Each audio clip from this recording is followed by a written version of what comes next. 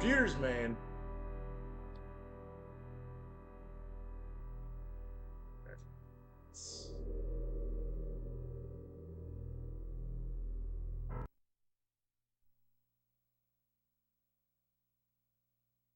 Let's continue on into Persona. I think I remember what the fuck I was doing. It's 2 weeks ago.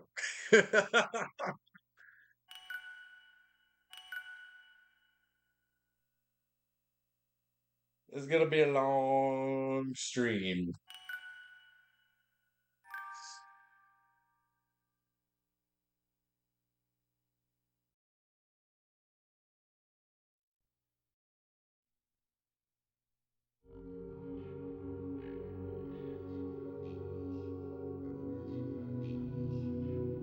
Don't tell me what demons I yield to. Fucking tree.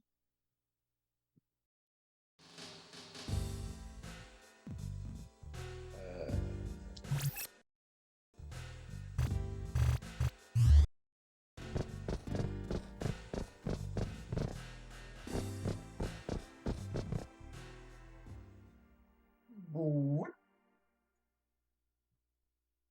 okay, I remember how this ended last time when I nuked myself to death. That was fucking awesome. Check the map.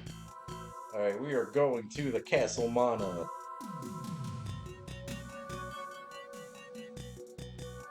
Going up the street and over to the left.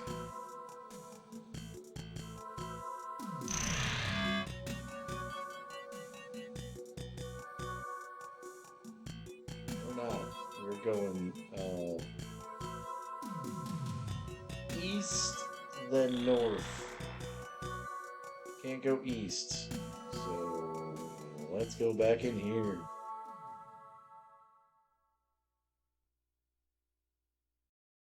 Probably have to leave on the other side. I couldn't make this fucking easy to figure out or anything.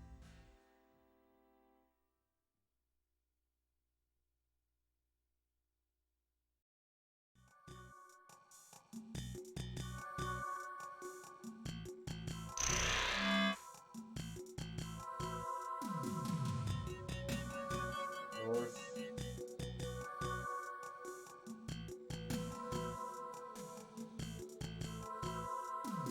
North 2.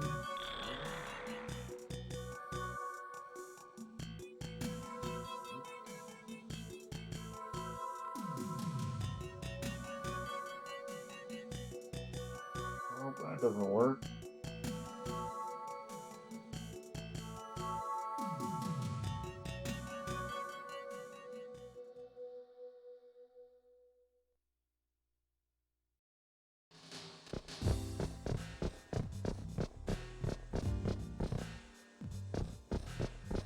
So they're gonna make me take the long way. South and out.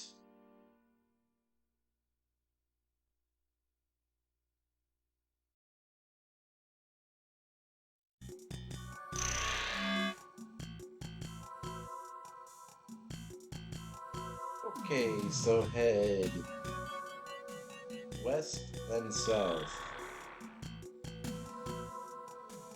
I guess east.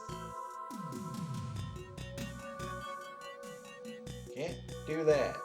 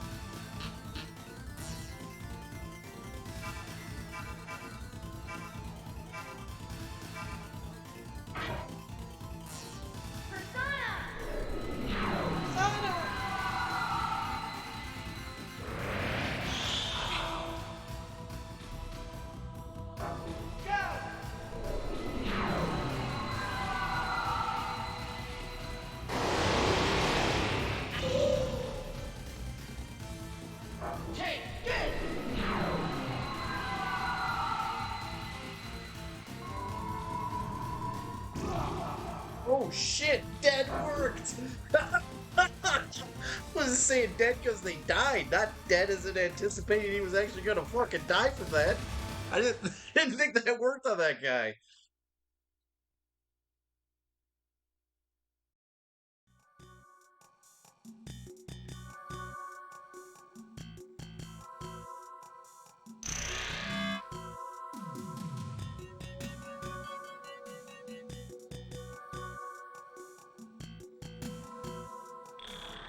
I guess the only real way to leave here is going through east.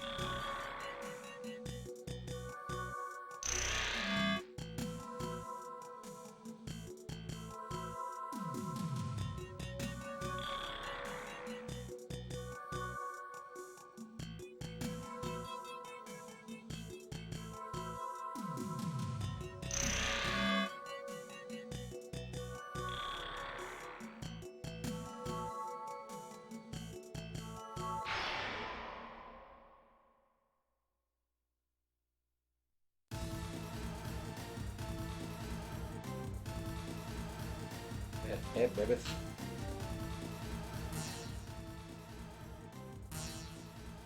Got your card, baby. Peace.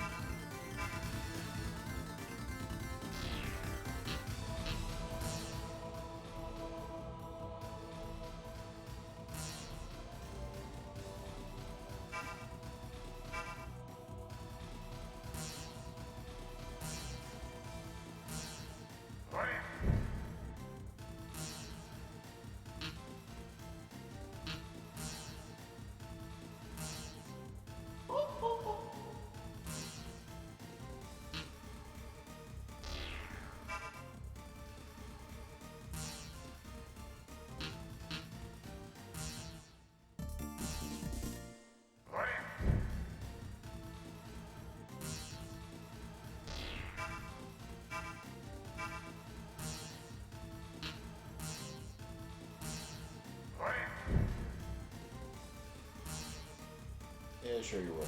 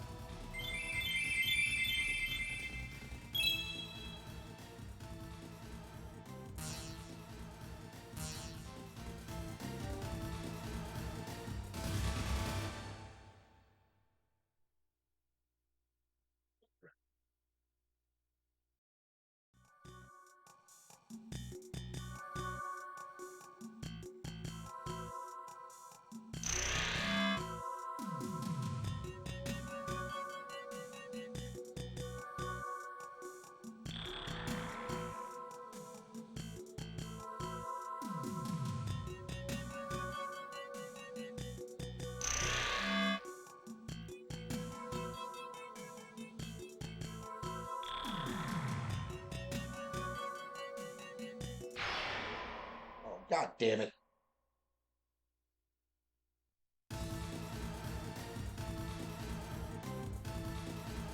What the fuck is that?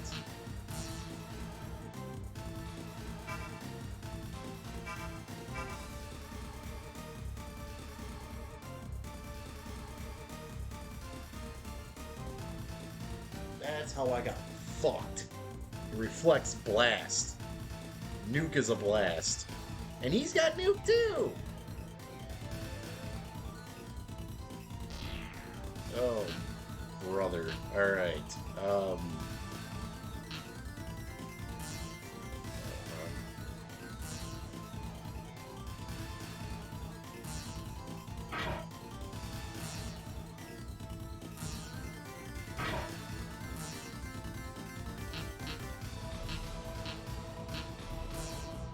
Fight.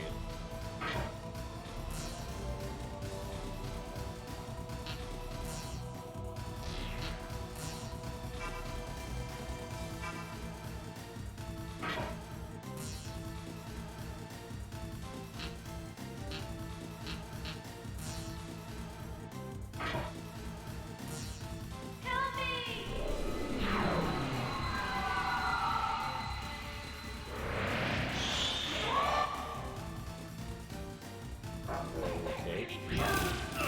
Oh, fuck you. Take this!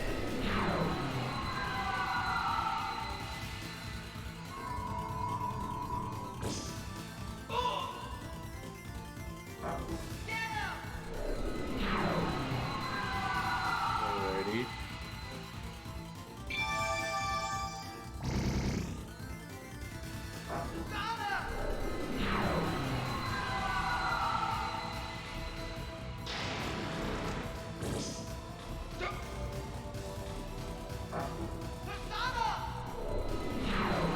That's nice.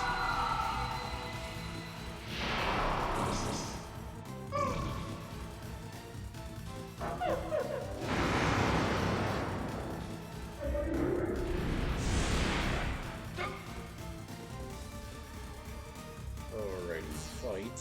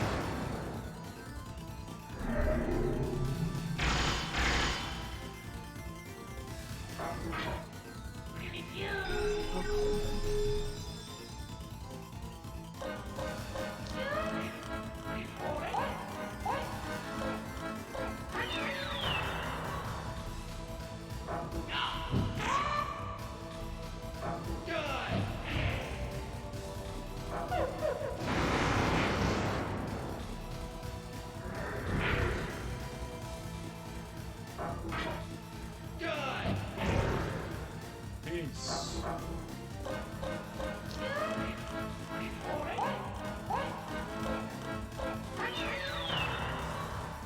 Fucking fox.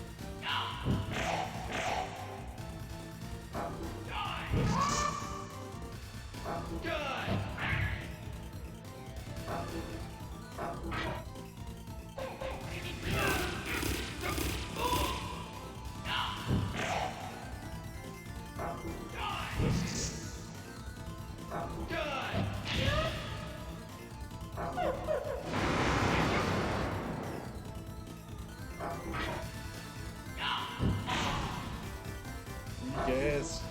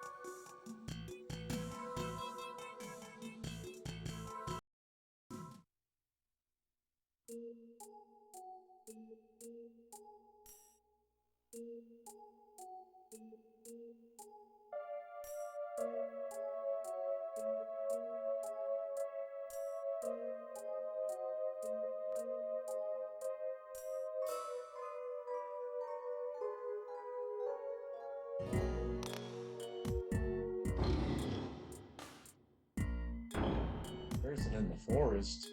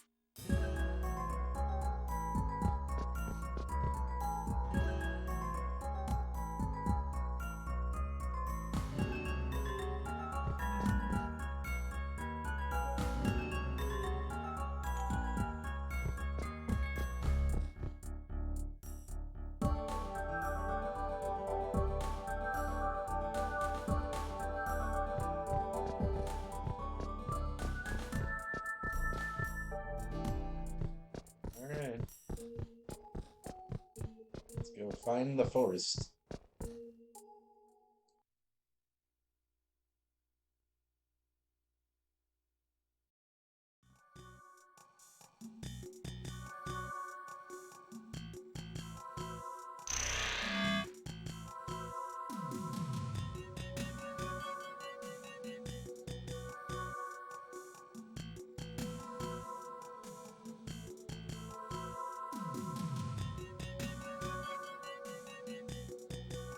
seriously gonna make me go back to the fucking subway? I mean, through the black market to the subway?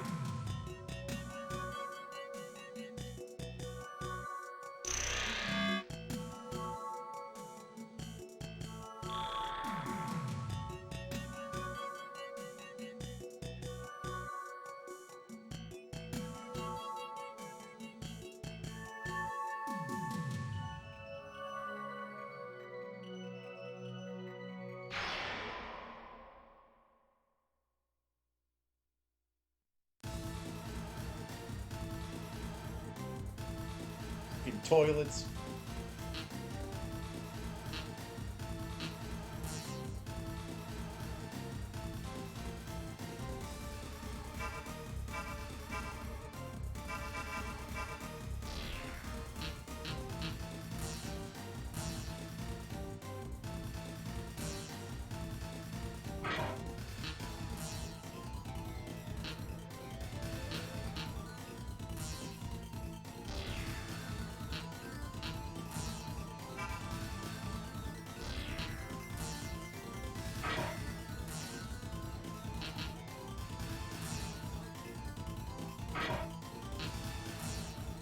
Gotta nuke these toilets.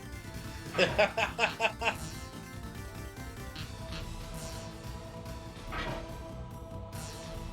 me!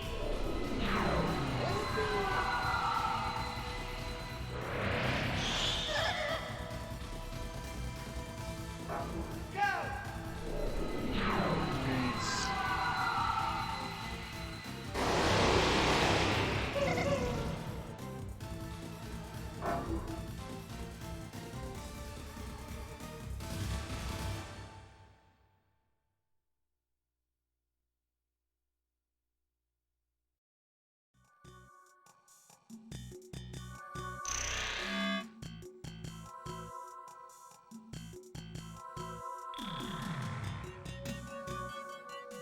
I go north.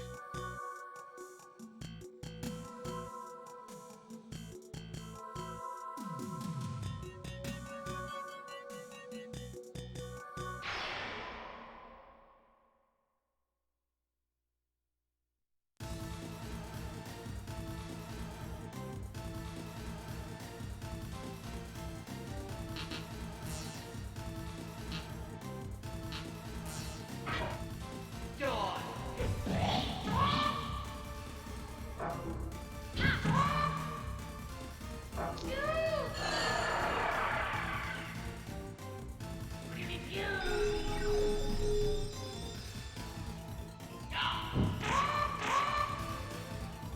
What up, man?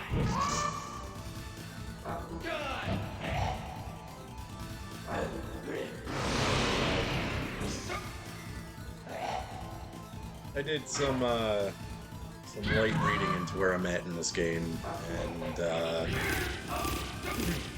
not doing this because I don't like it. I'm doing this because we have 50,000 more of these to play. I'm forcing the bad ending. I think I'll be done with this game by the end of the day. I didn't really read like what to do. I read that there's a conversation coming up that no matter what, if I'm gonna do it. I didn't read the answers and shit, but I know that like it changes the outcome of the game. I'm like right at the end. I can probably beat this by the end of the day. The reason I'm saying bad ending is because that's gonna save us like 20 hours, because it looks like there's like a whole fuck ton more to do to get the good ending. Which, interestingly, I think the bad ending is the canonical ending. The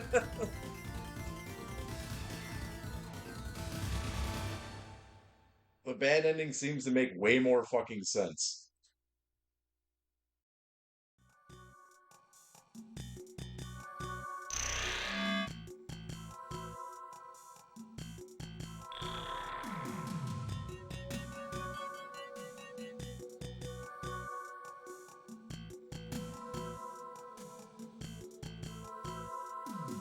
I didn't like read how to like break the game or anything like that, or like any crazy shit like that. I was just really interested to see where I was in the time in the time we've played it and shit. Yeah, I agree with that. Which I recommend this game. If you like RPGs, I recommend playing this game. It's awesome. If you're not an RPG fan, you will fucking hate this game. It doesn't make sense in the traditional format of RPGs anyway. So like, if you're on the fence with RPGs, this ain't your fucking game. I I didn't read how to do anything in this game. It made sense to me in a weird way, and I kind of picked up on it. But if you don't have RPG experience outside of like if your RPG experience is games like Oblivion and like Fallout and shit like that, you will hate this game.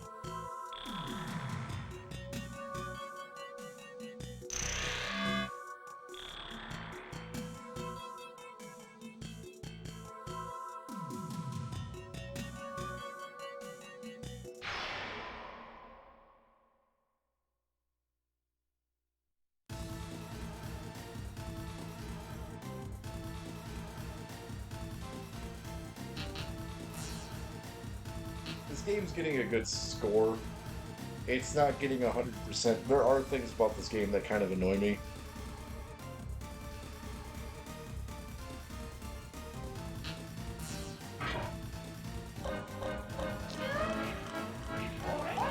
There's no traditionalness to this game.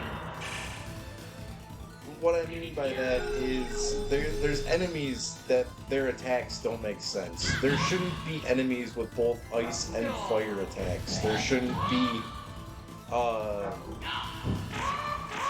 there shouldn't be a magical. I'm not sure which way it makes more sense. You shouldn't pair a physical weakness character or enemy with an ability to. You shouldn't. There's magical setups in this game that don't make sense. That's the easiest way to explain it. When I write it, it'll make more sense. What I'm trying to get at is this dude in the middle, right? Or chick, whatever it is. Its weakness is physical attack, but it also has the ability to reflect blast. Like, there's shit like that that just doesn't make sense in the traditional idea of an RPG. What it should be is like, okay, it's an ice monster. Its weakness is fire. This game ain't like that.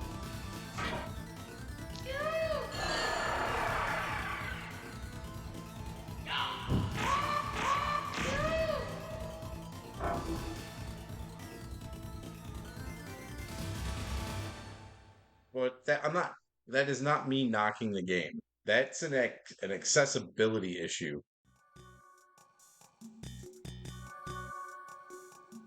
I'm honestly surprised that a game that is like this, to where it breaks to the traditional rules of its own genre, is so accepted by people that play these types of games. That's kind of what I'm getting at. What's up, Ronnie?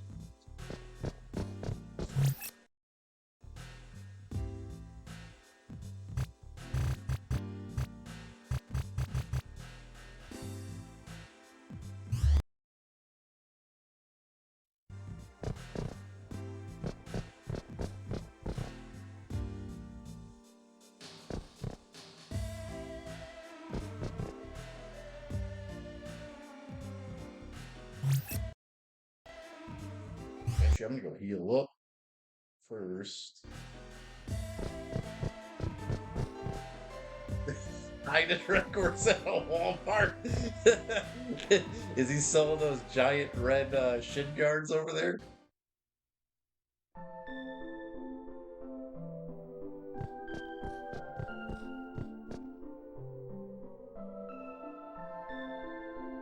I don't know. A lot of those dudes do that, man. Like, it goes. I think a lot of that is like fame isn't for everyone. So like, a lot of people fall into obscurity like that, where he probably saved a lot of his money, which is smart. Probably invested a lot. He probably gets some sort of royalties because I mean, the dude was around for a while.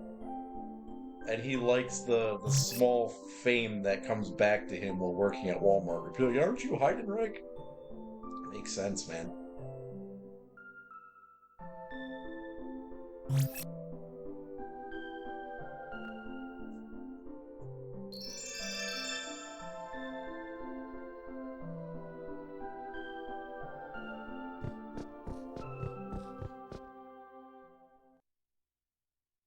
That'd be hilarious, dude. Could you imagine someone like Stone Cold working in the video game section? Like, yeah, we need an employee over at the video game. Little kid needs a key for the video game locker. Kids sitting there crying like, "Oh God, what the hell's about to happen?"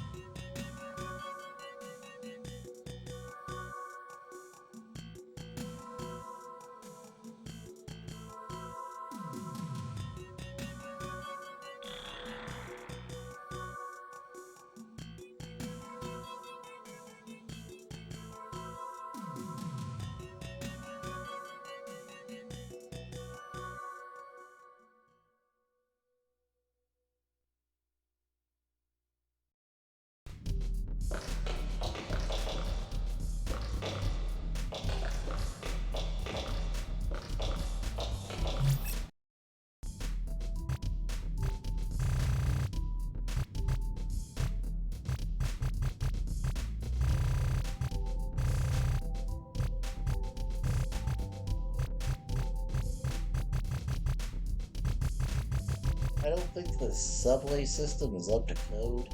You got hallways that go nowhere. That's a fire hazard.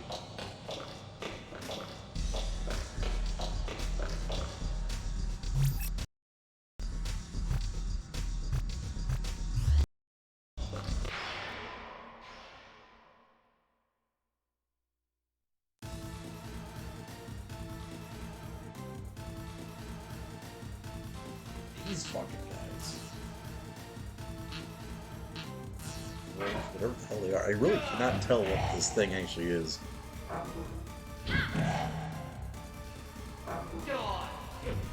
Dawn.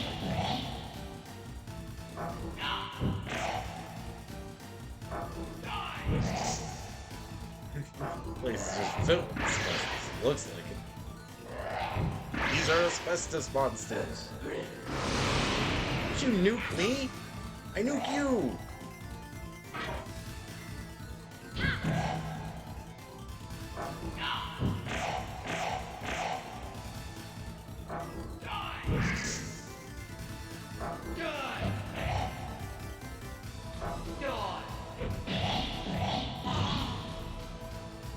What I do like about this game, though, is that there is no Hail Mary magic attack.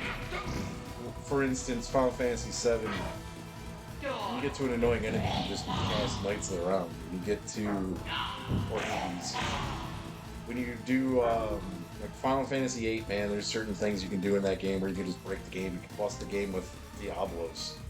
This game doesn't have that because of the randomization thing that I was talking about. Because all these demons have like such weird attributes of what they're not weak to and shit. There's no like there's no general cure-all magic. Like Ultima works on everything in Final Fantasy. Works to varying degrees, but it still works.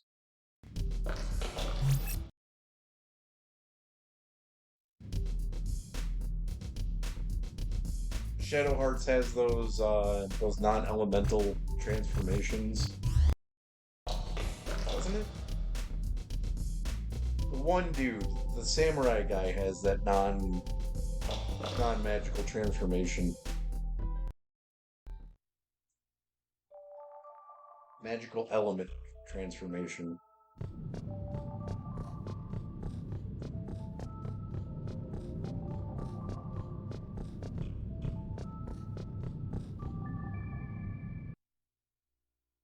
I do like, but what balances what I just said, what keeps that cool is the fact that you can analyze without wasting a turn.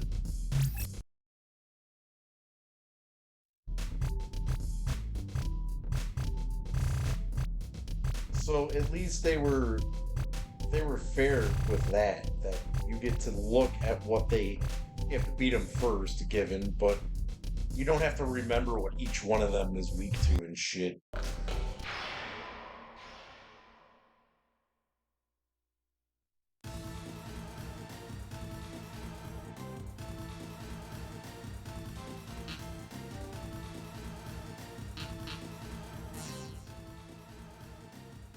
Piss off, pish. Let's piss off Hermes. Hermes? Hermes without an R.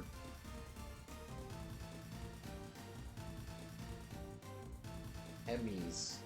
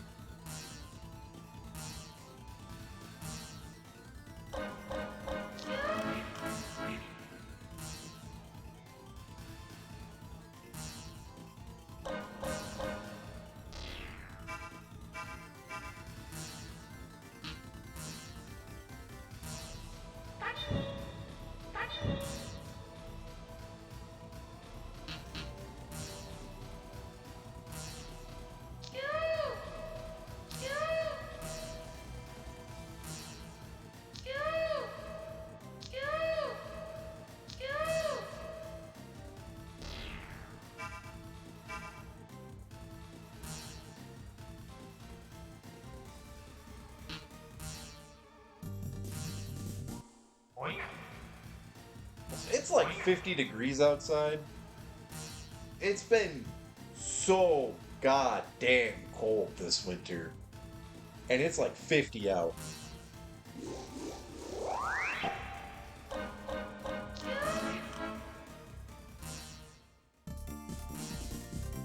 Oink. Oink. Yeah, exactly. Time to get sick. Dude, when it started. When it was like last week, when it was fucking. It went from like 0 to 19. And it already felt amazing outside. And everyone was sick. And I was like, dude, it was a little bit warmer than that. It was like close to like thawing out weather. I hope it stays. It's supposed to be in the 50s like all week, and I hope it does. Cause I'm sick of fucking sliding around everywhere. I had to stop on Thursday. Yeah, Thursday. And dude, the whole area to the back door was all fucking ice. There was nowhere I could park where like I could avoid the ice. I get out and I felt like Crash Bandicoot, dude. I'm stacking shit on the two-wheeler and just like the weight of just pulling back the two-wheeler just pulled me down the ice. I was like, alright, sweet. I have no control if I'm gonna die or not.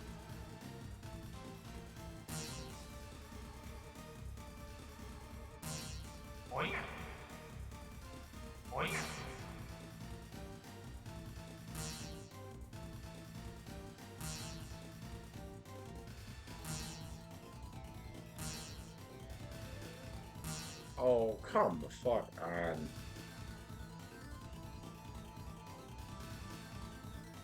Well, the good thing about that is it's at least it's less ice every night.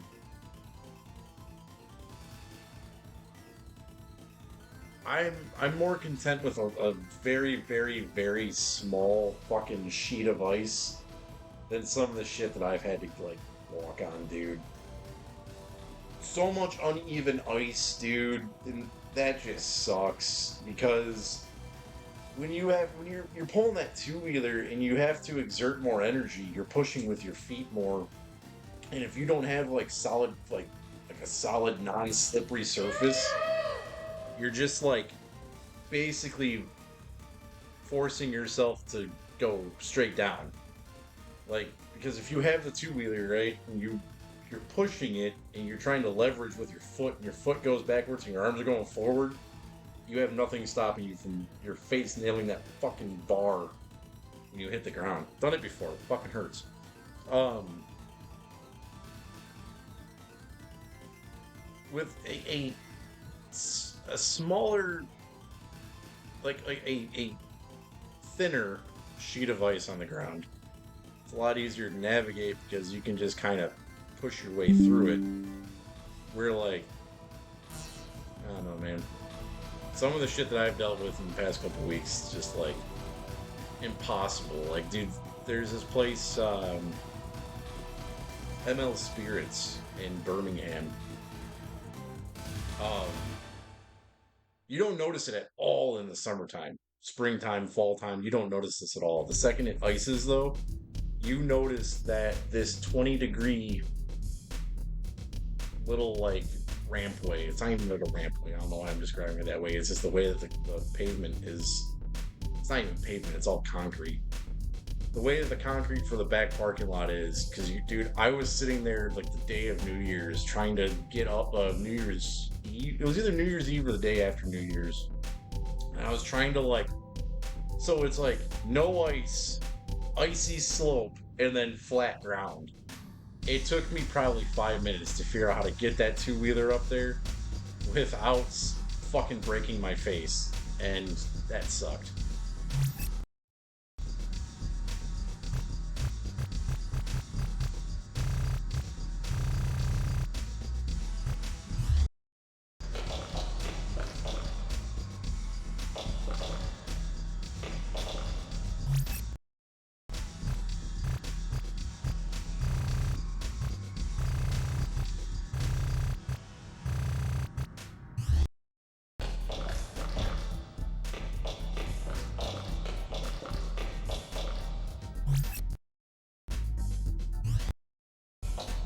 There's so many places I've been to with these nasty ice walkways. What up, Kmart? There's so many places I've been to recently with these nasty ice walkways where like I've almost gone into the place and just been like, look, like you guys just don't like deliveries, do you? Because you can either help me or I'm fucking leaving. Like you shovel your front area, you salt your front area, but you don't give a fuck about your delivery guys, and then you're purposely ordering like $3,000 worth of wine. I hope you know if it breaks, you just don't get it. Like it's not gonna be free.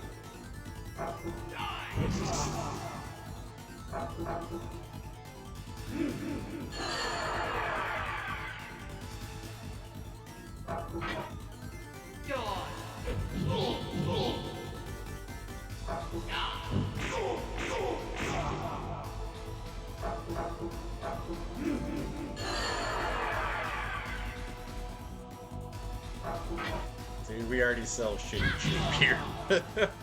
People gladly order it. It's funny.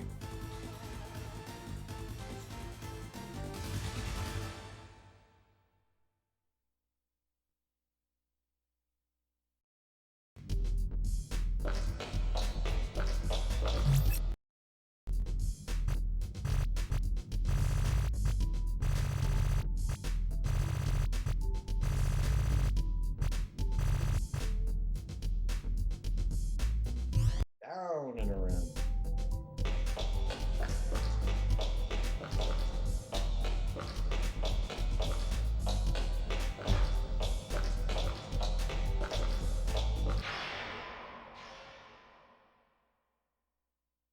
me give you guys a piece of advice from my heart to yours.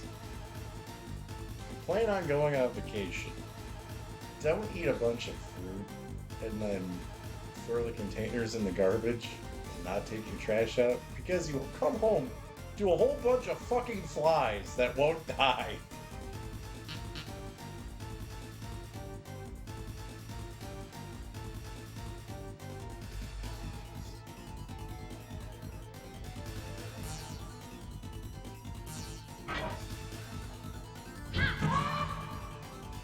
I threw everything away except for the shit that was in the garbage.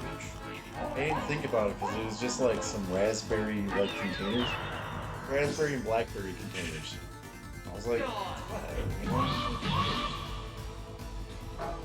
Dude, I come back and there's just fucking drain flies all over the trash, and I'm just like, really? I'm saying flies and getting itchy. I don't know what it is about my room. My room just makes me itch. I think it's the dust. I think it has to do with the way that the heat works because it's a boiler heater. But like, dude, I'm just so itchy. It's specifically sitting here. When I'm on my bed, I'm fine. When I sit here, there's like dust or something. I don't know. Fuck it is.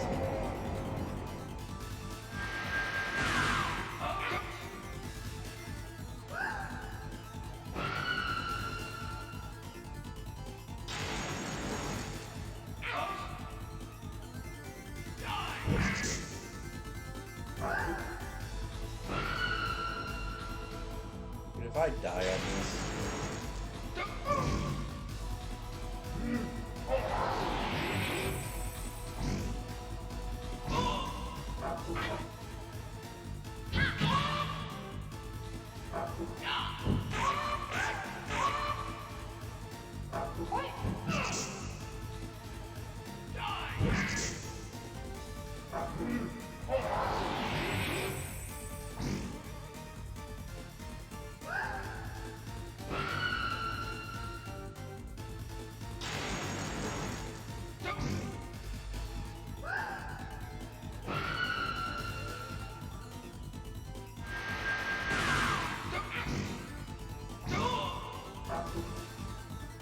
Okay.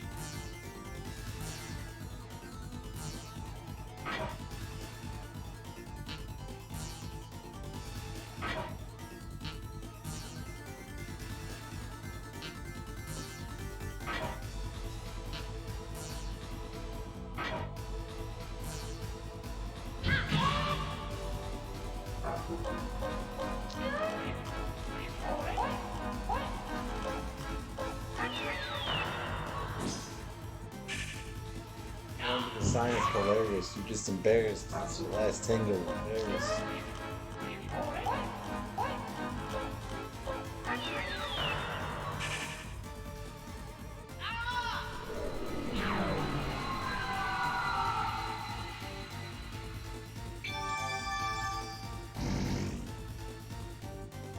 Want some?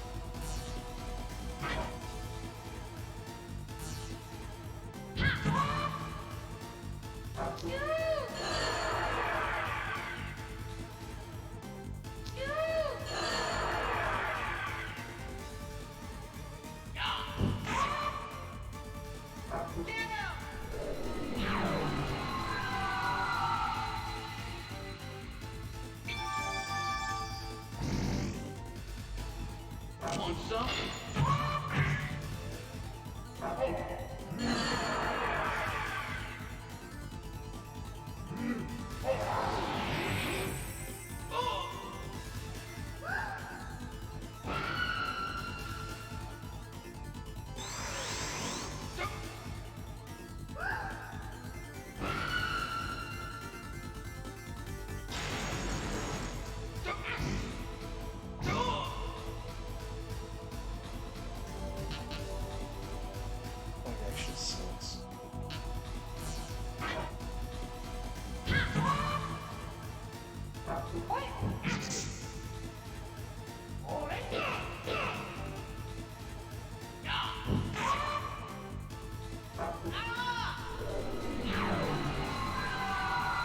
What a terrible setup.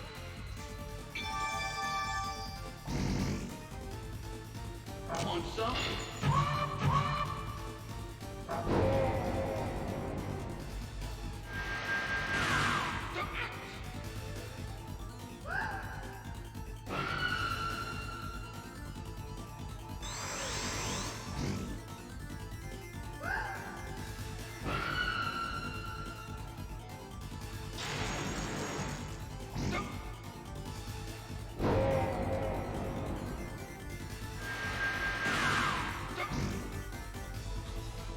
Paper Mac.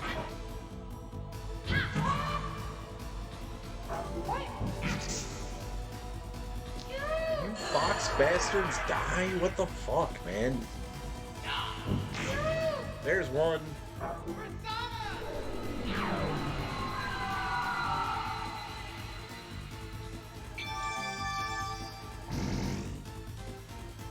Want some? There's two. Onward determination, little girls.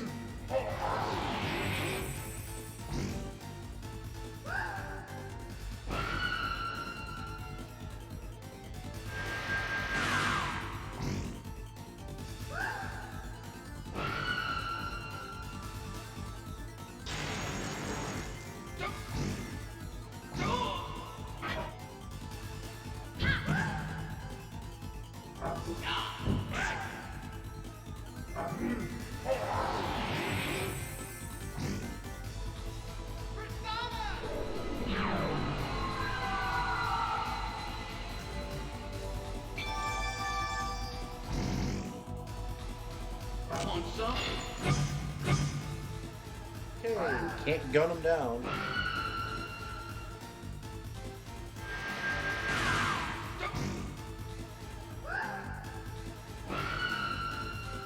Why am I getting hit again?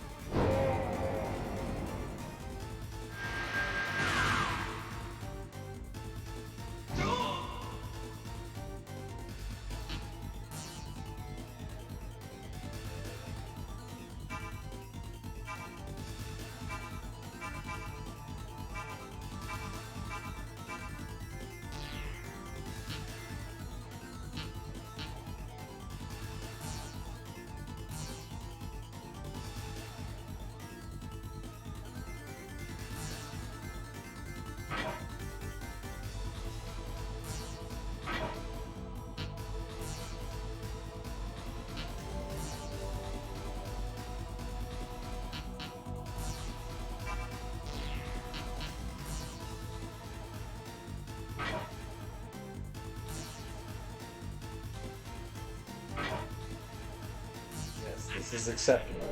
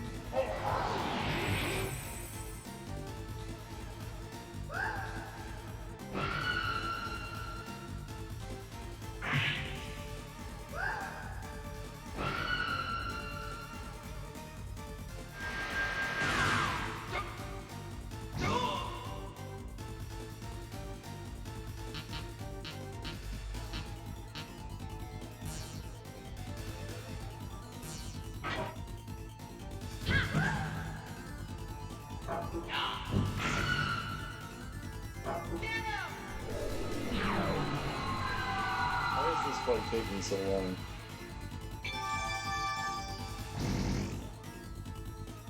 You wish.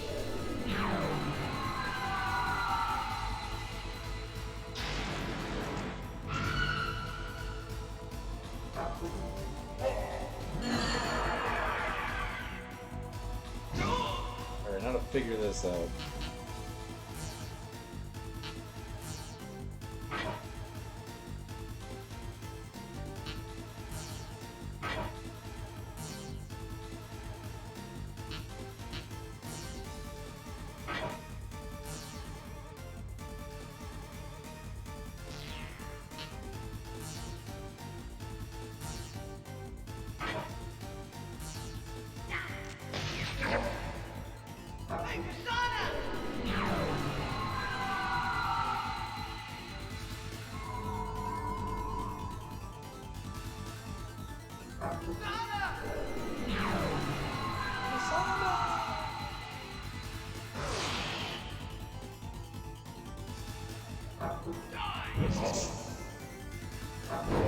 Sword and gun work. Magic don't.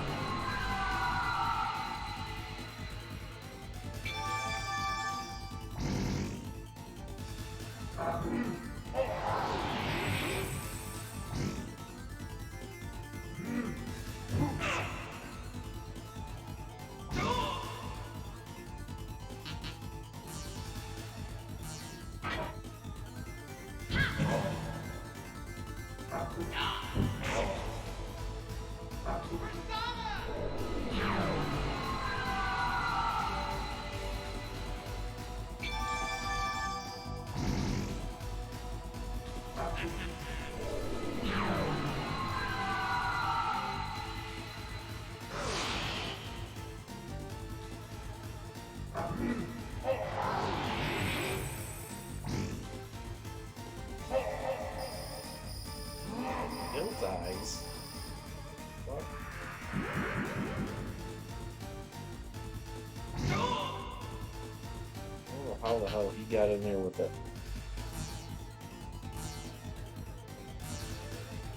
Stupid blast. I don't remember casting blast.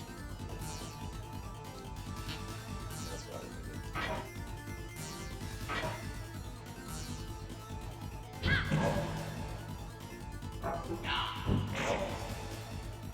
Want some?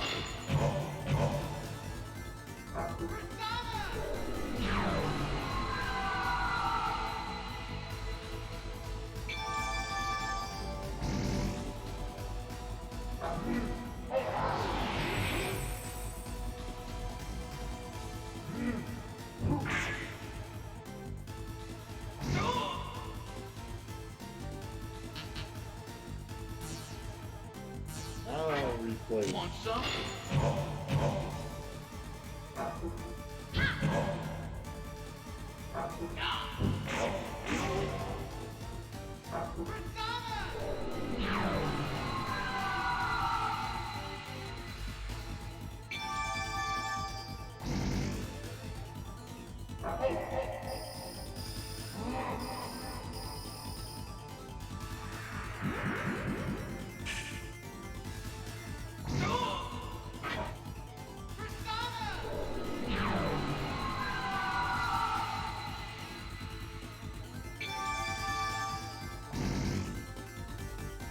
Want some?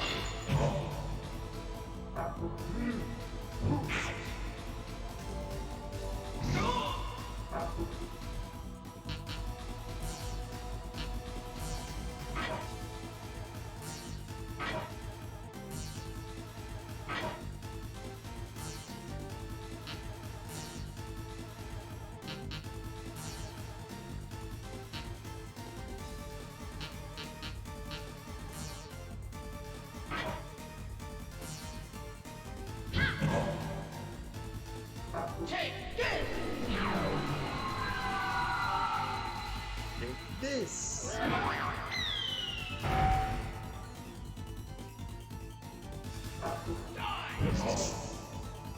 Want some?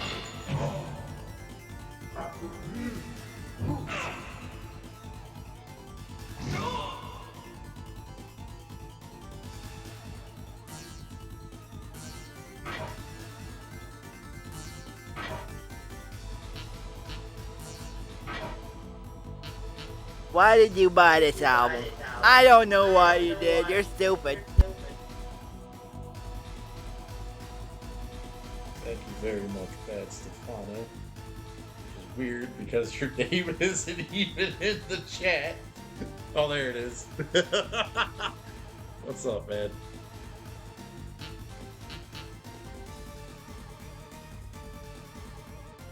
That gives you another one. Just waiting. I know you're gonna be the one that picks the game, but I don't want to play.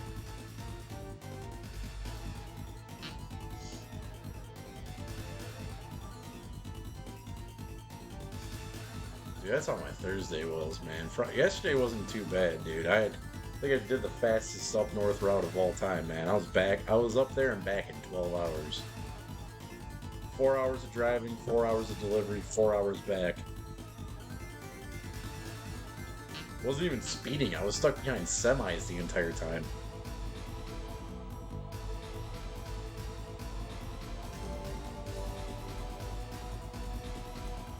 I can only imagine. So, like, I know I asked you this before, but I just can't remember. So, are all GameStops closed, or just the ones in your area?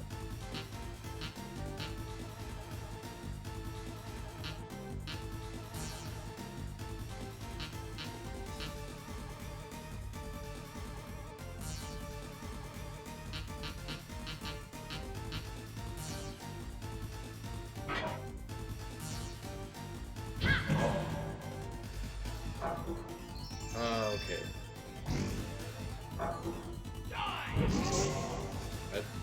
A lot of them around here have been disappearing too, so I didn't know all that.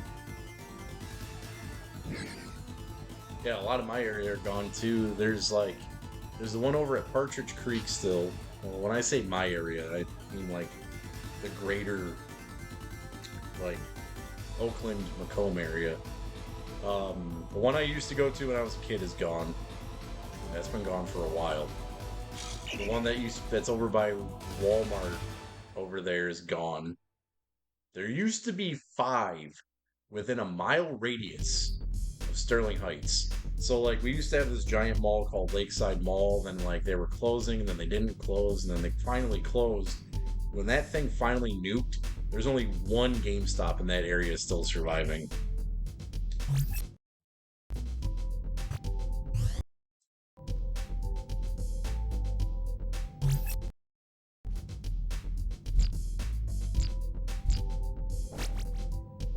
Does your store do like specialty type games? For instance, and what I mean by specialty is not necessarily imports, but like let's say what is the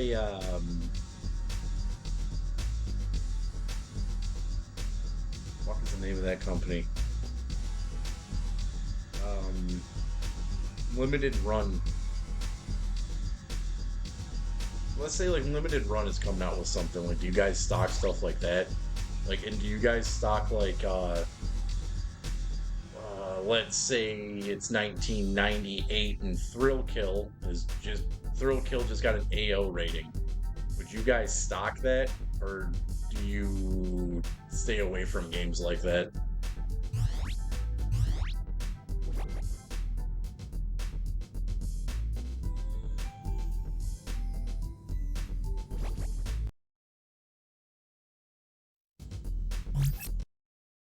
It's curious.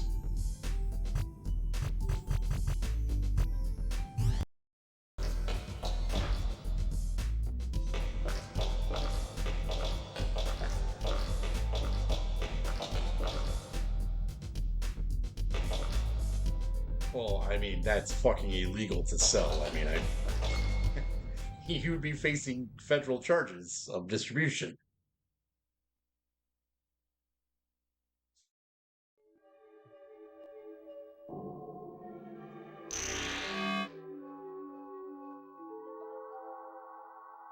No, I mean, I'm not asking if you, I'm not necessarily asking if you guys have like porn games. Like BMX Triple X. That's a game I would see you guys selling because it's not a porno game. Like, yes, it is a game geared towards adults. It has adult humor more than sexuality in it.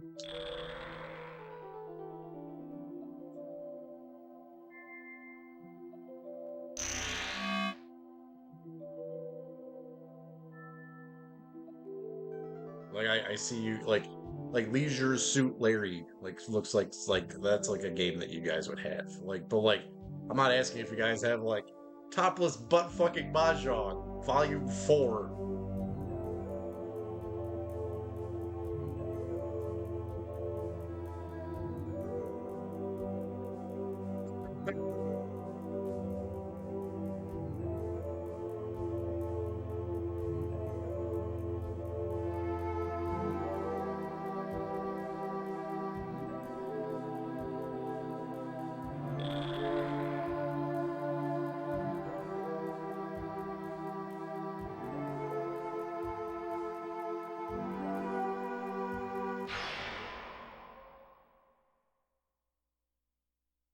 I mean, in all honesty, I don't think BMX Triple X is really that bad in the grand scheme of things.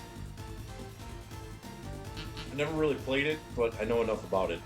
The interesting thing about it is that I've talked about this before, the PlayStation 2 version of that game is actually the one that's highly censored. Because if you get that game for GameCube or Xbox, when you beat the game, you actually get real live stripper videos. They don't have that in the PlayStation 2 version.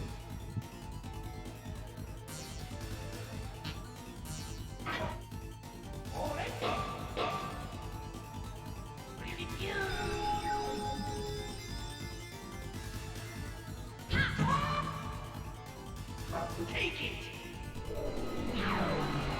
I didn't cast Nuke more. I'm dead. Want some?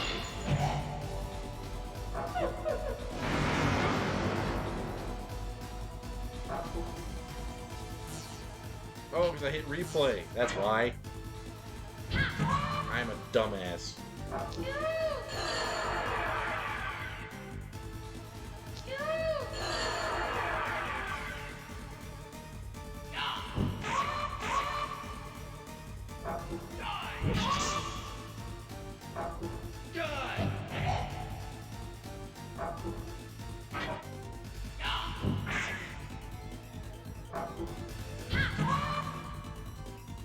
When I first read modded stuff, I thought you meant modded video games. I was like, how the hell can someone sell a modded video game?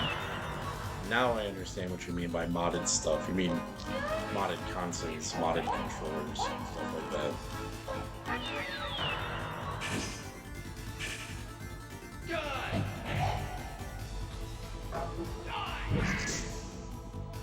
Cheap boot packages and shit like that too.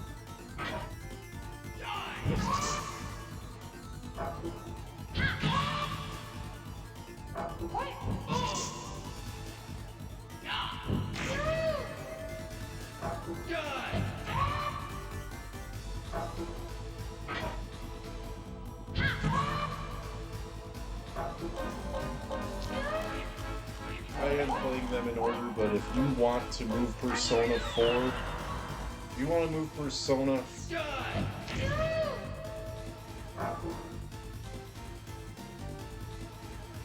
Okay, so what I can do, I can move Persona 3 and Persona 4 to where Nocturne is on the PS. So it would be like, let me bring up the list to make it specifically what I'm saying.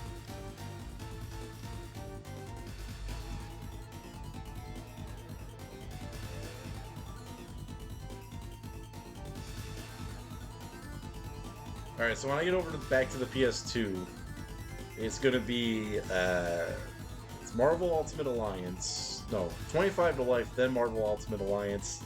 Then it's Shin Megami Tensei Nocturne, Gitaru Man, and then Shin Megami Tensei Digital Devil Saga. What I can do is I can take Persona, because I was going to do them all by release date, because I feel like, because Shin Megami Tensei Persona 3 is like the first one I have to play, then it's of the Persona games, because that's when the Shin Megami Tensei name got added to it. That's why I did it that way. I could take Shin Megami Tensei 3. You said these games don't actually... You said these games don't, they don't correlate with each other, right? There's no, like, continuity?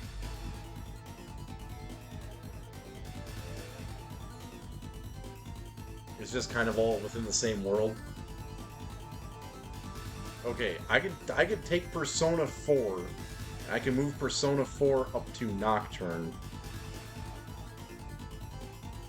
And then we can play the Shin Megami Tensei Persona 3 and FES last.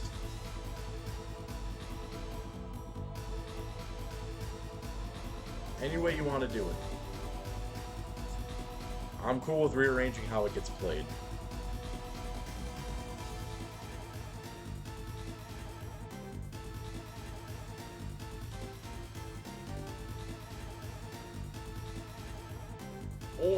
Or what I can do, we can move Persona 4 up to Marvel Ultimate Alliance. The only reason I'm saying that is because game number 25 is 25 to Life, and that's just awesome. So I don't want to change that.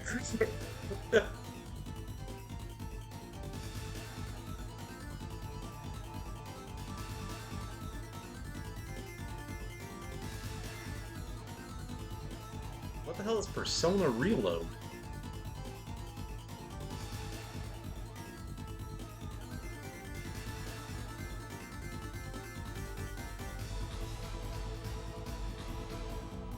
Persona 3 Reload? Luckily, that was not on PS2 or PS1.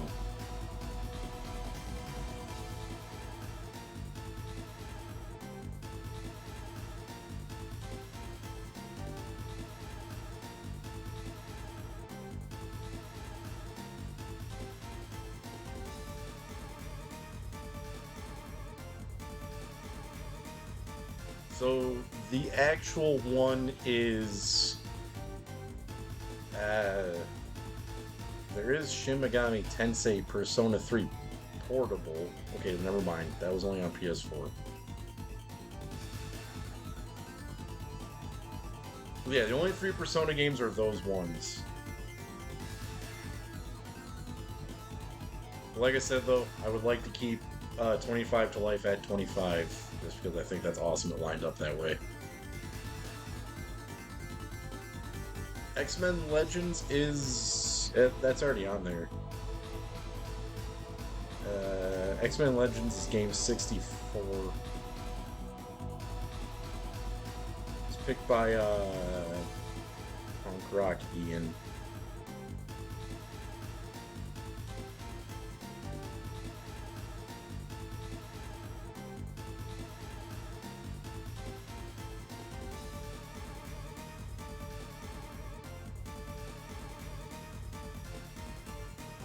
That will be on the second return to the PS2. Or if you want X-Men Legends moved up, we can swap Gitaru Man, because that's also your pick.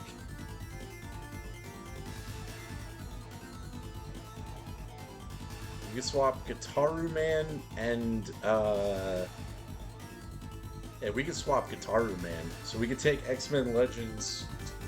We can move that up to. I feel like we're doing like we're having like a an accounting meeting.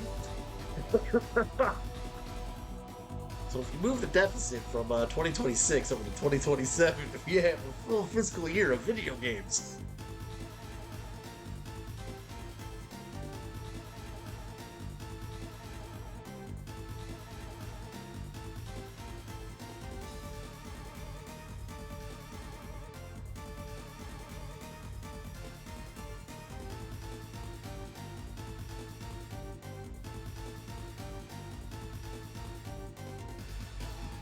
Cool, whatever way you want to do it, man.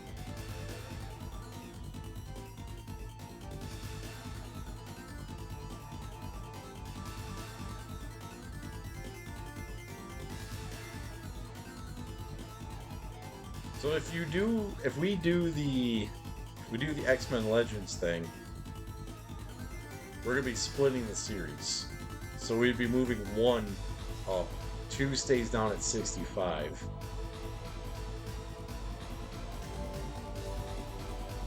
Or it would now be the new 64. So then you would be swapping X-Men Legends with Gitaru Man, putting Gitaru Man down at game number 64, and X-Men Legends at game 27? 28.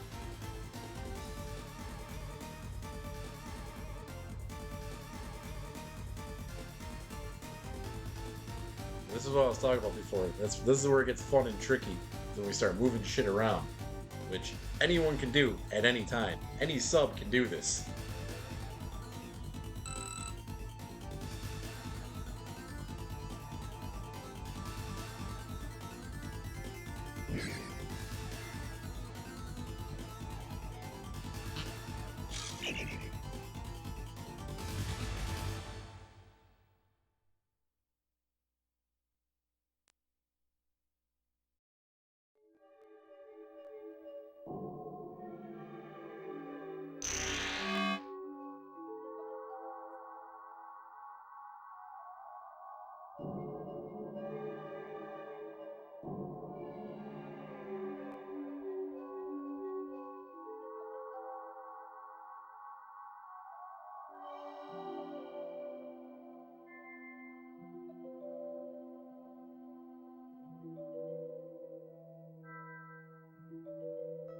I'm also thinking about something else crazy.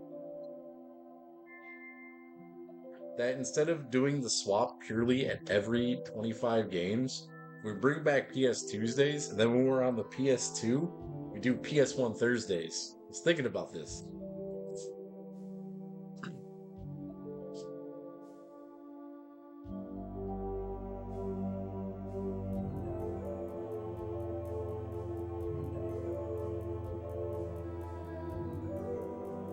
I haven't multitasked in so long, so like I feel like doing a lot of different types of shit. I feel like making this stream fucking wild.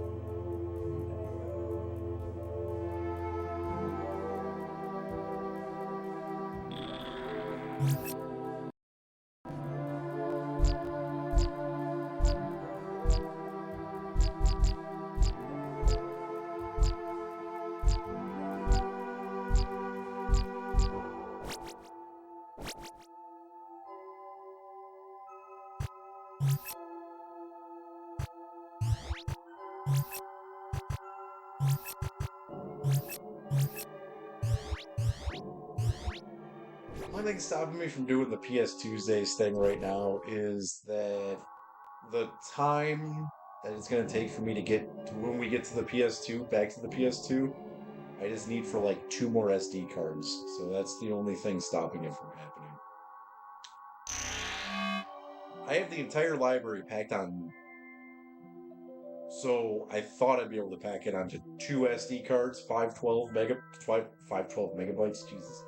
512 gigabytes each. Only problem is doesn't work. I need another 512 for the PS1. I also need a 512 for the PS2. So a couple paychecks from now, maybe my second paycheck in March, I'm gonna do that.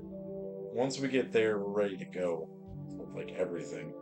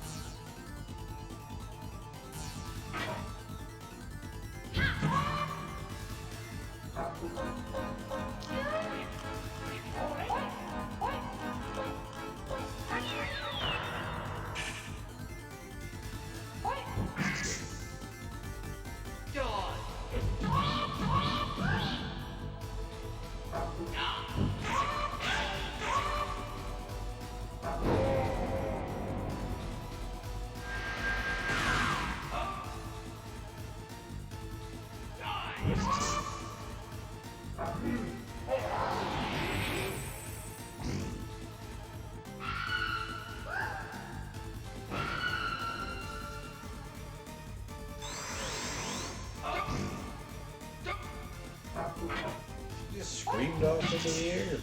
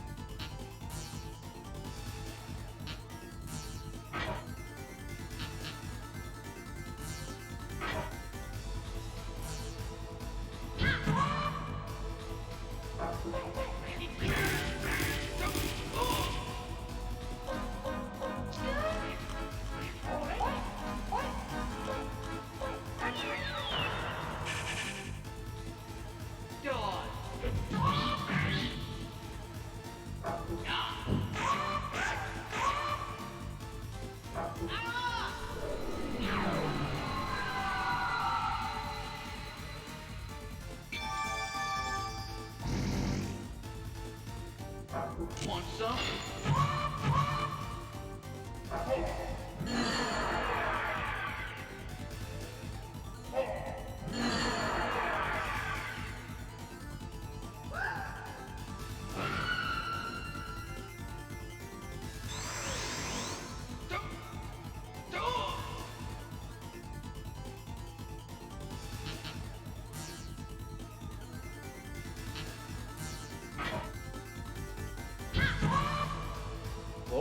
Mania ticket prices. They don't sell out fast enough or something? Is it really $40,000?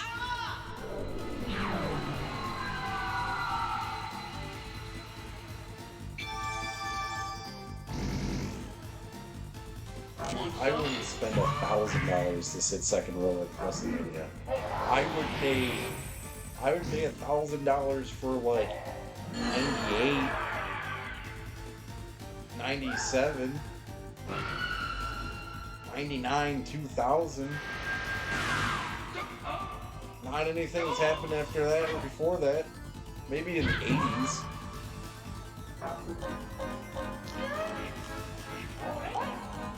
I would never pay. I have never watched a WrestleMania and been like, man, I'd pay 40 grand to see be second row to that.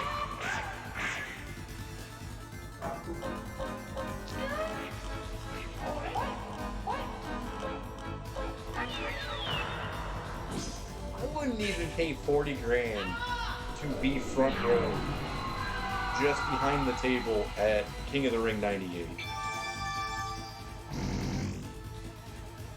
Want some?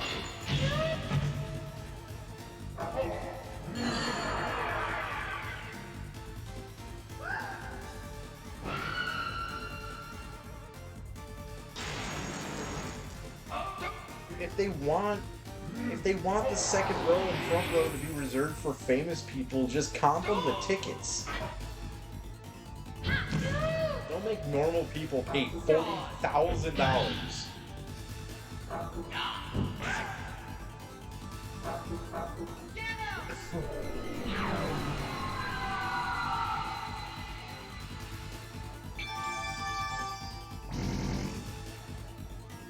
You gotta remember, it's not just WWE now.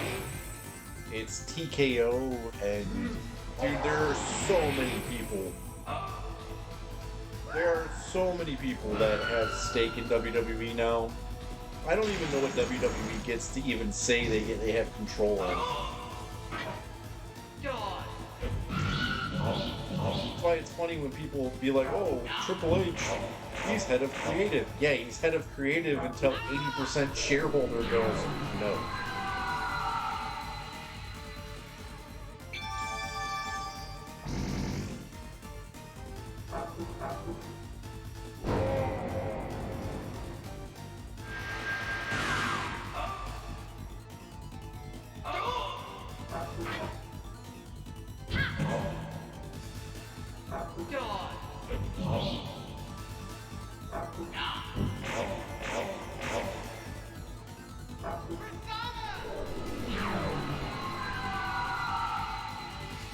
Madonna. Want some?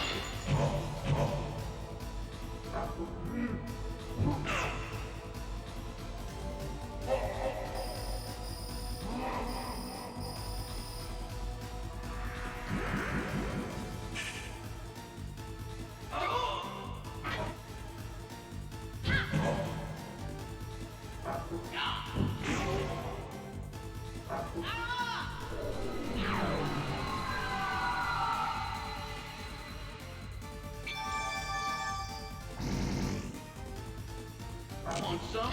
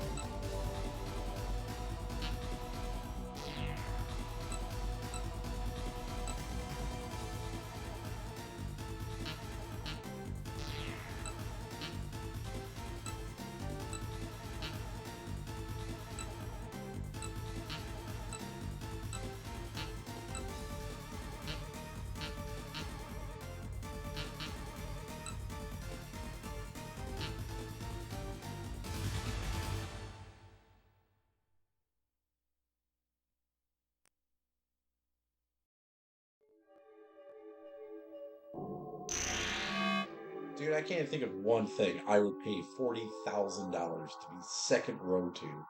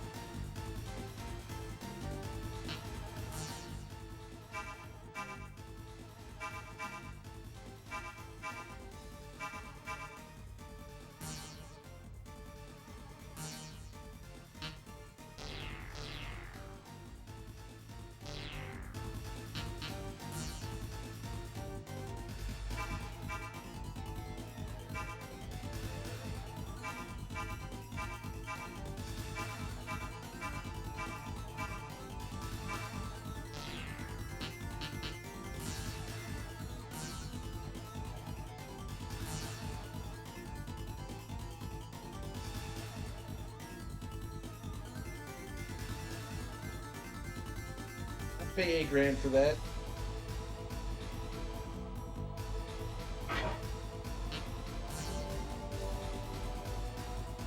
Now, is that for a seat or for a package?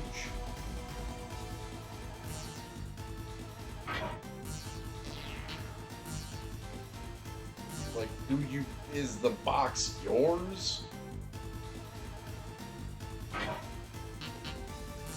Okay. 8 grand for that package, I would pay. That's justifiable. You're getting a celebrity greeting. You're probably gonna get free food, and you're probably gonna get more than just the Undertaker. I think that's a much, and you can have probably like up to 4 people in there, so it means you're really only paying like 2 grand. That's a lot different than 40 grand for second row. Would I, if I had only $8,000 in my bank, would I do that? Or only 2 grand to split up between my friends, would I do that? No. But if I had a good year and I had that to pay, I'd probably do that. That's fine. I think that's justifiable.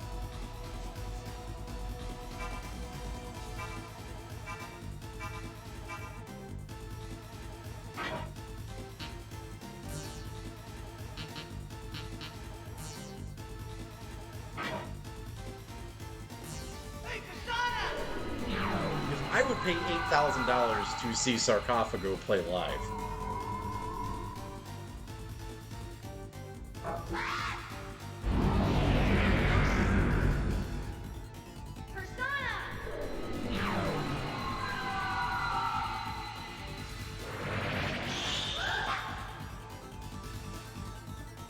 Take it!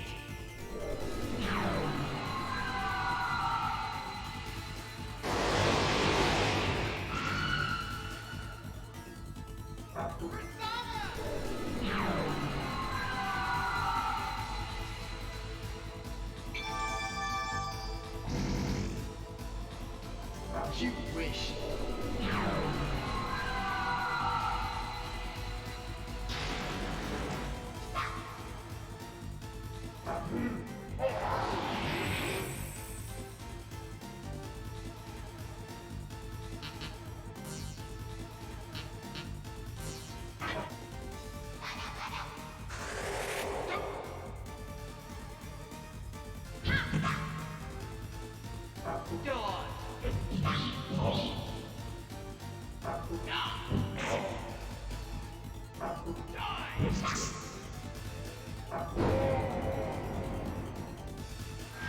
No, because they wouldn't like the questions I asked. I'd get kicked the fuck out.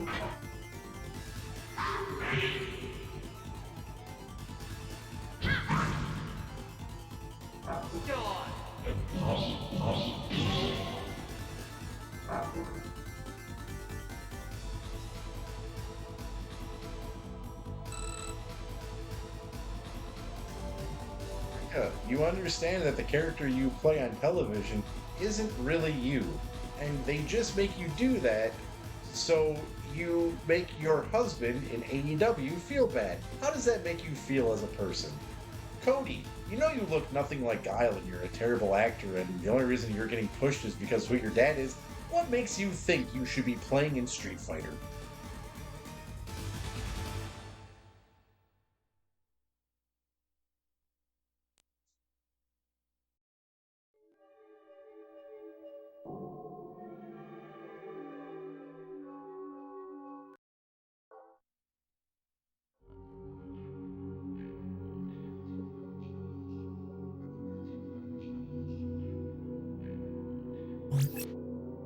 Be right back. I'm gonna go get a piece of pizza. If I can get my door open.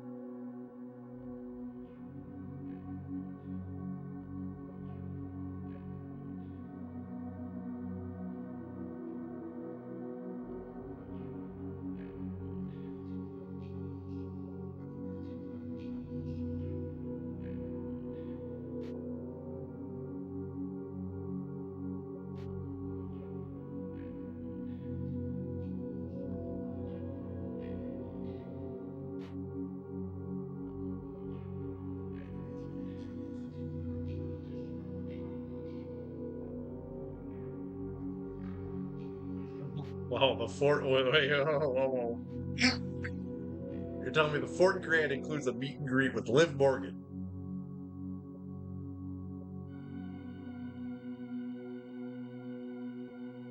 Nah, still wouldn't pay it.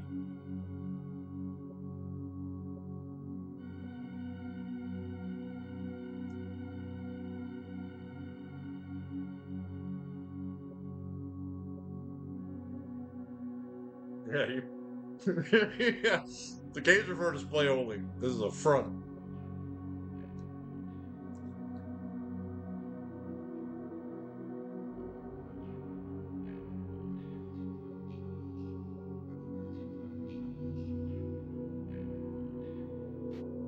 I think Liv Morgan is a fake person too. I think that I think who she is in real life is nothing like. Well, I don't think Liv Morgan is a fun person in real life. I think Finn Balor would be more fun to hang out with than Liv Morgan.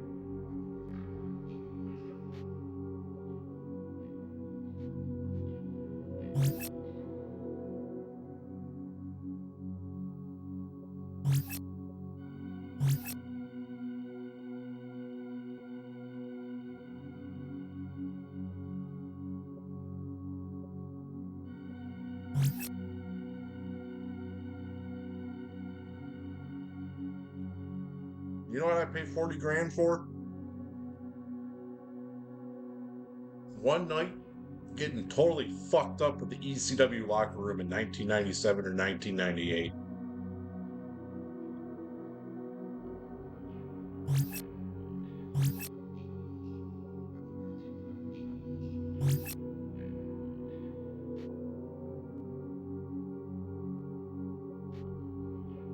We're on the same page with that one. Where's Raven?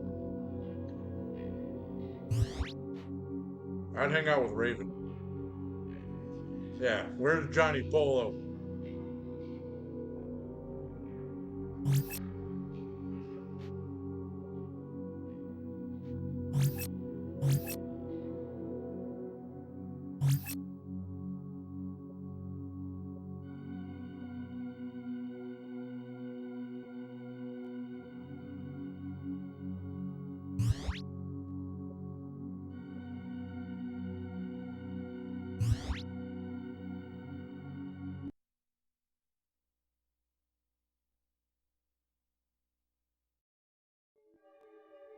The interesting thing too is that to hang out with someone like Raven, RVD, Sabu, the Dudleys, um, Sandman, Taz, you wouldn't have to pay any of that shit. You just have to bump into him. Offer him a beer. Probably talk to him for 3 hours.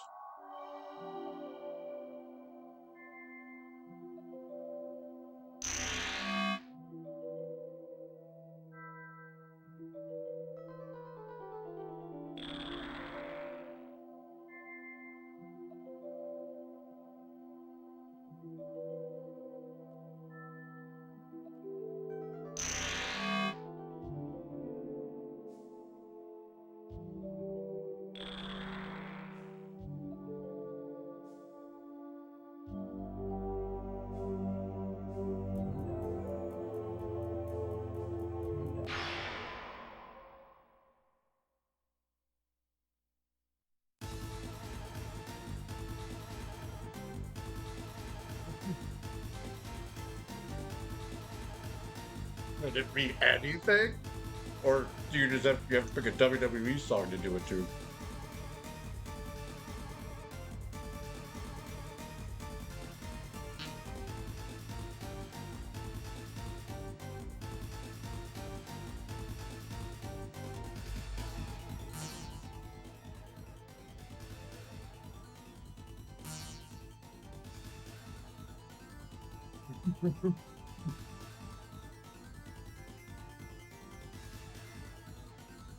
Well, as normal music causes tragedy, you could only use the Our Lady Peace version.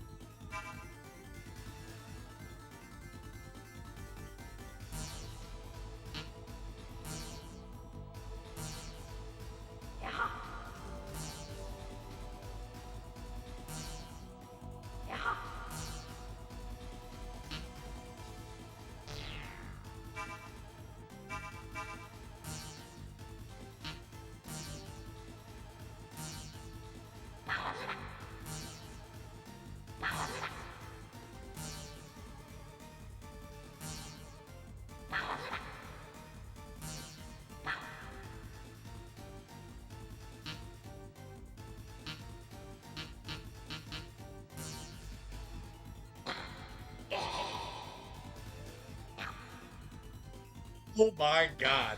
A $40,000 Roman Reigns Funko Pop will stop the presses. Forget everything I just said. You just gave me the whole fucking worth. If I was impressed by Funko Pops, I guess, and Roman Reigns. No.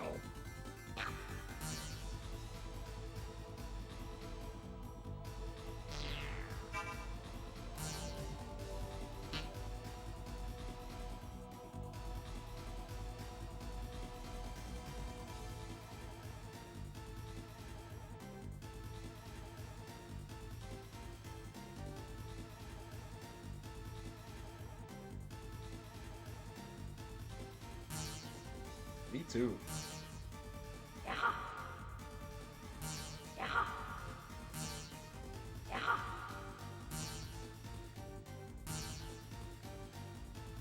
Ugh.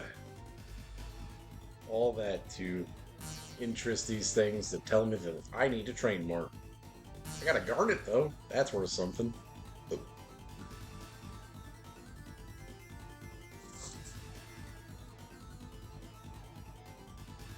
Dude, I wouldn't be surprised. You remember like when they used to do those toys in the 90s? They would do like um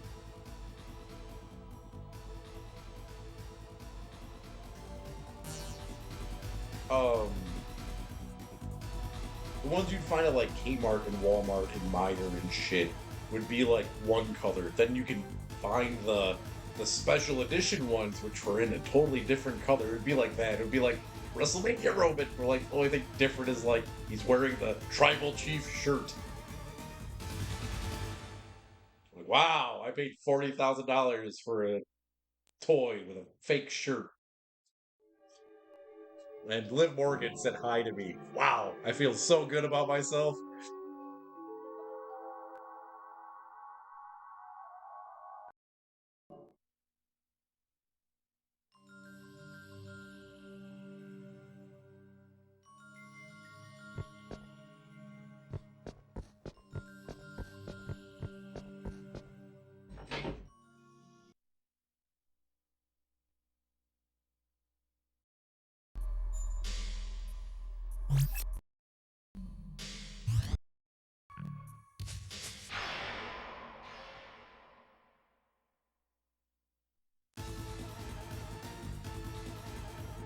Um, I know we've talked about this before, but I want to talk about this again.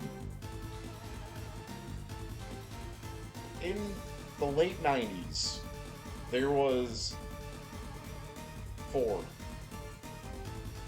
There was a thing called the WrestleMania Legends Collection.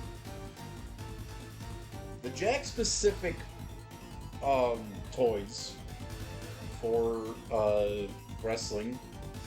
This is before we got the Titantron models. When the Titantron models came out is when they switched them over to the hard plastic. I'm talking about the rubbery era, where they were like bendy, not stiff like the old rubber ones. I'm talking about beginning to the Attitude Era WWF action figures. Transitioning from that era to the Titantron hard plastic era, they had a thing called the WrestleMania collections. There was Sable, Vince McMahon, Stone Cold, and Kane. I've seen the Stone Cold one a million times, I've seen the Sable one a million times, I've seen the Vince McMahon one a million times. That Kane one, I don't think even fucking really existed. The Kane model allowed you to take his mask off. I have not seen this on eBay. I have not seen... This is before his mask even came off. This is before anyone even had an idea he was Isaac Yankem. That is something I would actually buy from WWF from back in the day, because it's something I wanted. I hunted that thing down everywhere. I used to go store to store to store to store and flip through those boxes trying to find that Kane one.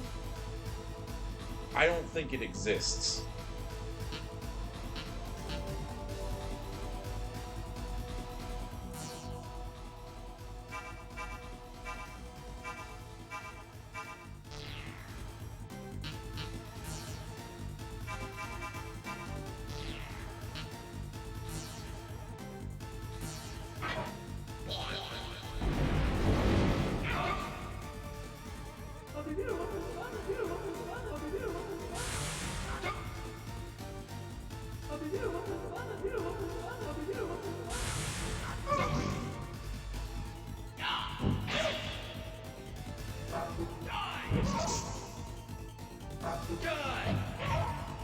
So if I paid $40,000 to be front row or second row at WrestleMania 40,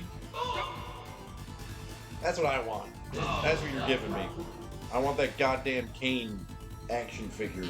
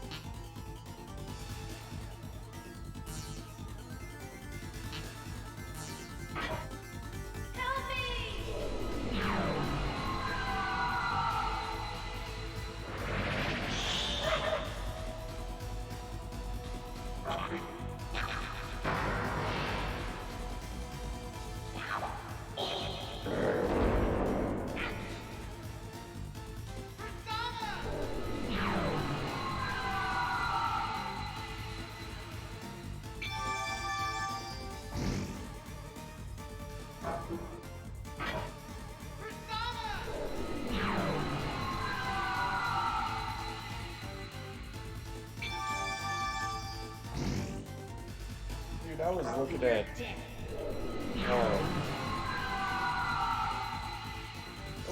prices for like getaways and shit. You can go to Hawaii for 6 nights for $1,000. That sounds way better than paying 40 grand to go see some idiots in an era no one gives a shit about.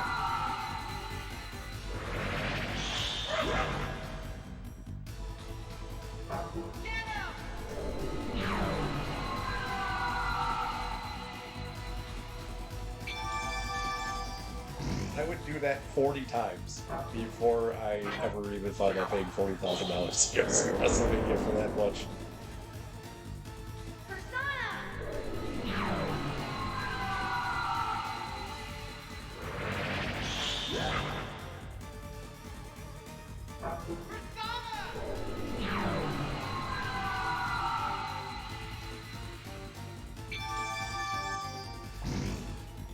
Oh my god, cheap suits! I haven't been able to say this in a long time. Cheap suits! Fatuous. Person V6. Send veggies. Cheap suits!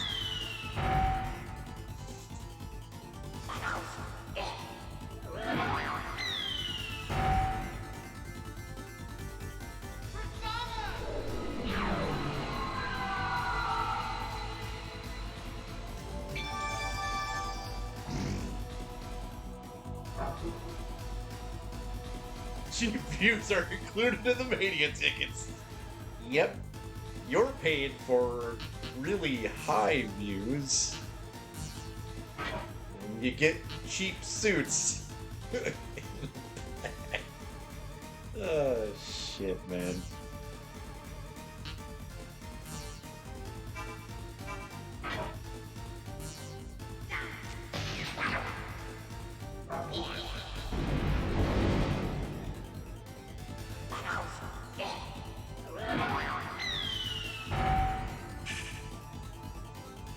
Milk mirrors.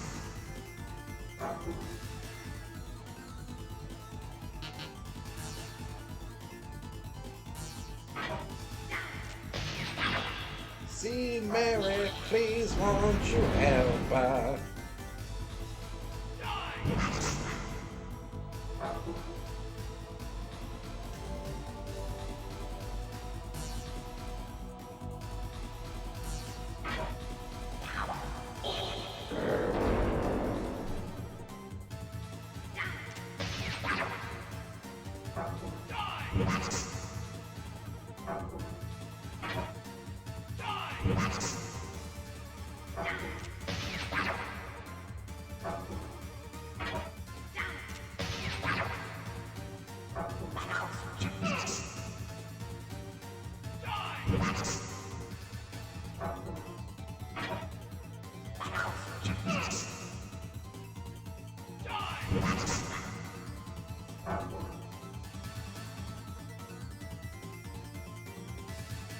Hurry up.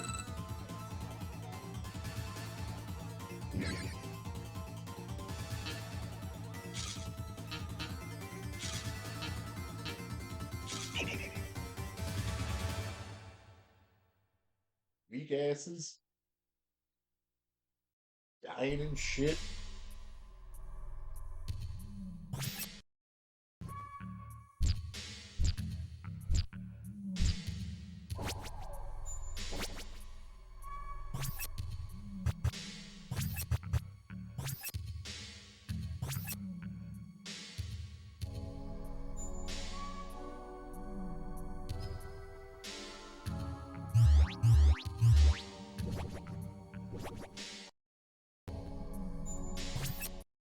I don't know if that's entirely true, but I'm gonna say yeah. Canada.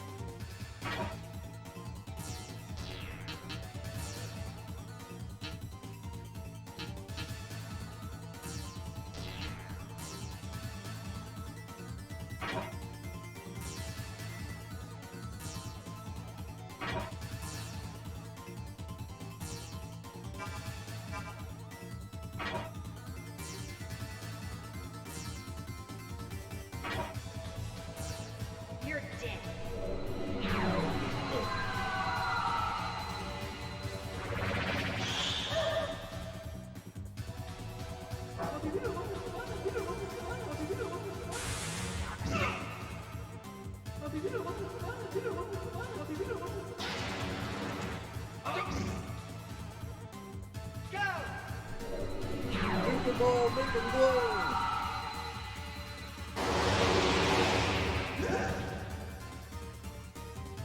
Off my plane.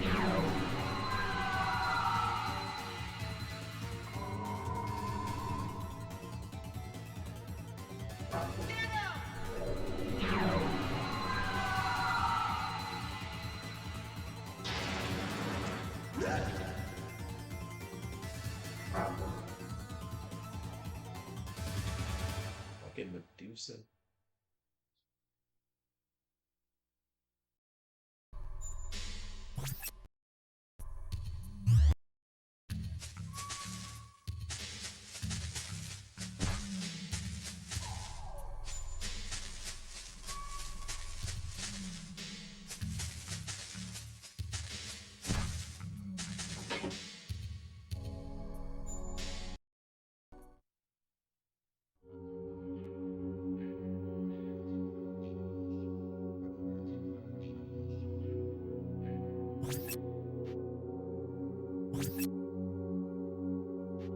You know what would be really evil? In all games, this is the thing that, like, people find sanctuary in.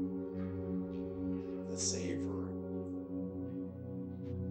Imagine walking into a save room and it's actually a boss fight. I ain't talking about, like, no pushover boss. I'm talking like you go to save the game and the tree turns into, like, you know, Beelzebub.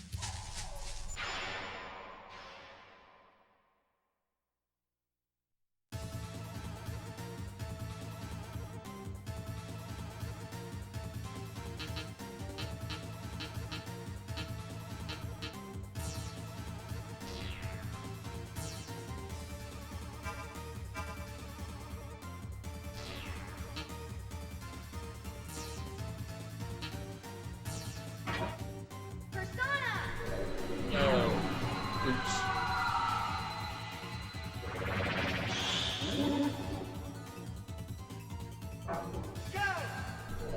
Please all die. Please all die. Please all die. Don't reflect on me. Die.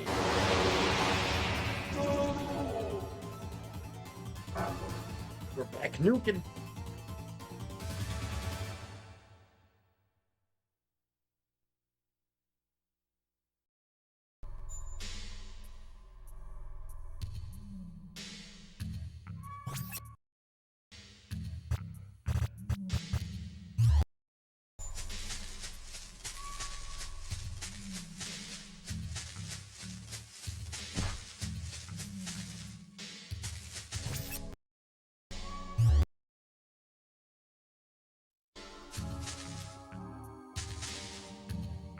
Oh, that's stupid.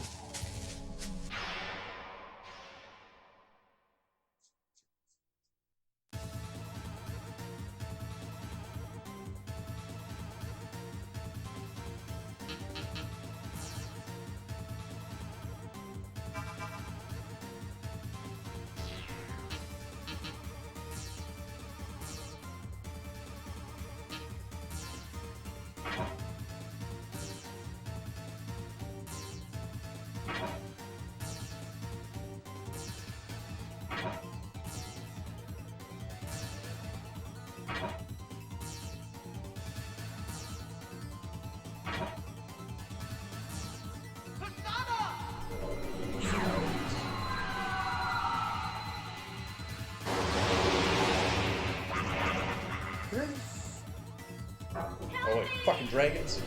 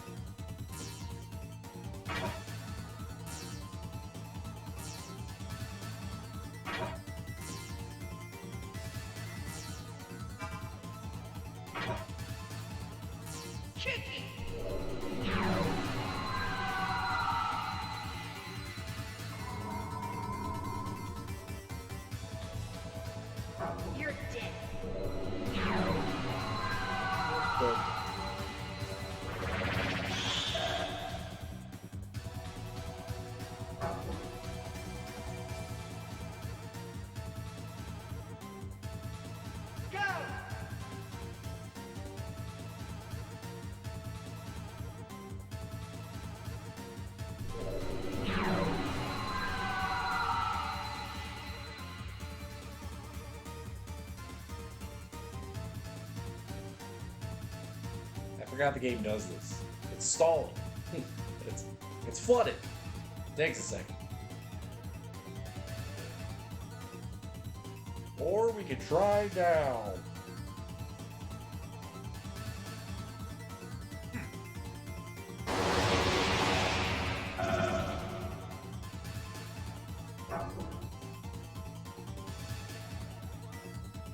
I don't get what causes this with this game.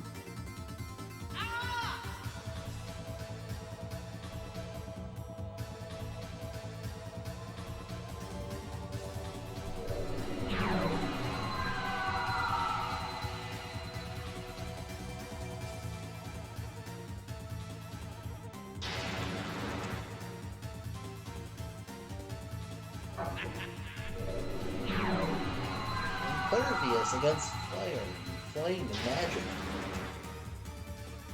Time to get physical, physical.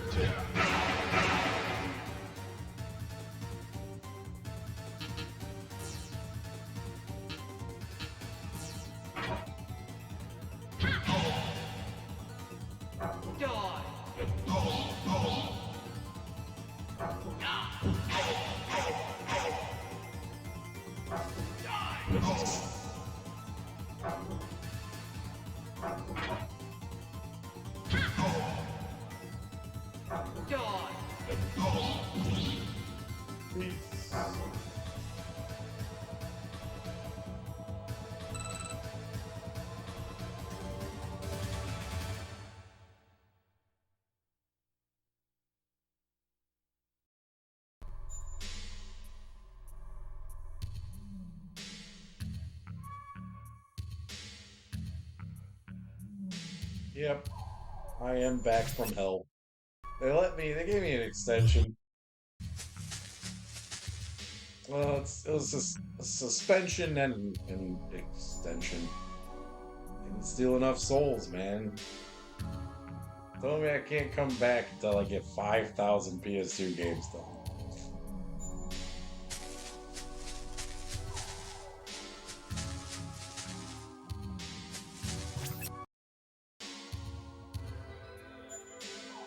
I would say today would be a great day to go get high in the woods. I myself, man, I swore off smoking, dude. I'm never smoking weed again. I'm done with that shit. I'm done with drugs.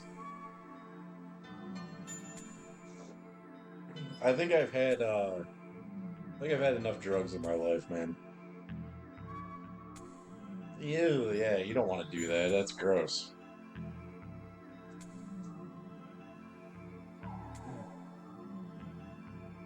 I'm gonna drink occasionally. That's gonna be about it, man. I'm done.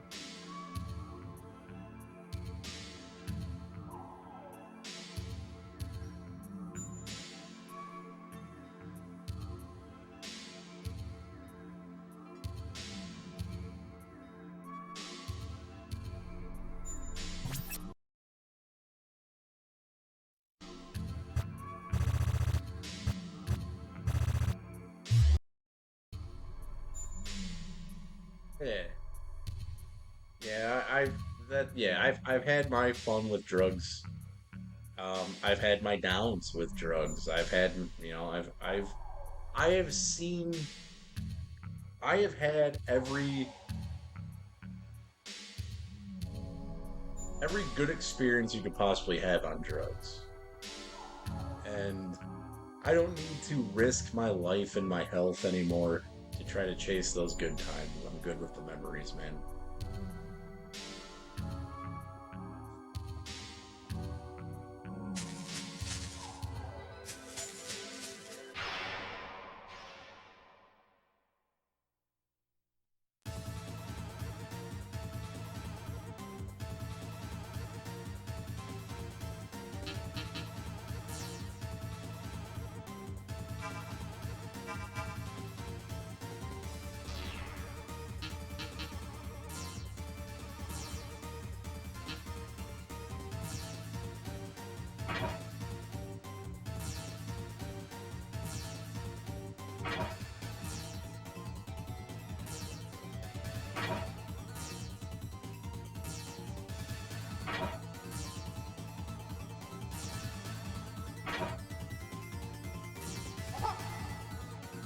I've had a sip or two.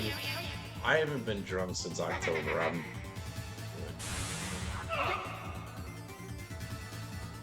I told myself I was gonna stop getting drunk in public, and I was fine for a while. Just being a fucking menace. Take it. Then passed out at my friend's house. Just hit the.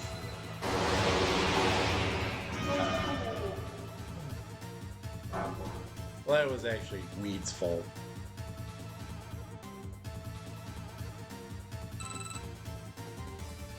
I got handed a free bag, and I was just like, alright, fuck it, I'll smoke it, who cares? And I was like, ugh. But I'm good, man. I'm good on that life. I'll take my highly caffeinated.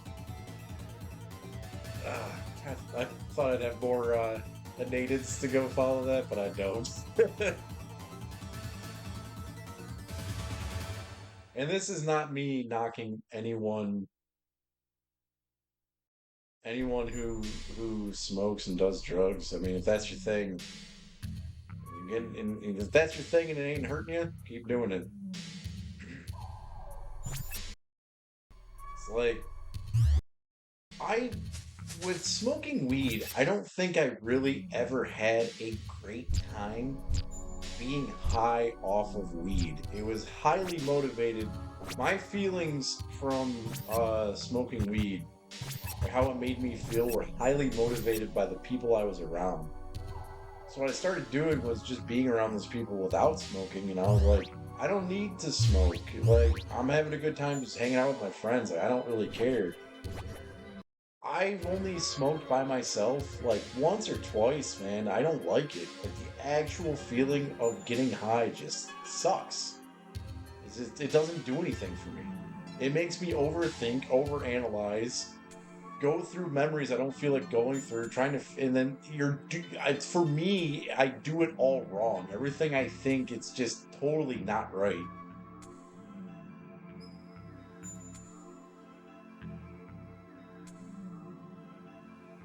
Dude, there were times where, man, when I was out drinking, so like when I was going through it after my breakup, I was I was drinking so fucking much, and I would wake up every day with like a new problem.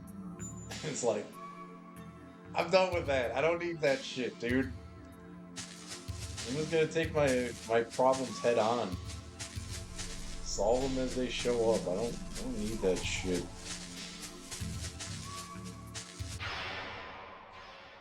Wake up, your fucking liver hurts. Wake up, fucking feels like someone punched you in the mouth.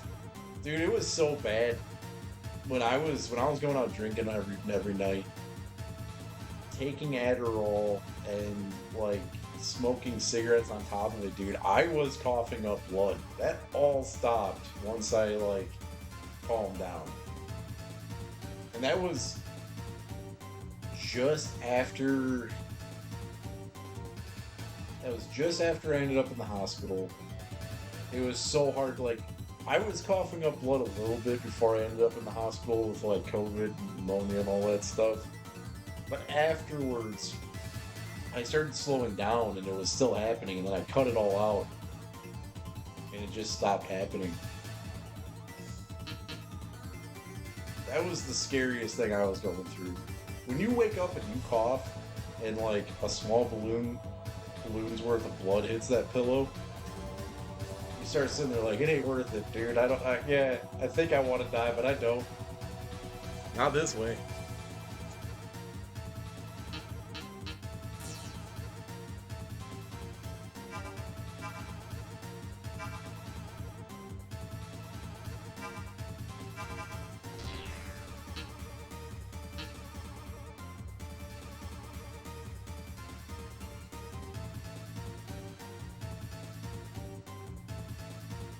When you say Captain Ahab, are you referring to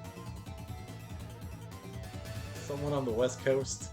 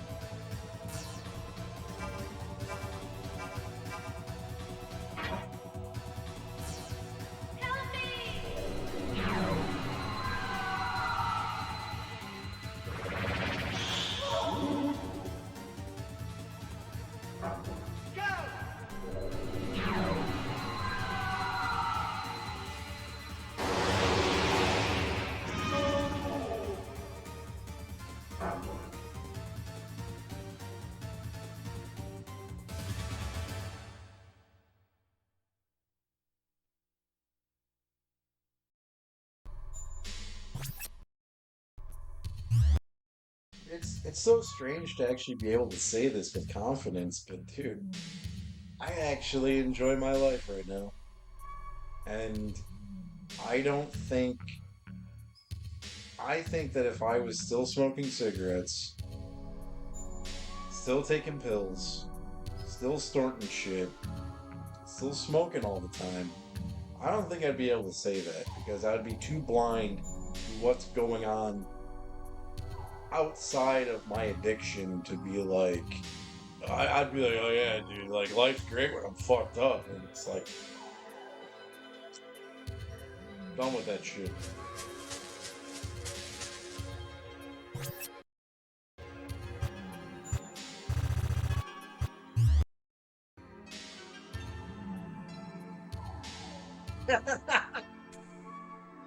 No, dude, I actually wake up looking like Slimer.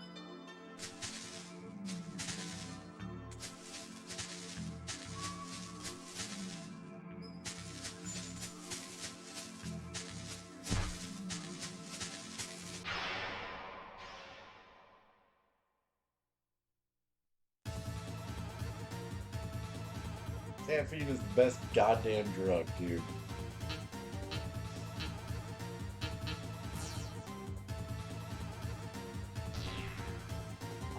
I'm content living the rest of my life addicted to sugar and caffeine.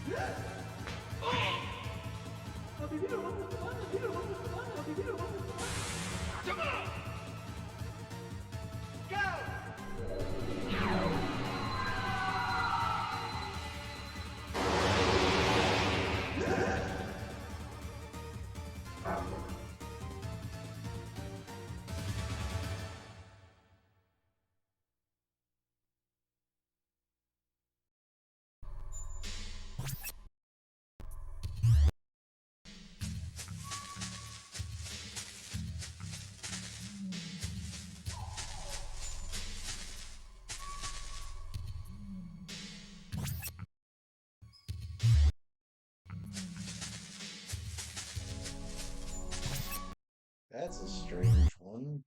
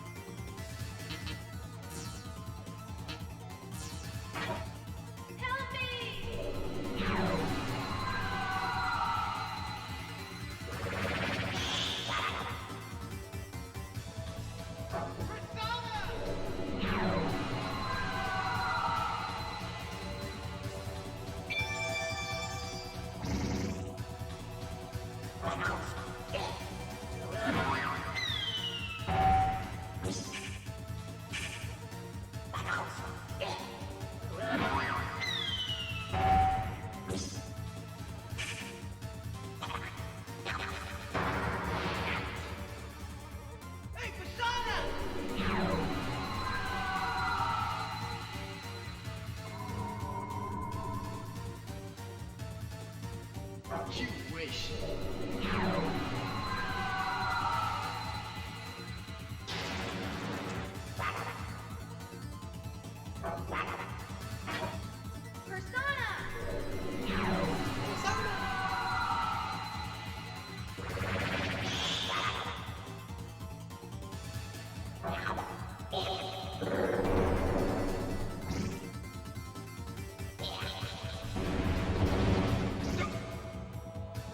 Kick it.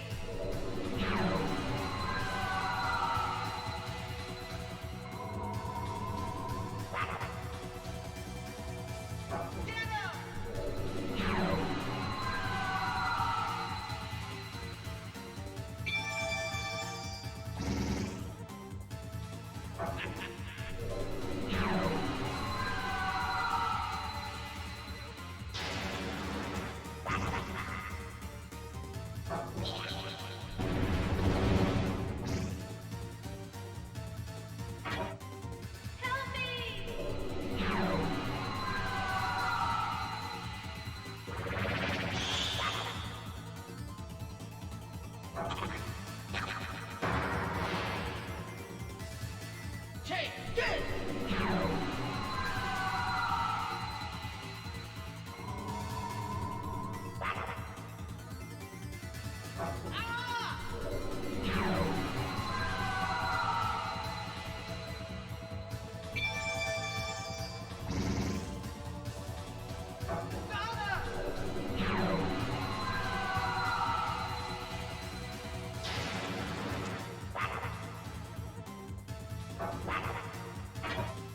You're dead. Oh,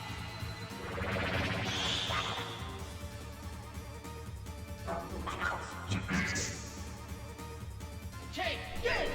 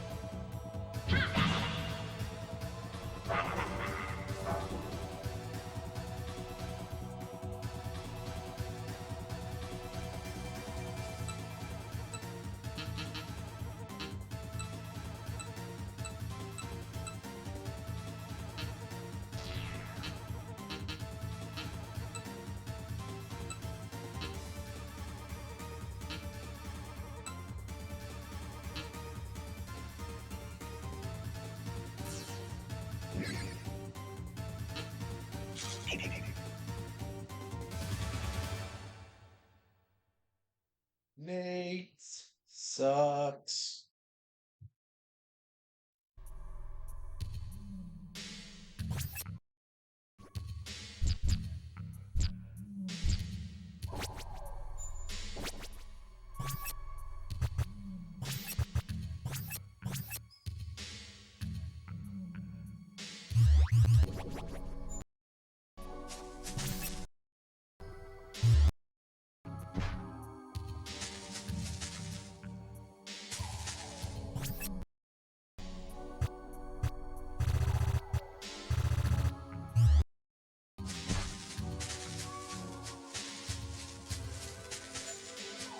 No.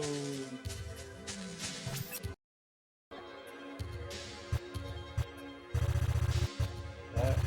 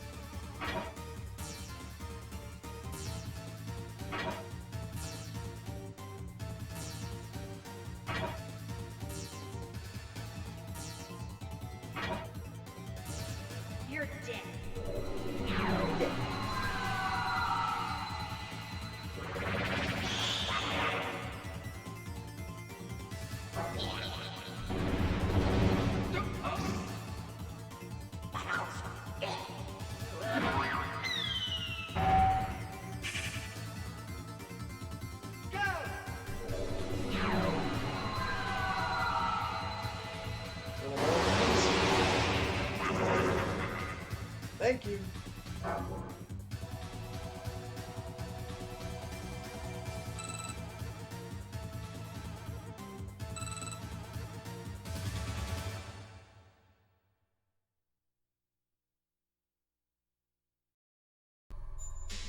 Does not feel like I've been streaming for almost 3 hours.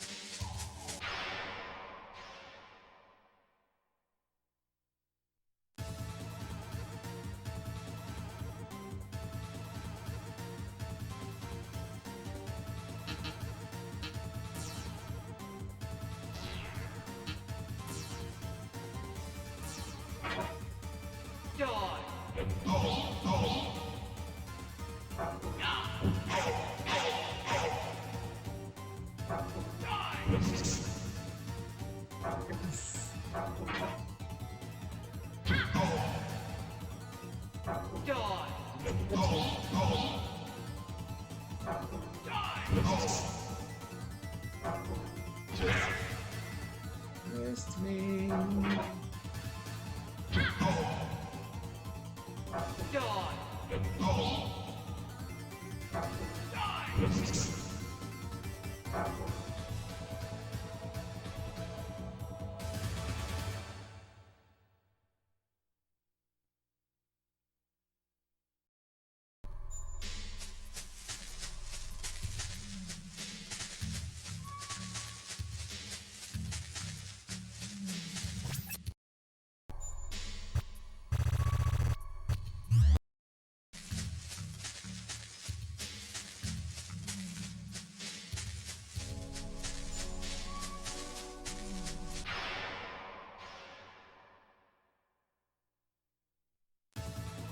Actually, a very ominous board.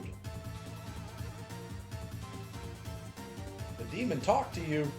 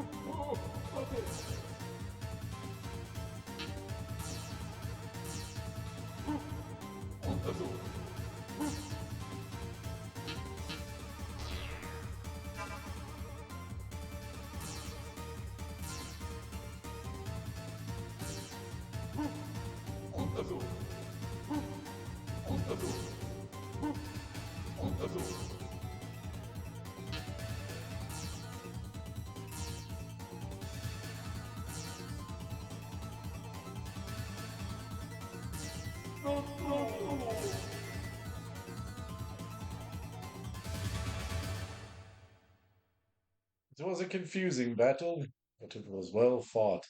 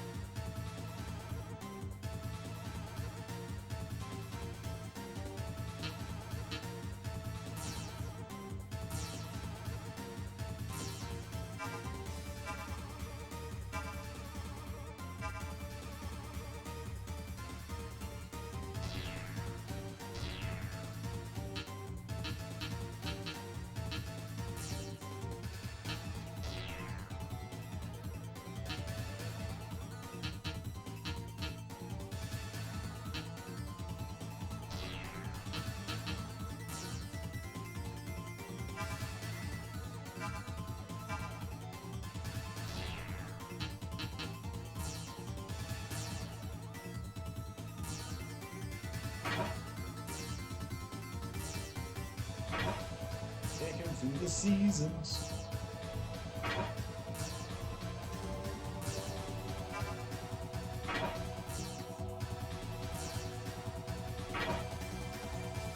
Hey, Persona!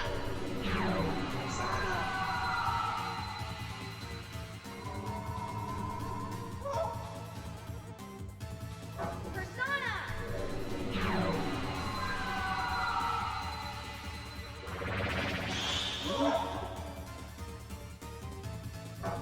Go! Dude.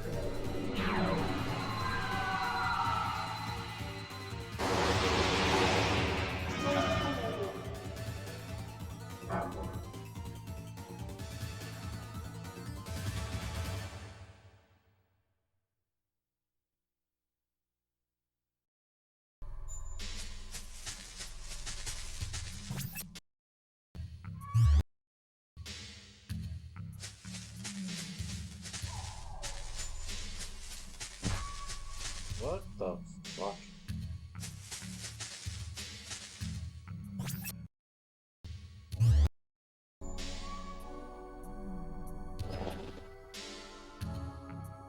We're here to fight Hansel and Gretel?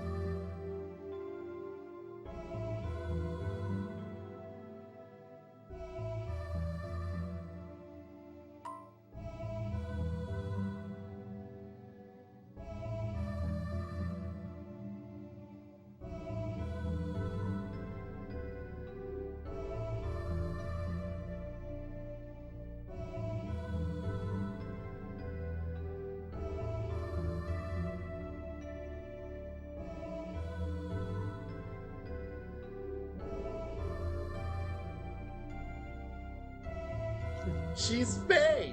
An evil May! What do you say?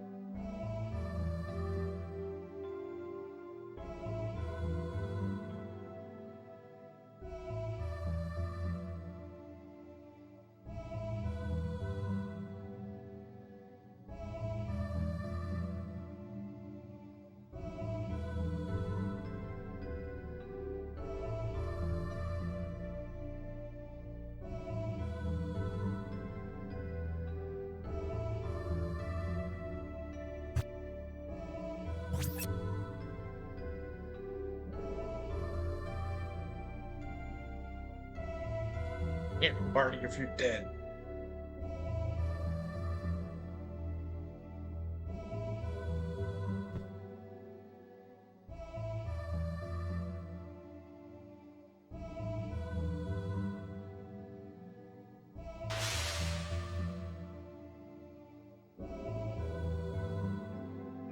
Oh, fuck.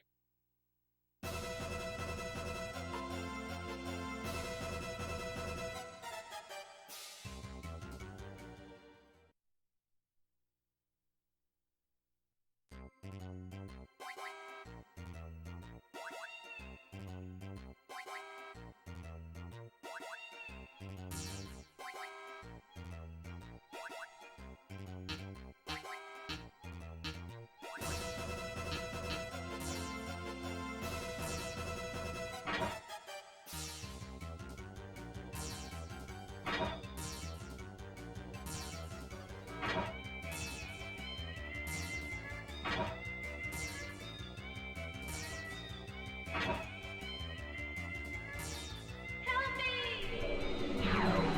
Nice, the teddy.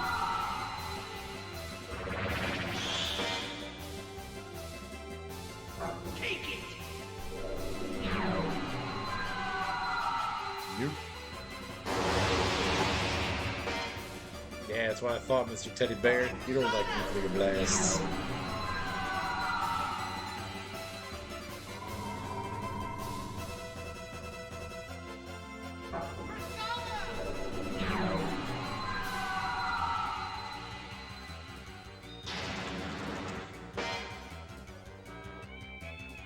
You wish.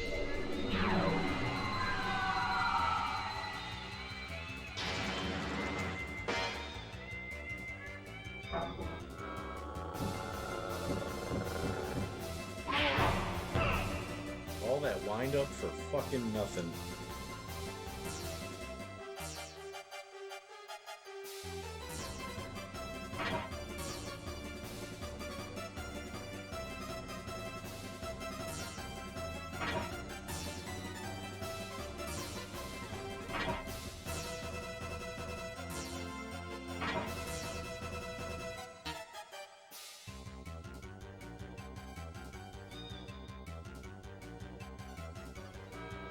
Oh yeah, I know. The 40,000. That's why I was saying. That's why I was saying the box offer is better because it's a package deal. $40,000 for one seat is stupid. Help me!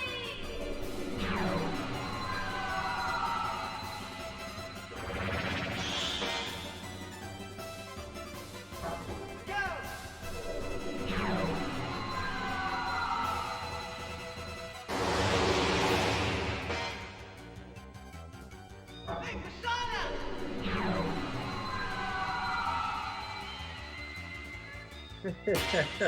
Alright. I'll be the man with 1,000 holds. Dean Malenko.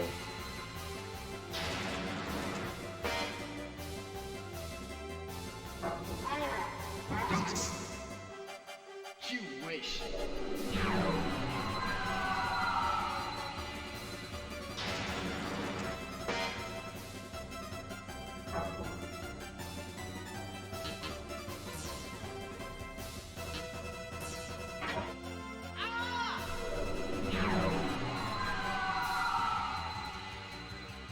I think Dean Malenko and Chris Benoit was better than Eddie Guerrero and Chris Benoit.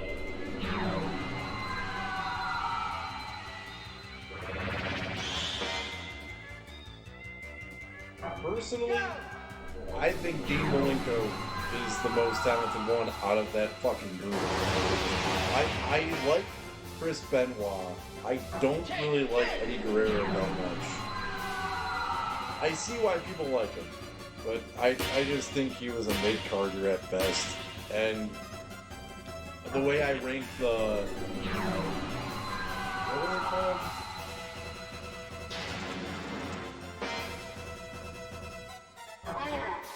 mathematicals, it's Dean, Saturn, Persona. Benoit, Guerrero.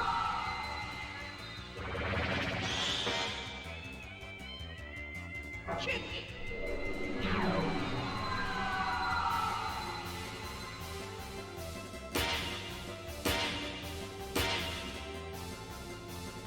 Actually, going back to what I said, I don't dislike Eddie Guerrero. I just think he was the weakest of the bunch.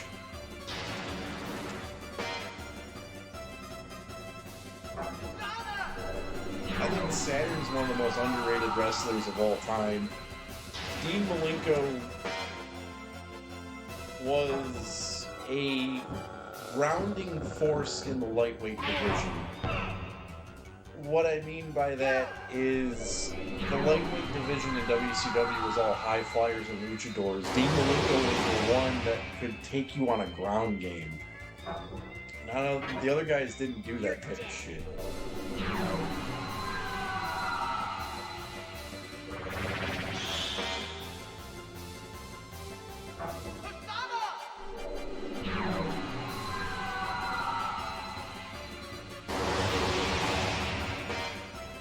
I believe Eddie got a better ride in WCW because if Eddie Guerrero were to come in just by himself into WWE, I don't think it would have been as spectacular as all four of them coming in at the same time.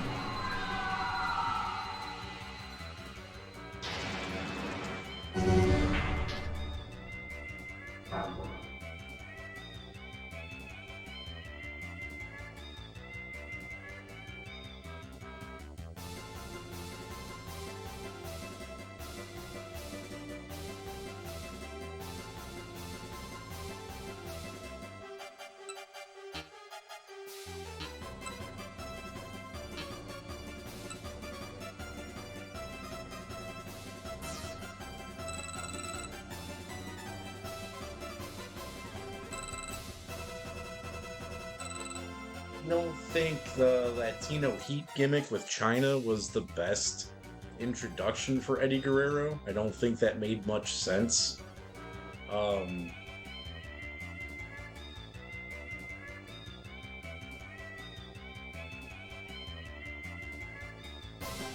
I don't think China being involved helped him out.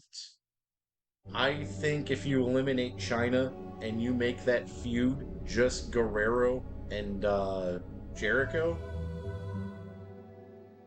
now you have good shit. Problem with that invasion angle is that they were so worried about intermingling everyone that they kind of forgot that some of those guys already had great chemistry already. And they wanted it to be more, RVD has to be going up against someone from WWE. Jericho's got to be talking shit to The Rock, and they couldn't. Vince, with his own pride, couldn't allow anything he didn't create to unfold in that ring. He didn't want to give people Taz versus RVD. He didn't want to give people Guerrero versus Jericho. He needed to make all of them his own creation, and I think that's what hurt everybody. Well, some people got it better than others. I think who got treated the worst coming into WWE was Booker T. Booker T turned into a joke. Like, I don't understand that. I'll be right back. I gotta get another Mountain Dew.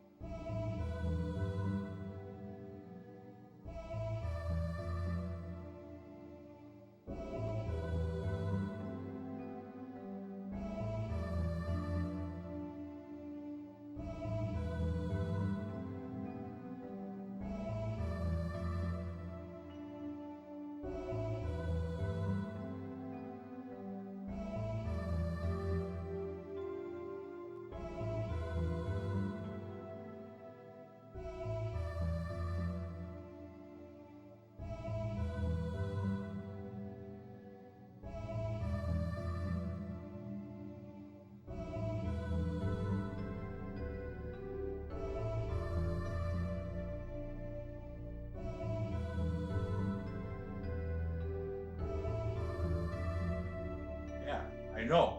That's what I'm saying. Like, interestingly enough, is that Booker T holds resentment against Hogan for that. Stevie does not. Yet Booker T loves Vince. Someone explain that to me.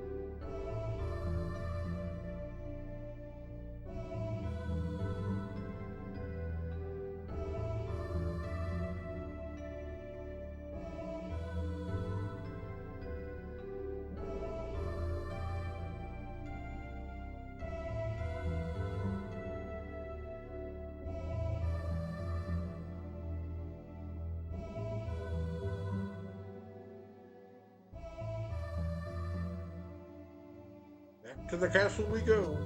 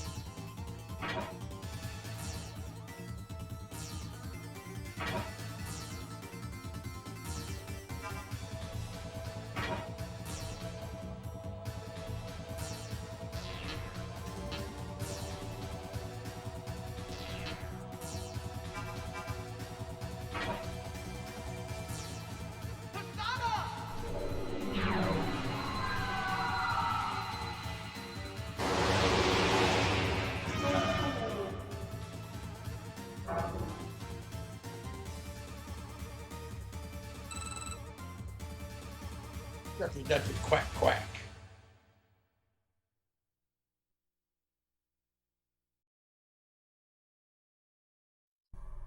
Yeah, back when I think the real shining moment of Benoit's entire career is when both Benoit and Malenko were with Ric Flair. When they were the two new horsemen, when it was those two, the annoying football player guy and Flair, and that was the Four Horsemen. That's one of the best incarnations of the Four Horsemen they ever had.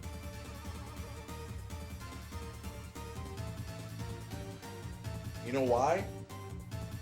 Because Ric Flair was the weakest one.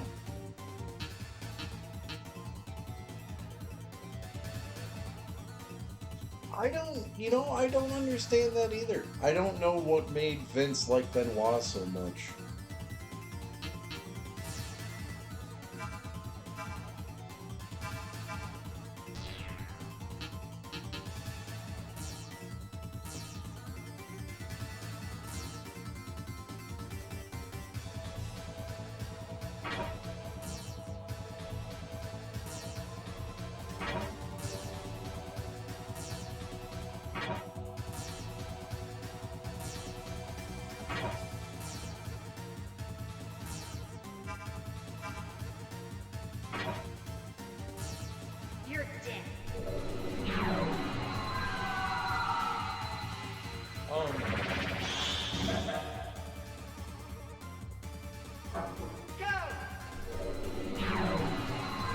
There's a few things with that just don't make any sense. Take this!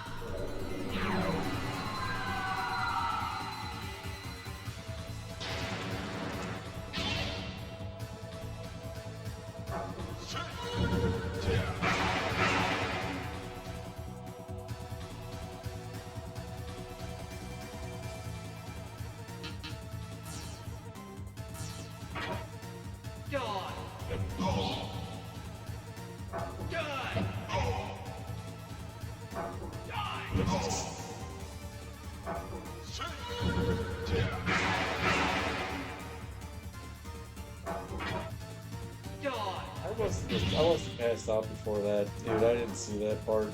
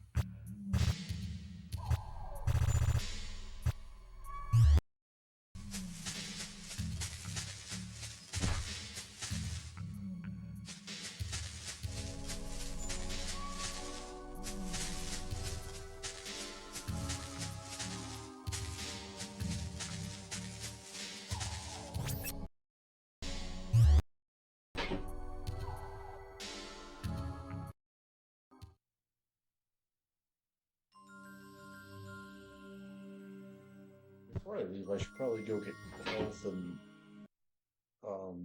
save the game.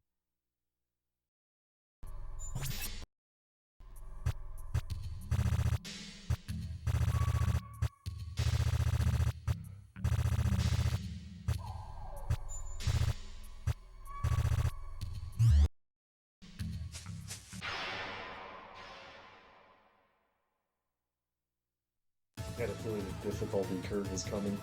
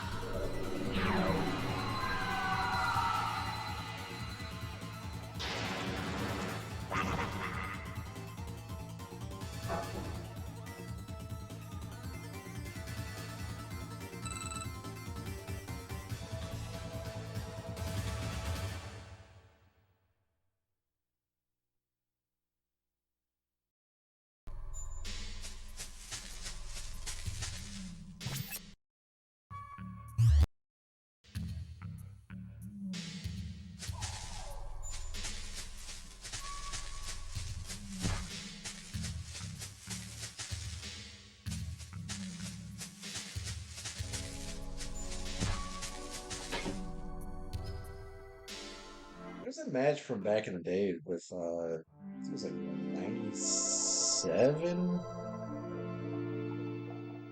There's a Benoit versus Raven match that I think was on Thunder before Thunder totally fucking sucked.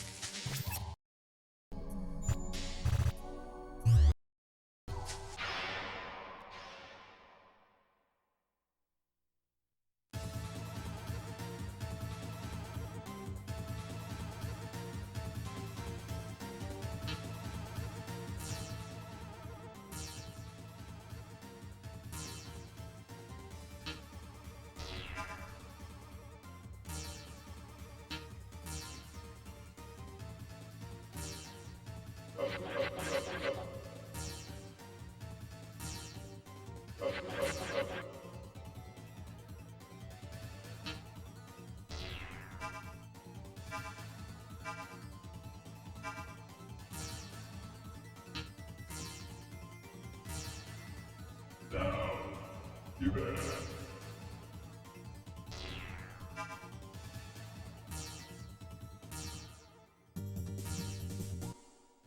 Now, you bet.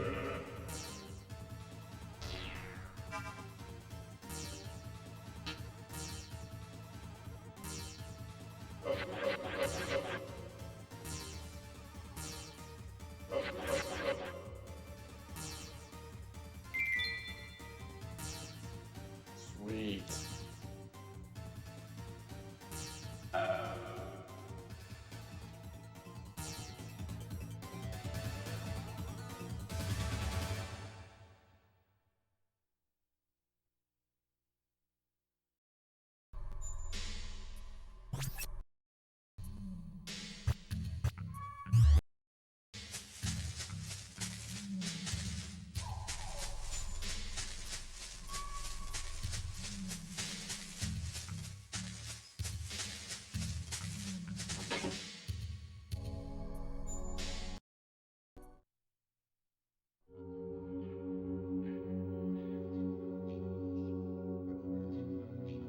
I'm not your children.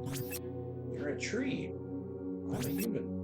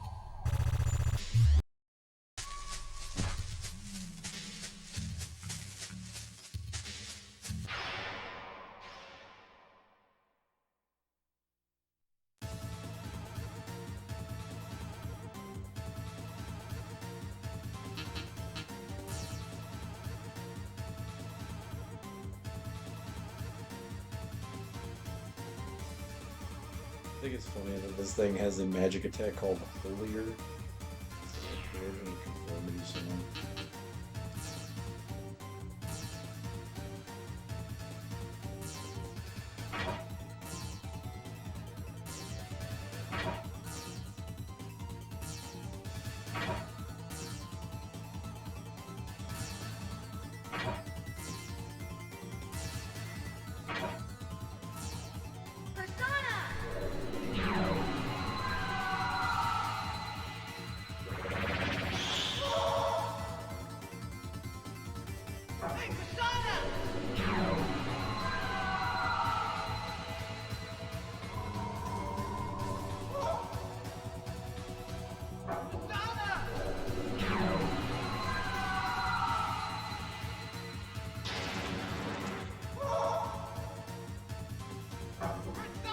sure this game's going down tonight. It's done tomorrow.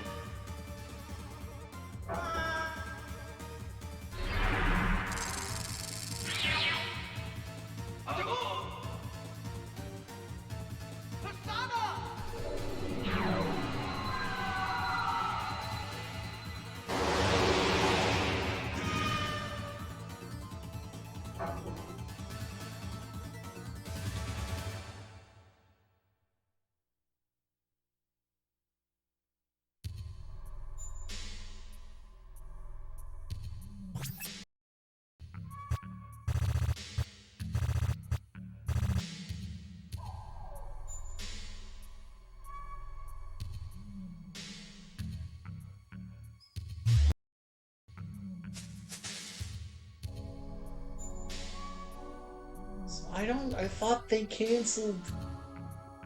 I thought Collision was canceled.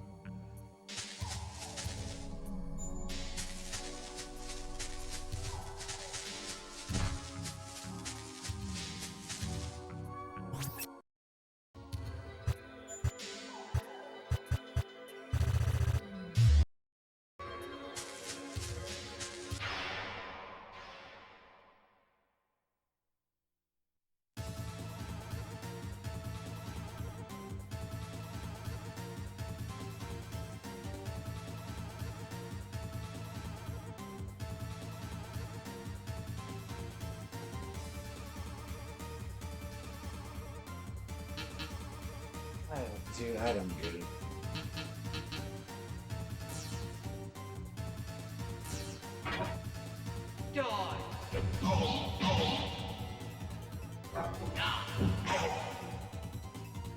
Oh, another part that I liked in that Vince McMahon documentary was when they were showing those clips of the real Ted Turner watching the billionaire Ted goofs. He doesn't sit there dying the entire time.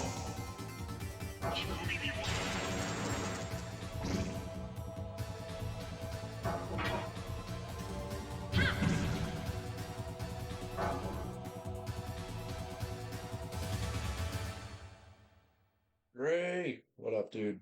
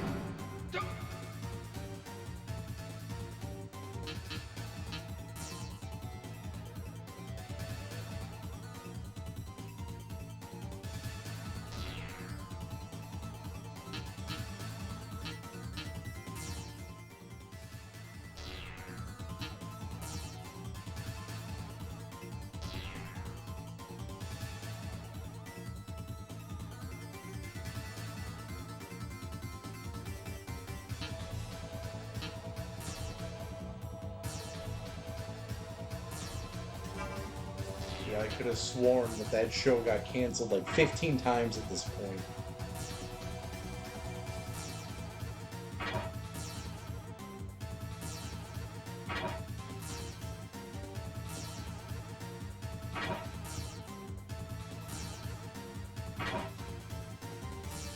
Help me!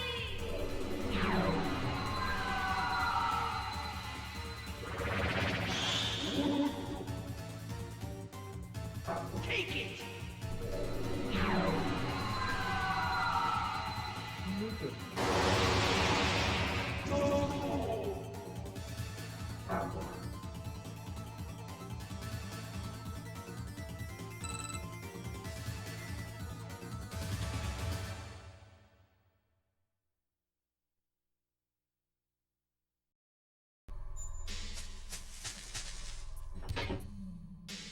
See, Mary, please won't you help us? Oh, I remember those getting canceled. Which I don't know why they canceled Dark. Because wasn't Dark, weren't they both on YouTube?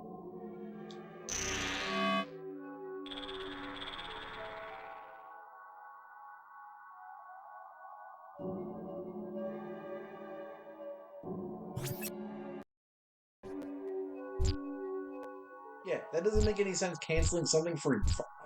That just means they're lazy and they don't want to put the time into it. Like, they're not losing money. Like, what money are they losing for that? You're taking Dark.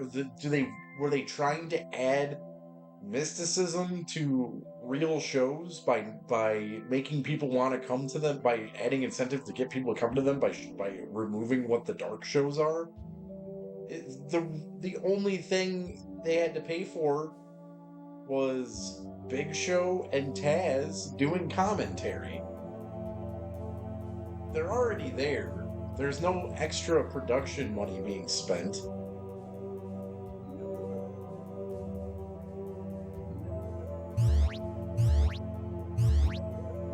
All Dark was the matches that they don't show on Dynamite and Collision.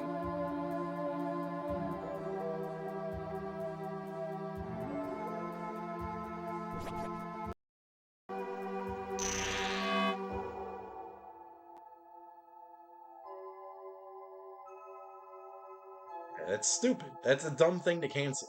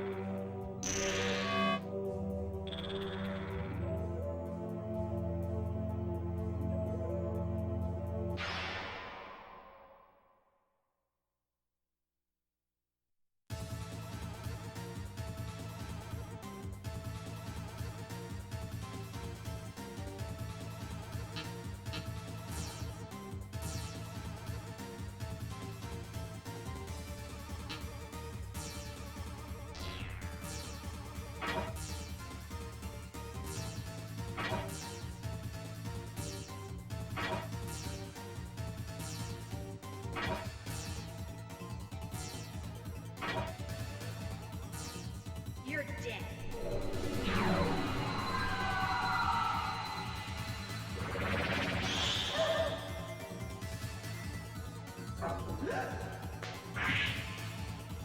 Take this!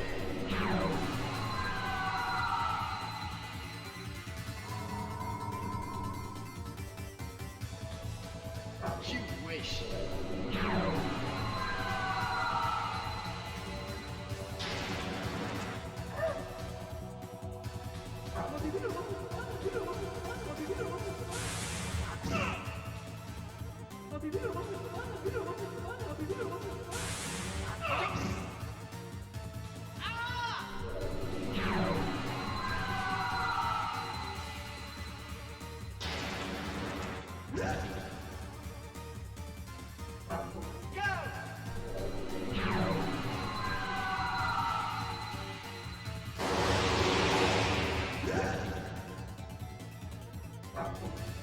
Yeah, if he's doing shit like that, you know he's leaving. You know he's going to AEW. So where is Aleister Black? Is he in WWE or is he in an AEW? That's so stupid, dude. He leaves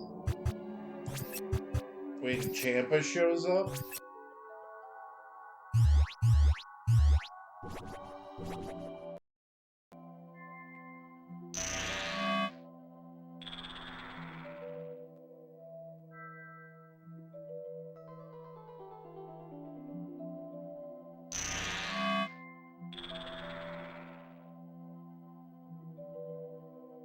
I think these idiots like going to WWE so that they can sit there and do nothing.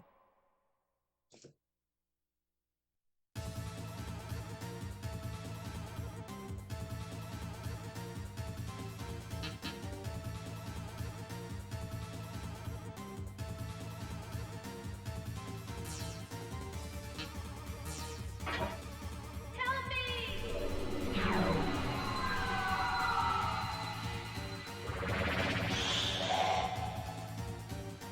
Aleister Black is not a good fit for a WWE man.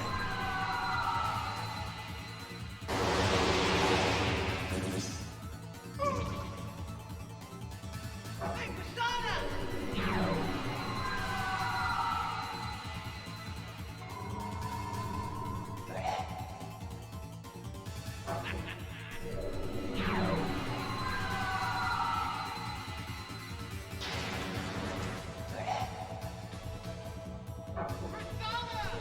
He was awesome in NXT, but main roster Aleister Black was fucking stupid.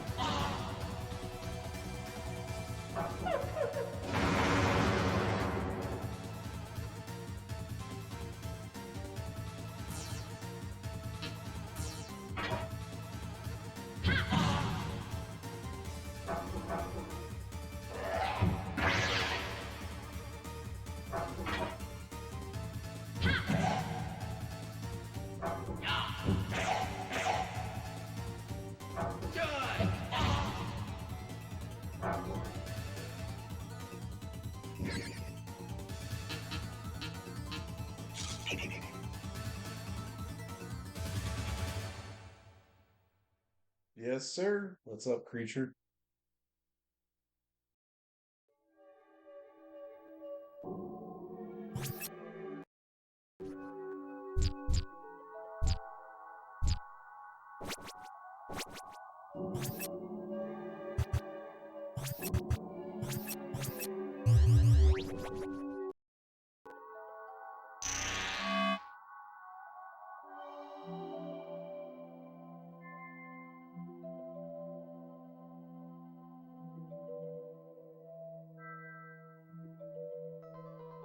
What is WWE Unreal?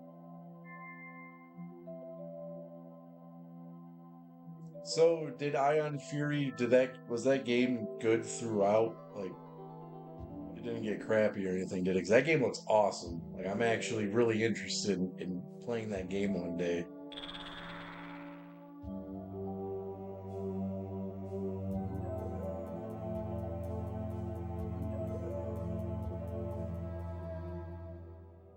Hell yeah.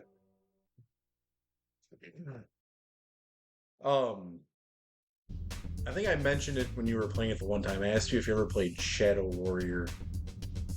A lot of people nerd out about the new 3D ones, but the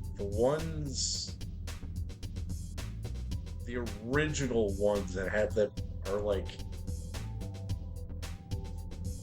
um like 2.5D, like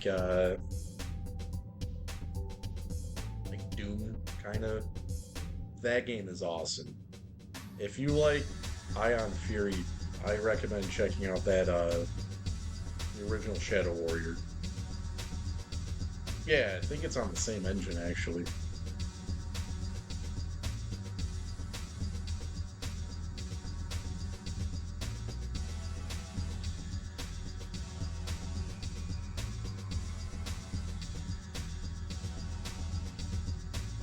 Um,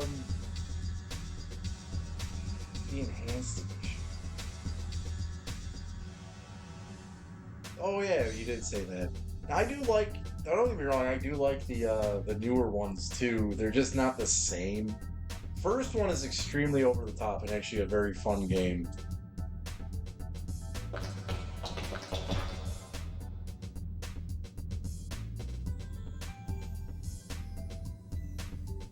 Well, dude, Chelsea Green is an idiot. I don't get why her and her husband think that they're so much bigger than what they are. They're not.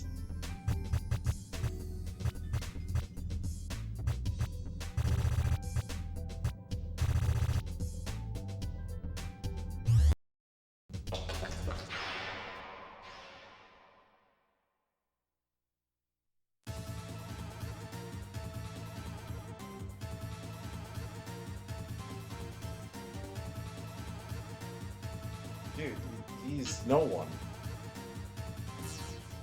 He's to me, he's a guy that one time had a match with Nick Gage. That's all he is to me.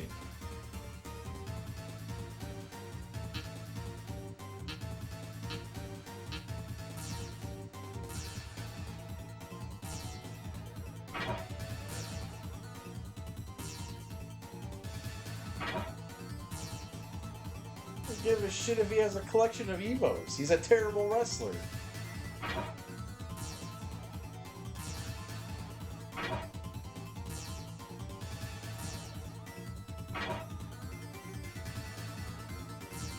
Help me!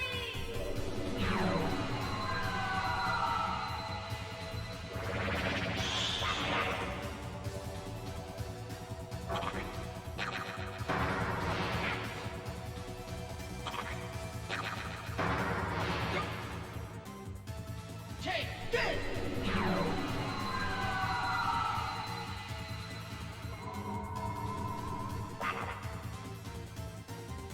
You wish.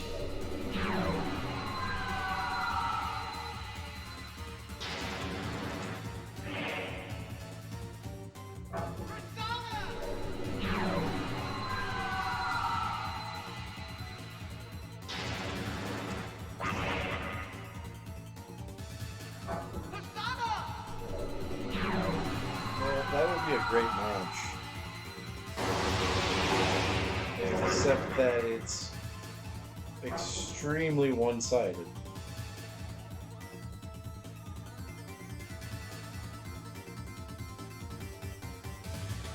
You have an annoying mouthpiece going up against Zelina Vega, who's like a Hurricanrana expert. And then you have Matt Cardona, who can't do shit, versus Alistair knee kick swinging badass. Like,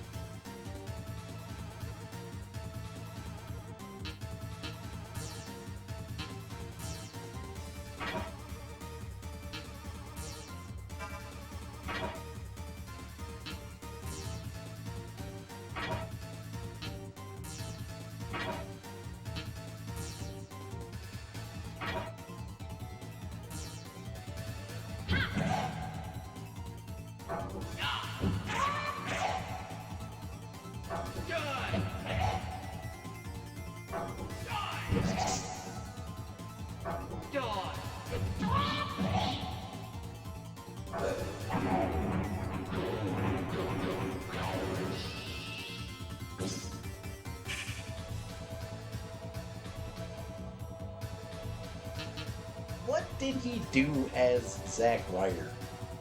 Like, was he just there?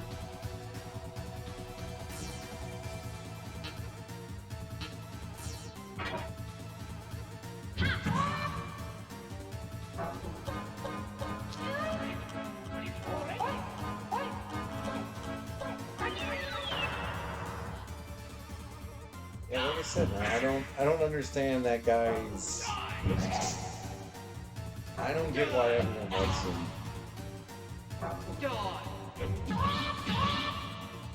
And I also don't like people that can't separate their YouTube persona from their real persona. Because when he goes heel, he stays heel on everything, and it's annoying. He's a terrible heel.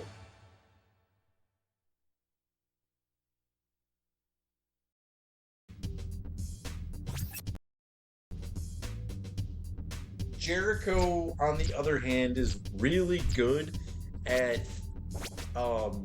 being heel on TV, tying it into his online persona, and also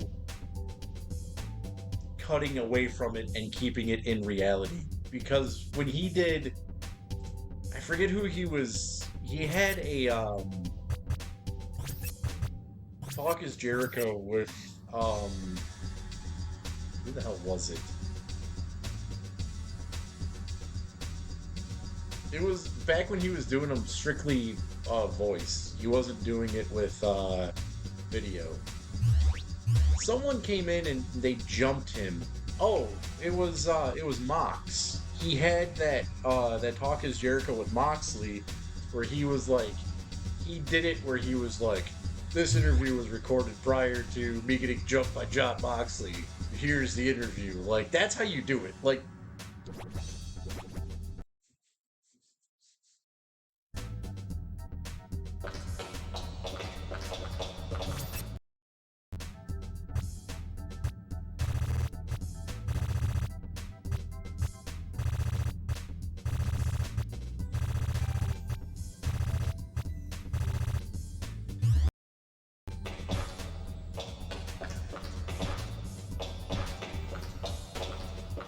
I don't know if I even went the right way. I think I just even.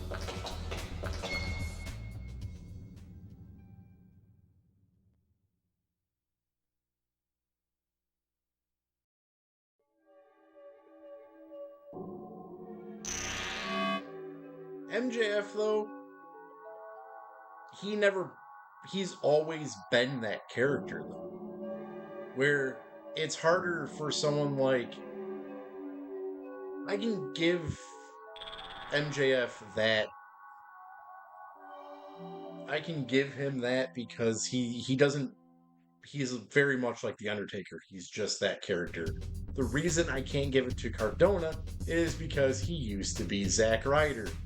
And then what? You change your name to Matt Cardona, and now you're just gonna be an asshole to everyone? Okay.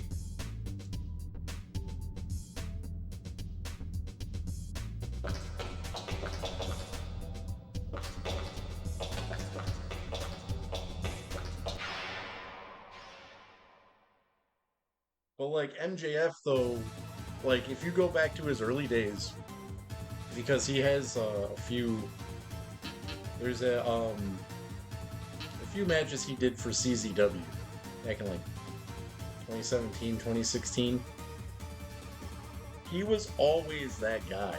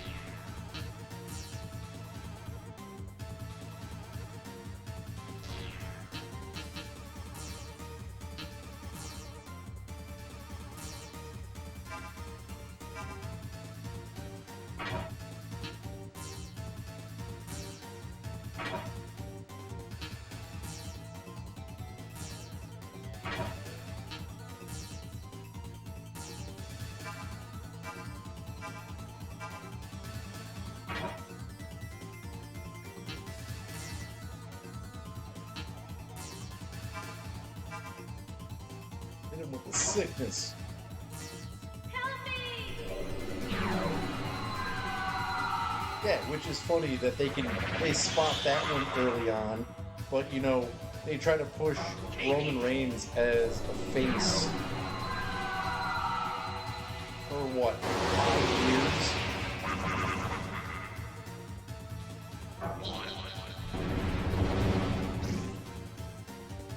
Kick it!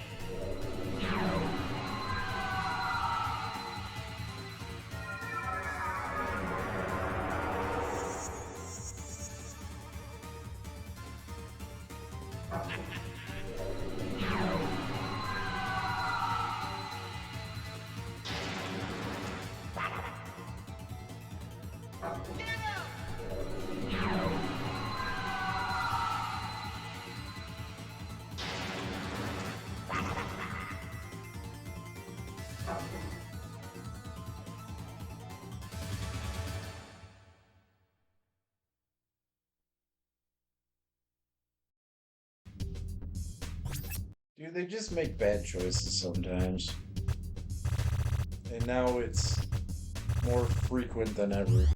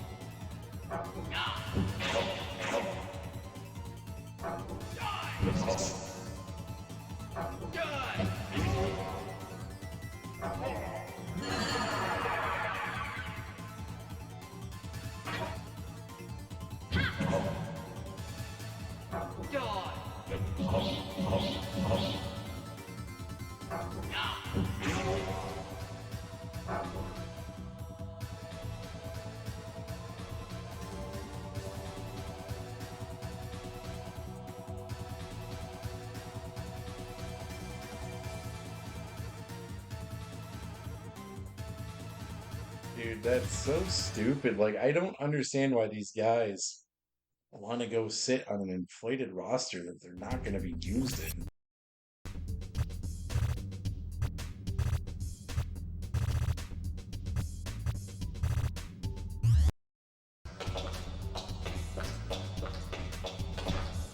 Like, didn't he learn from Jade Cargill?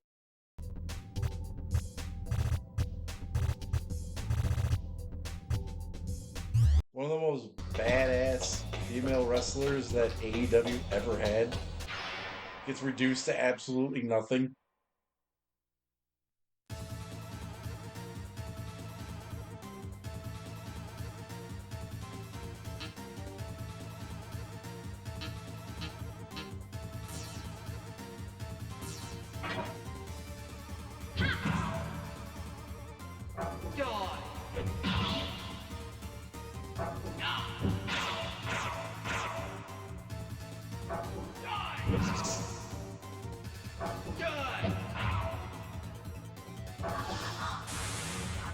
They only bring people like that out to show up and squash someone.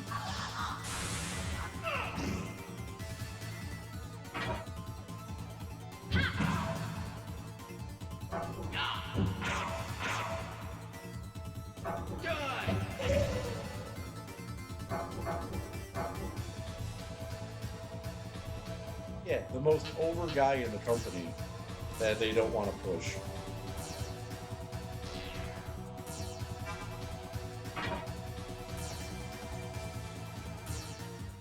But you know what the crowd would absolutely go nuts for? R-Truth as the fucking champion.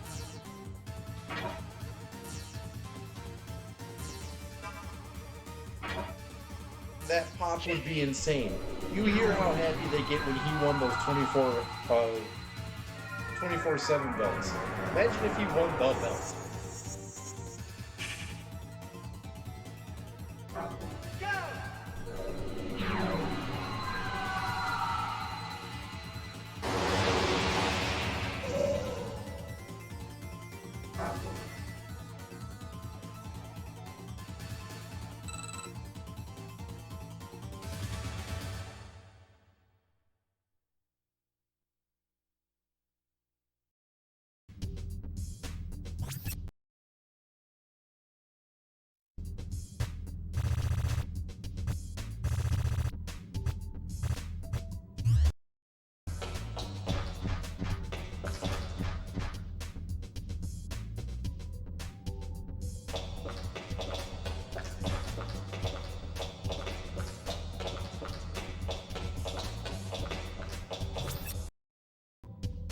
Yeah, didn't Vince say that he didn't want Hogan to leave and do movies because he was a champion?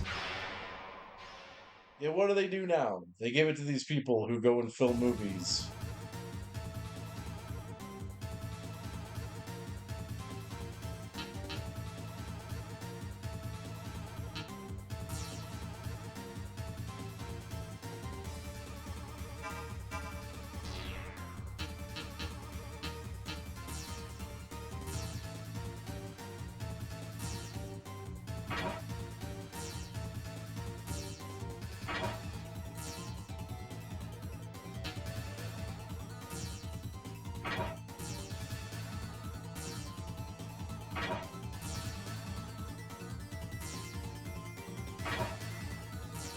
Take this!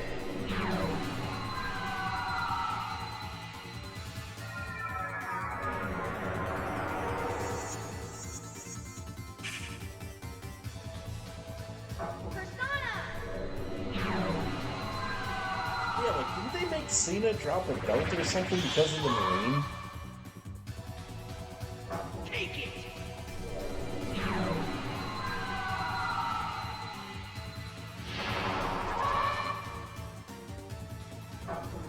They made Cody drop the belt because of the filming of Street Fighter. But, you know, Lesnar gets to have the belt, go to UFC, be an asshole. You know, Punk gets to do the same shit. Roman Reigns never showed up to do shit. You Show up wish. for pay-per-views.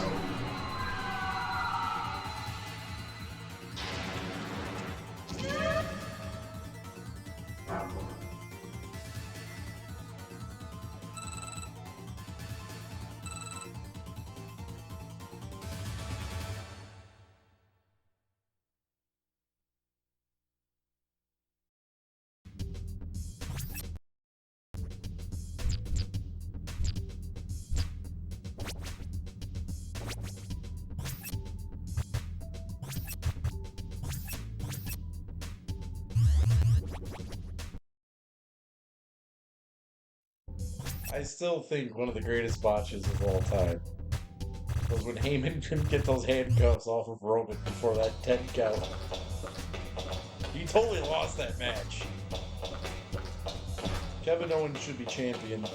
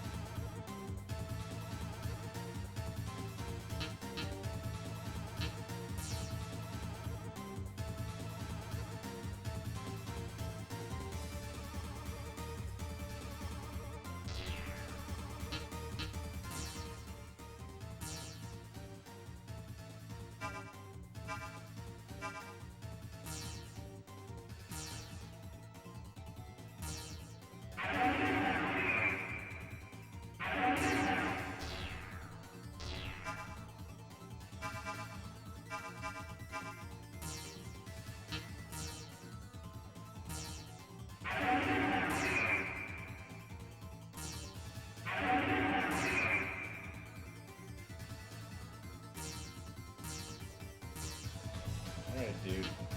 Have it your way.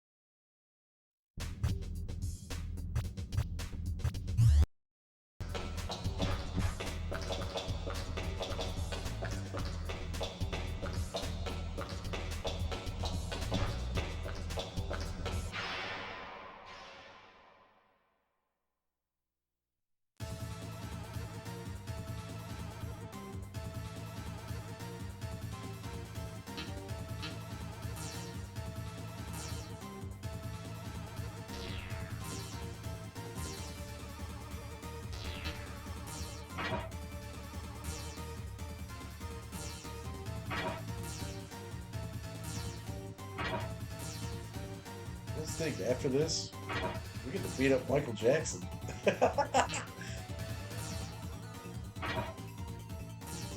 You're dead. For those who don't know, it's one of the king or the prince. I don't remember which one it is. It's the prince.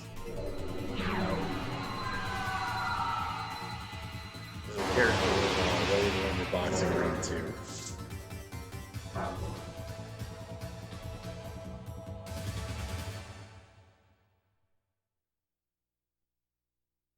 And we get to beat up Bill and Hillary Clinton.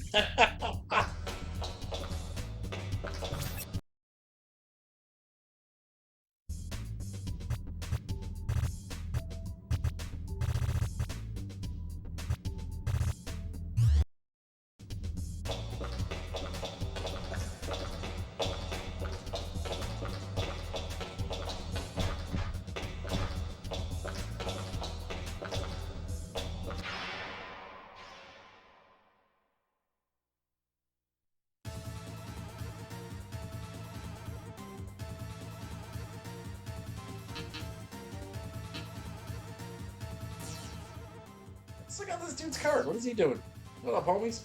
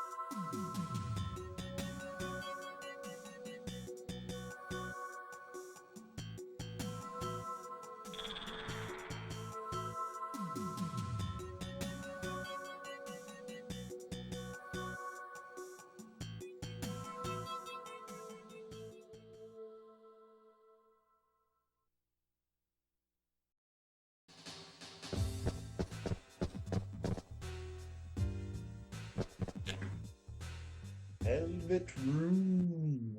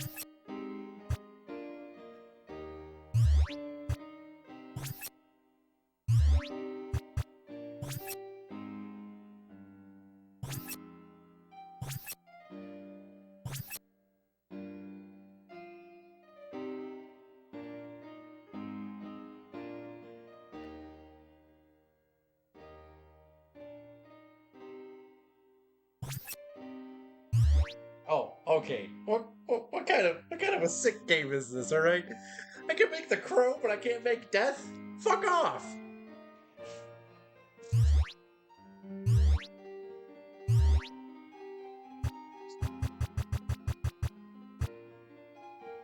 I just want to make death. God damn it!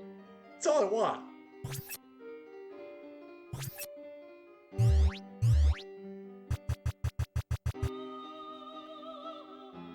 That's all I've wanted for 32 hours. It's just to make the death card.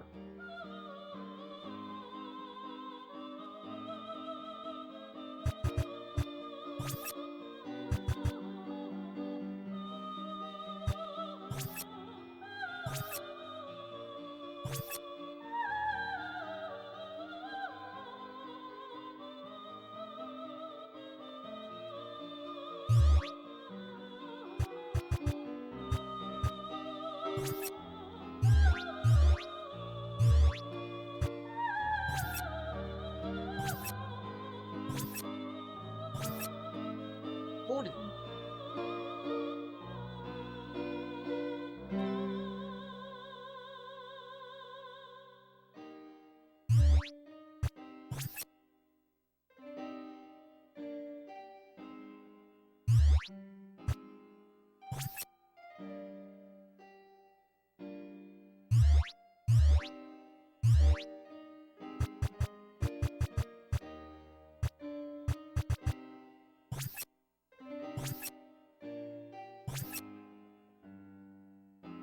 Region?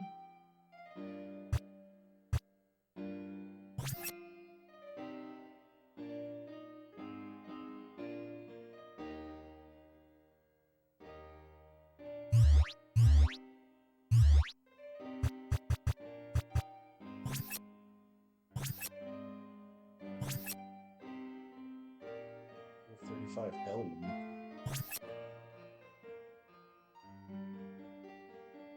Well, these attacks sound cool.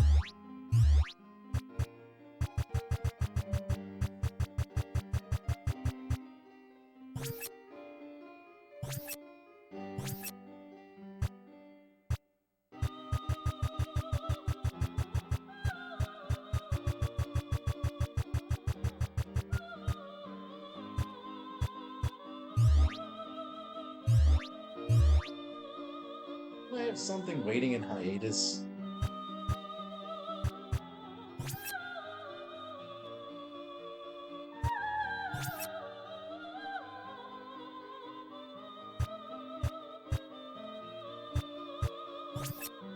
I do.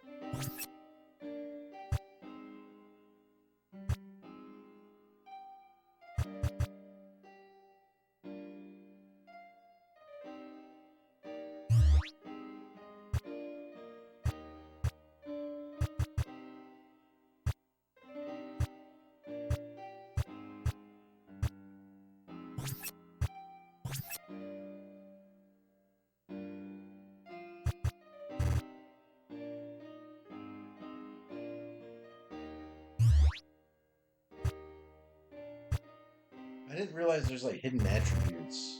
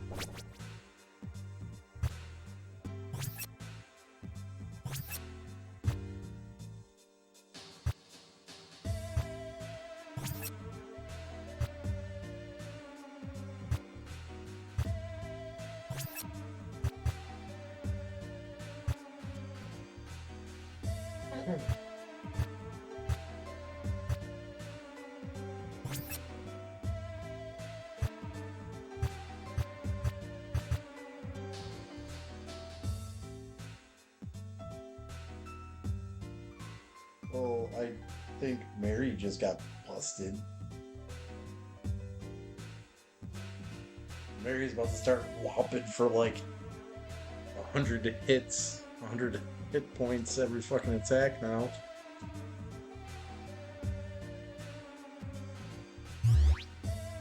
With a 51 tech.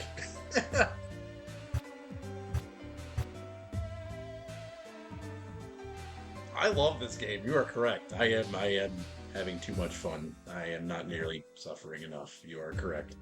And I get to play it like 50 more times.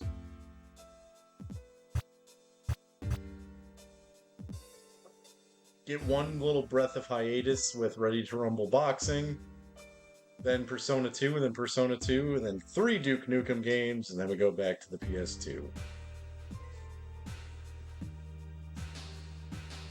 I think those Duke Nukem games are going to go from awesome to a little bit sucky to worst game ever fucking made. And that's just going off what I know about them. I've never really played them. I have played Duke Nukem 3D maybe 4 times in my life. I like Duke Nukem 3D, but I have never played it on PlayStation, and I never remember what to do in that game. So that first game is going to be kind of a bitch. Time to Kill don't know anything about it. Land of the Babes, I know that game sucks. So don't worry. Suffering is coming.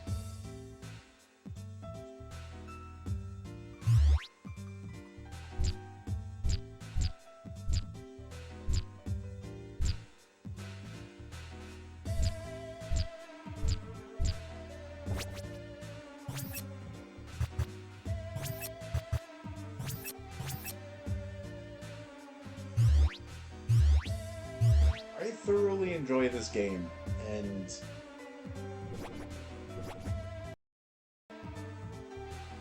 it's getting a really high rating.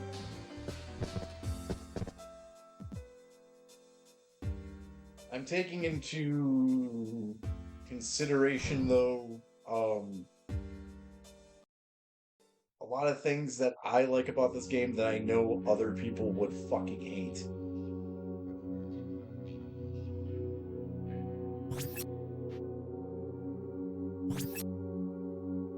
Like, this is not a casual RPG person's RPG.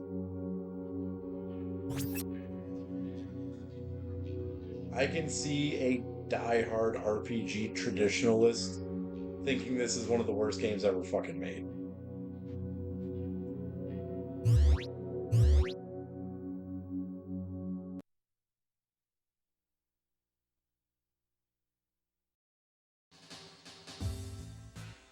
Like, Guardians Crusade is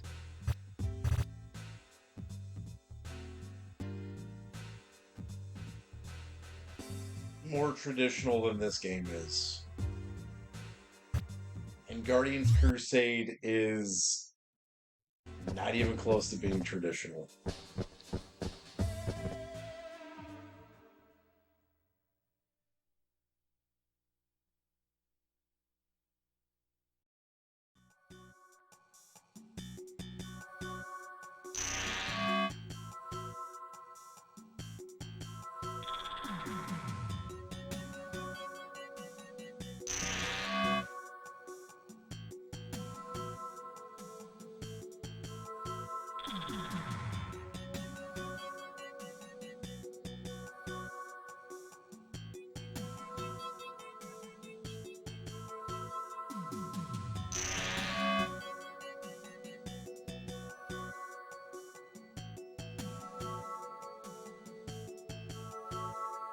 Across the street, go right.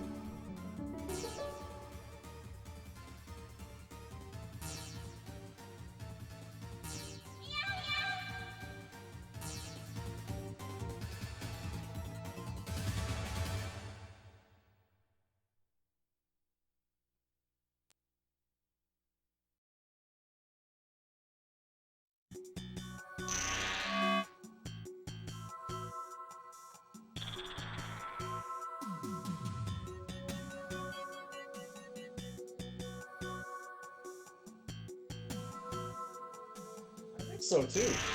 I think they were really smart when they went with exactly with what you're saying. It, it's in the okay. I have to stop playing to explain exactly how I feel about what you just said. Final Fantasy VII is highly regarded as one of the absolute best games on the PS1. Yet they fucked up with one thing. They zoomed too close to the character faces. This game, however, a year prior to Squaresoft releasing that game, all Atlas did with this game was take a game that would work on the Super Nintendo and make it too long so that it couldn't play on the Super Nintendo. If you pay attention to how this game is, its angles and everything, these are not PS1 graphics. These are Super Nintendo graphics. You can tell that this was a game they wanted to put on the Super Nintendo that they made too big. And that's why this game has this art style, and it's fucking perfect. They were not trying to push the graphical expectations of the PS1. They were just trying to push the graphical expectations of the Super Nintendo. That's why I think this game looks so fucking good.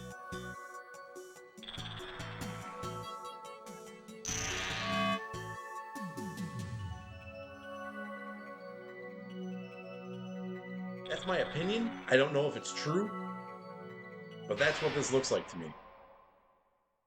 And the reason I say that is because getting later into the Super Nintendo's lifespan, they were doing these far back angles like this.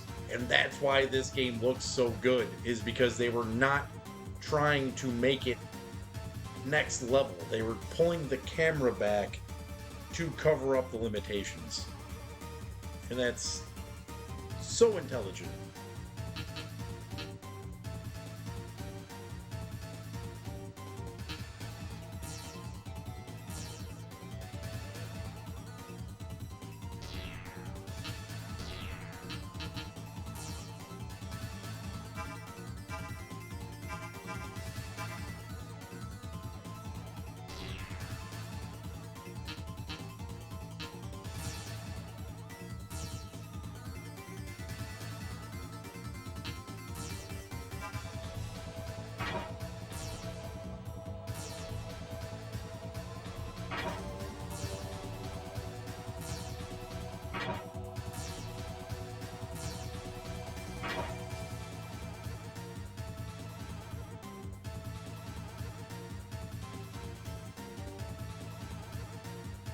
I agree.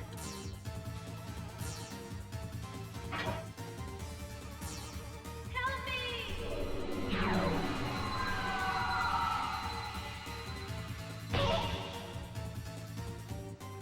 I think it's kind of ironic that Metal Gear Solid and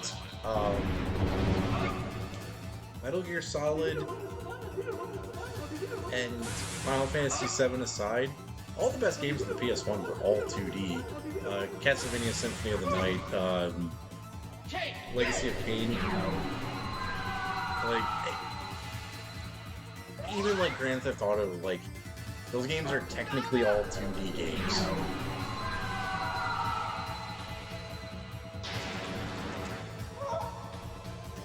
There's another game in there that I was gonna say, Alundra.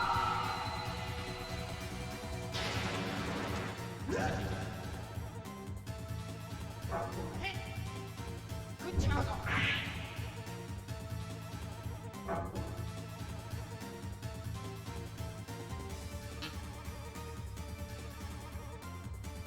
I think if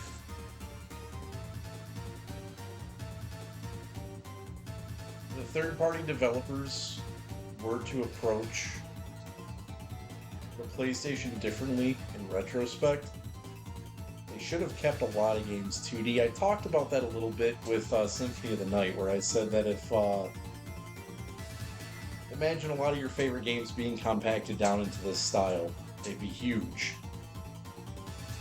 That's a double entendre. They'd be more popular and they'd be massive games. Like, if you were to think about Metal Gear Solid having a top-down approach Even though I'm not saying the Metal Gear Solid is even a bad game by any means, or it looks bad. I mean, there's parts of it that look kind of janky these days, but it still looks pretty good. But imagine Metal Gear Solid just being the old style of the game with just a little bit of PlayStation polish.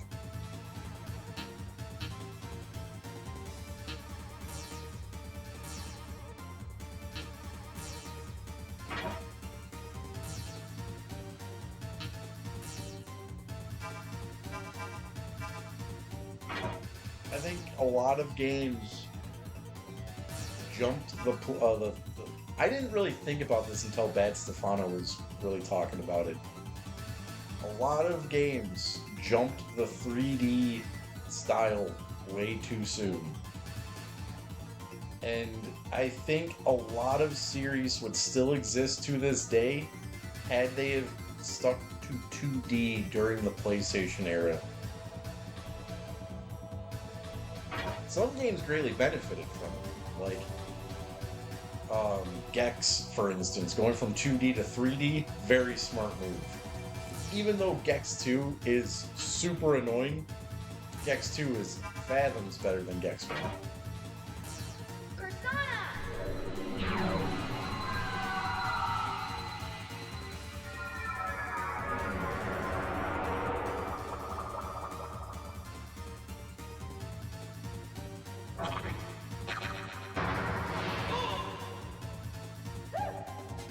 Kick it!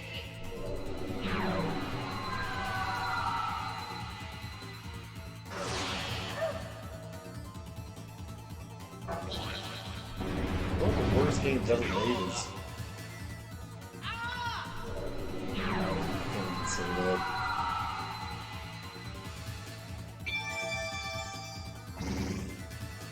It's not even what I meant to say. Where the Nintendo 64 actually shines as a console is its 3D games. I think Mario 64 is one of the best early 3D games.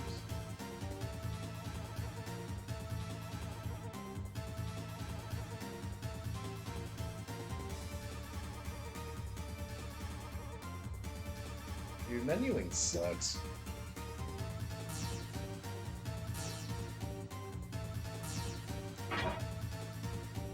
What is QOL? I know you've said it before, I just can't remember what that means.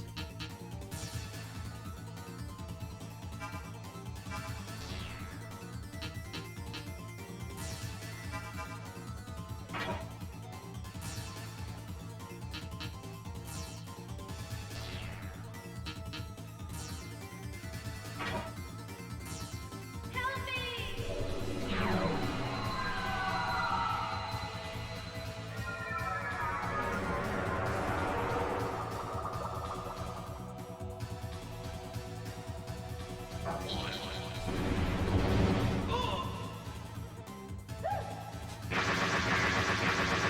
Kick it!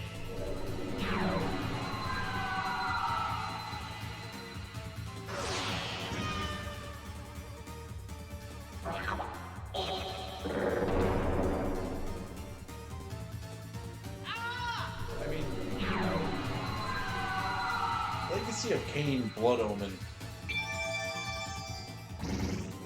Menuing is Blood Omen's biggest problem. If there was no menuing in that game, that'd be the best game of all fucking time.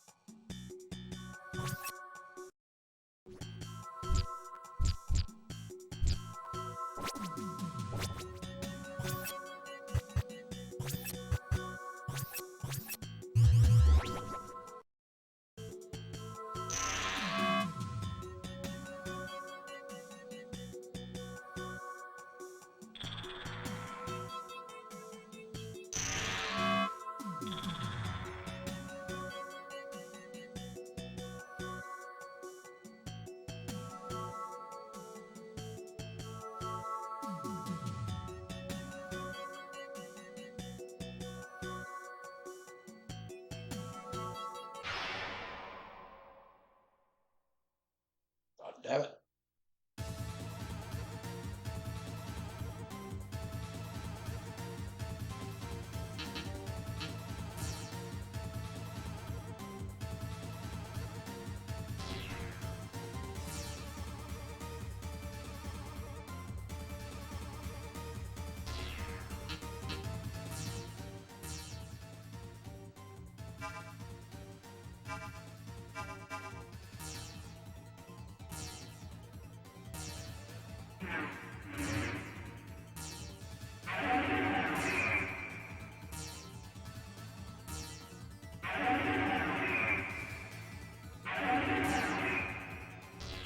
Well, excuse me.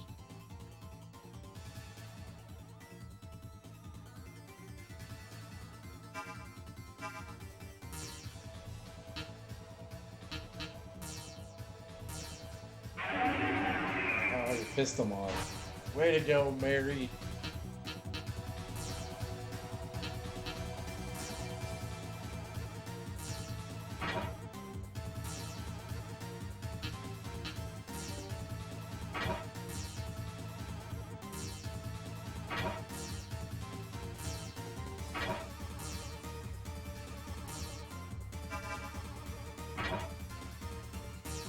Persona!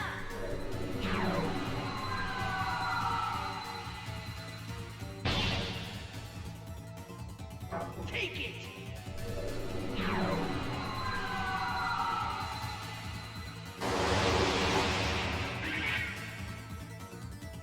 Hey, Persona!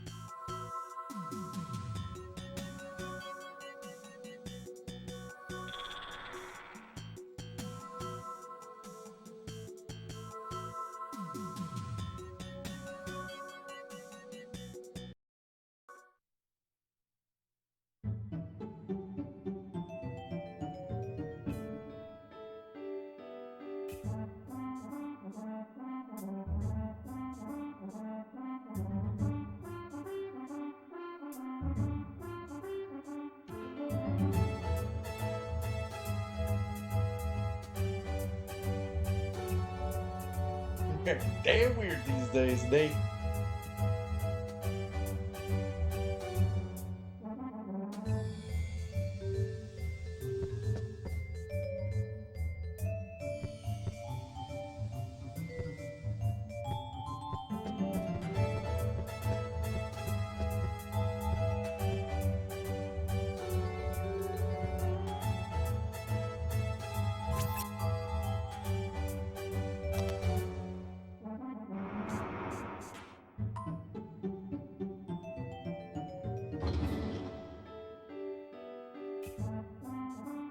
All right, let's go stomp this child.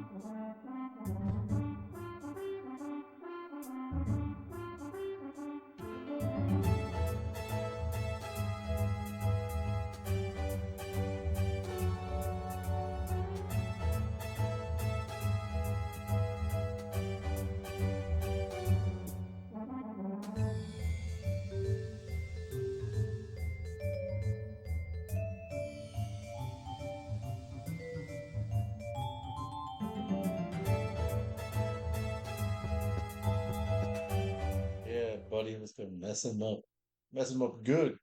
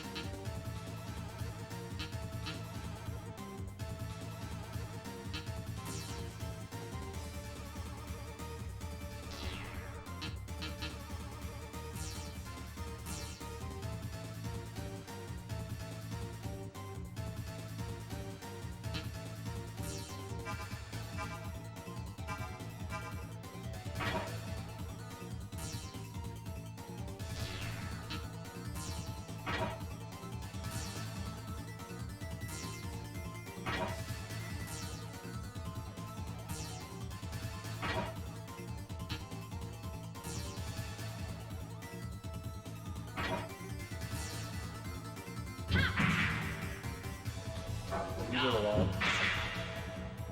I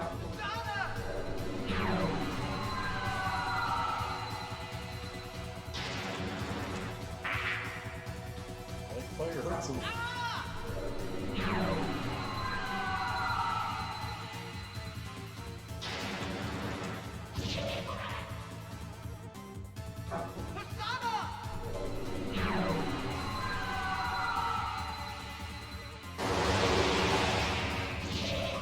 Boom.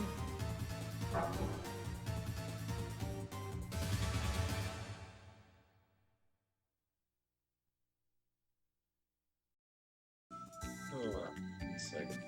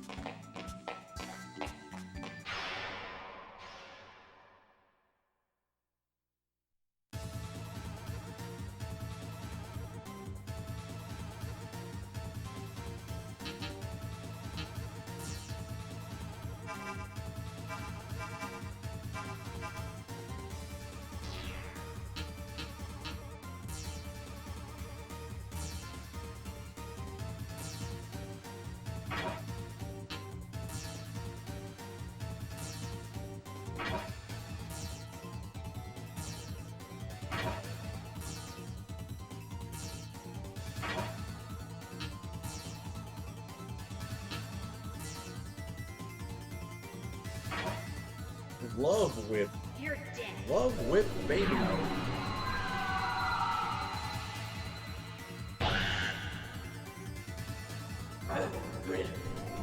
Oh. You're just gonna kill everyone. Awesome. Oh, fuck you. Double casting, bitch.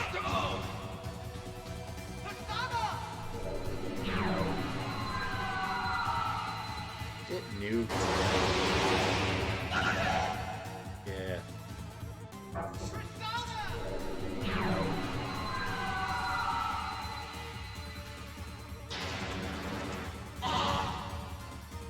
Well, that was scary. It's always scary when you're facing extinction.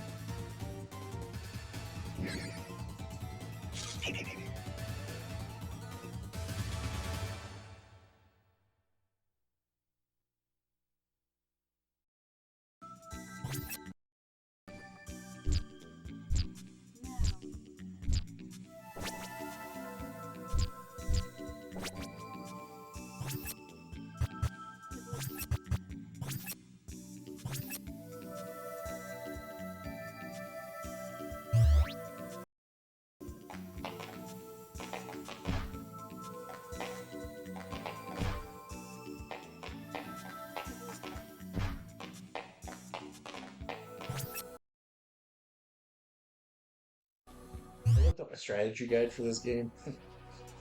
It's like $1,000.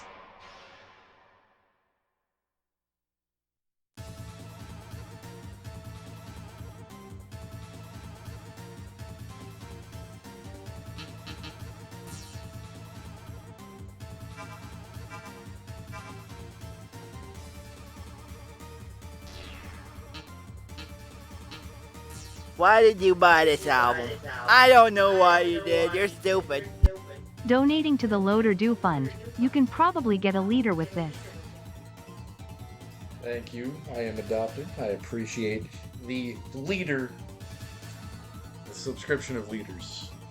That also gets you a game.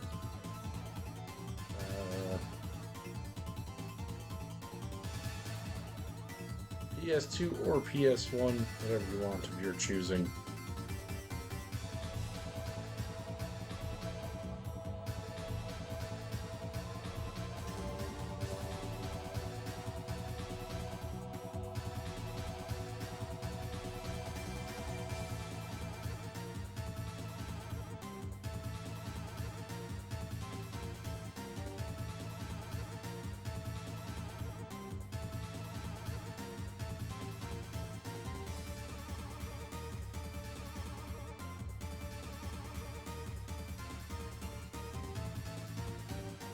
That far back? What?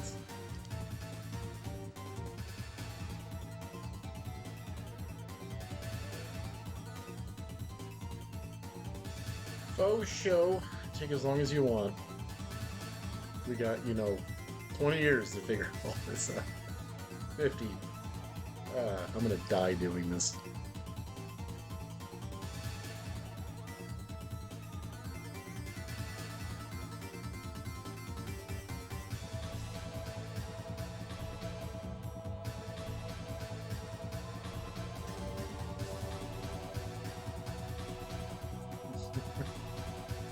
Die doing this too. Just give me 1 second. Got some messages I have to read. And also, there's like a million flies circling around my goddamn computer.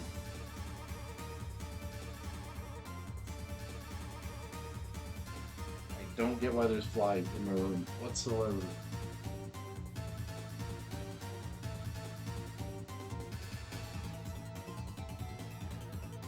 Brownies are sealed. So we're not here for brownies.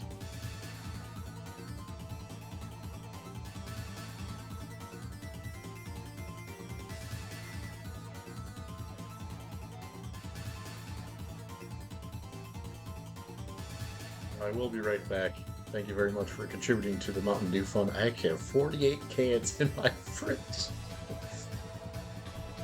I came prepared this weekend, goddammit, because I know I'm staying up till like 2 in the morning doing this.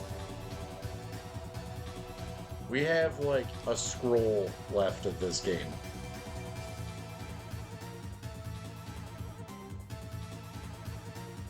Two scrolls. Like, we're right at the end of this shit, and I'm thinking it's gonna take longer than I'm thinking it's going to take, but I'm thinking like 38, 48 hours, so like 8 more hours.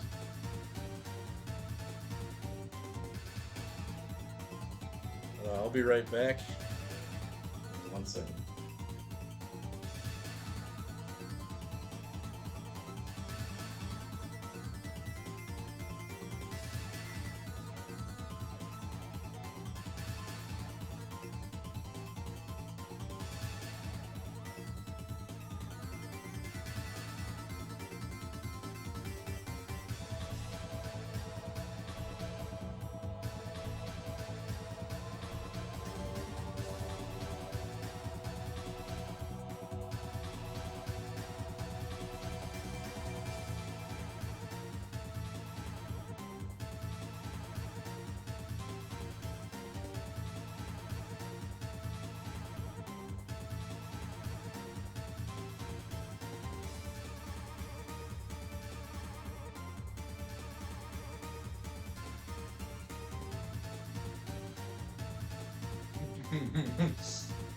If it's clear and yellow, you got juice there, fella.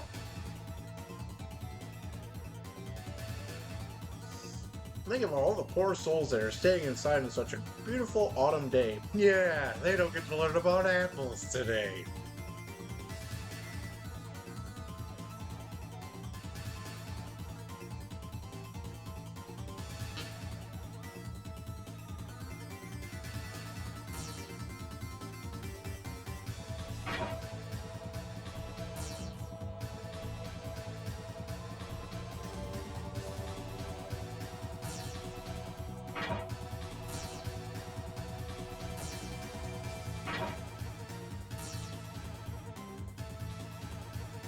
Cider is really good.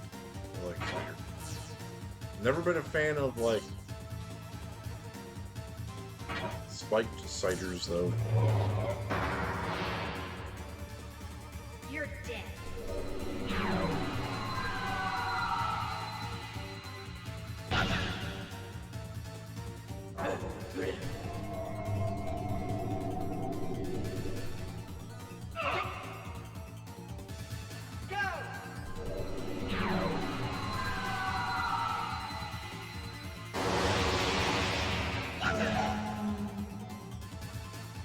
She's still alive.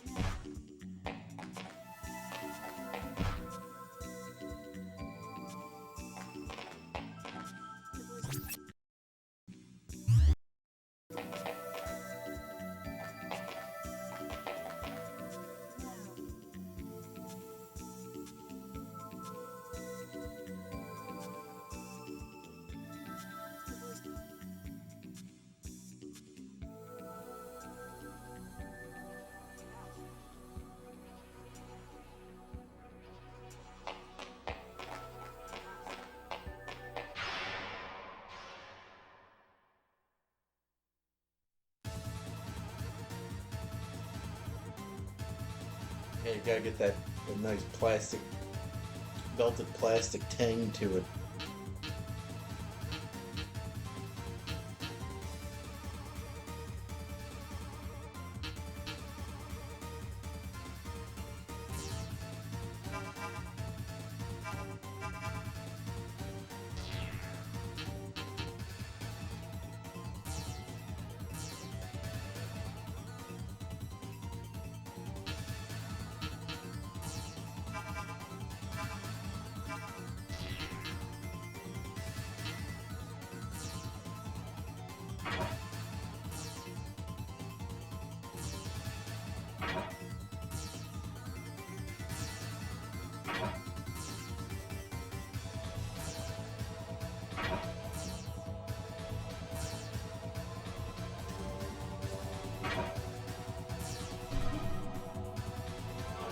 Love Whip Baby.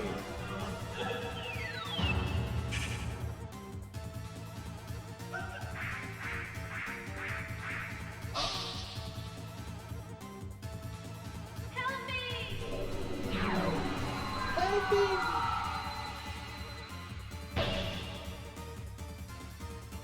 Take it!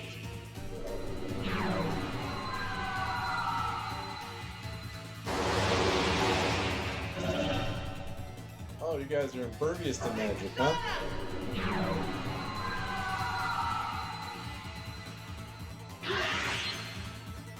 You weren't impervious to that.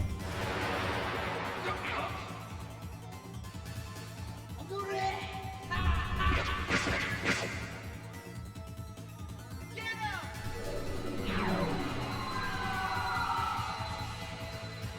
Oh my god. There's this nice cool breeze blowing into my room. Oh man, it feels so nice.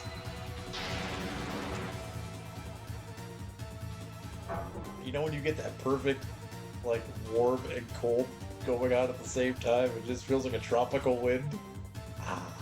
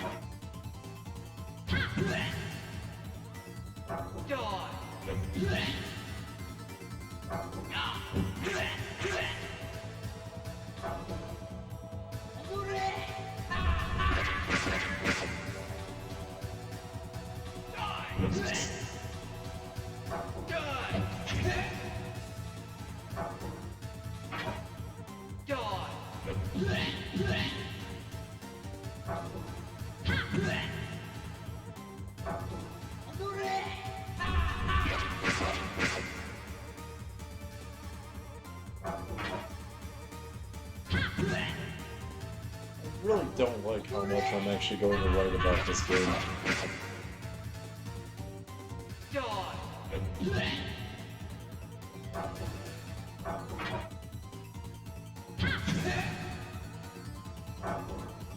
MDK I didn't really have much to say about. I think that game is underrated.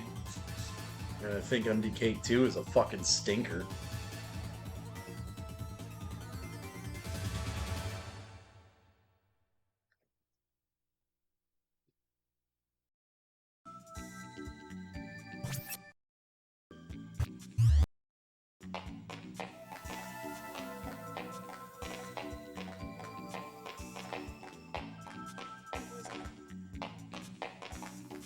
Really good.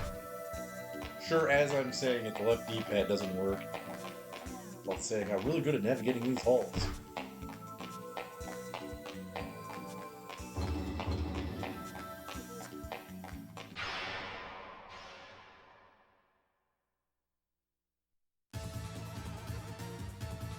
Controls in the 3D hallways kind of suck. That's my comparison to how I know that this game was built with the Super Nintendo in mind. Because on the Genesis and Super Nintendo, there's an issue when you're holding a button and continuing to go forward or whatever it is that you're doing and you let go of it for a second and hit it again. The stop never takes place. I just did it. When I was running down the hall, I let go of the D-pad for a split second and hit it again. It never stopped.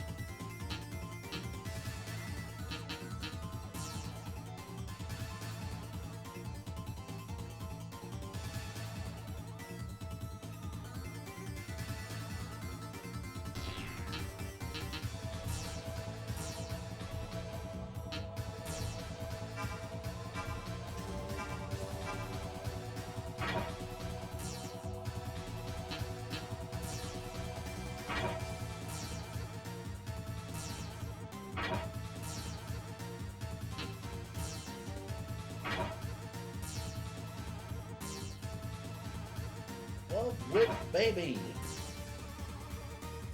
And I see the love whip, god damn it. I just want to see the love whip. Oh wait, I didn't see it.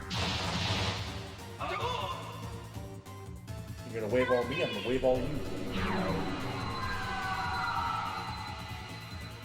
I think you're getting nuked.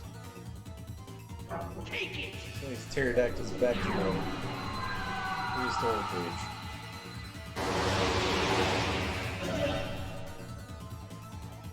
How did only 2 get hit?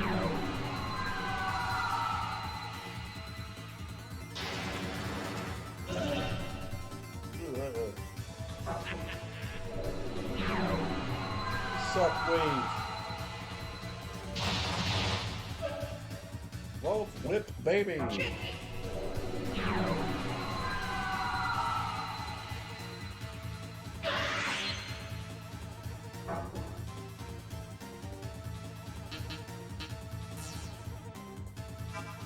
Absorbs wind. Well, that's not true because they got wave all and nothing happened.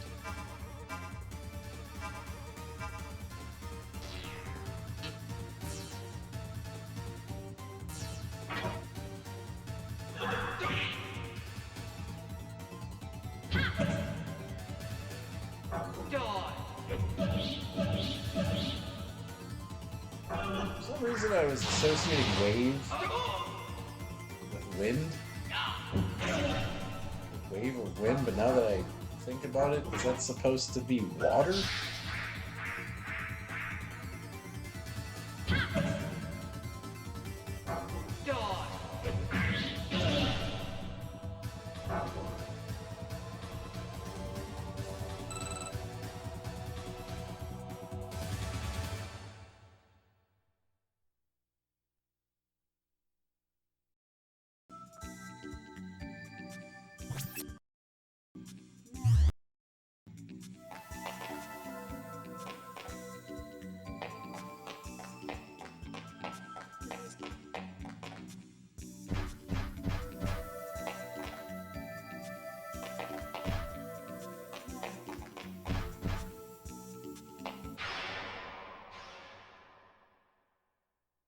I don't know what I'm supposed to be doing.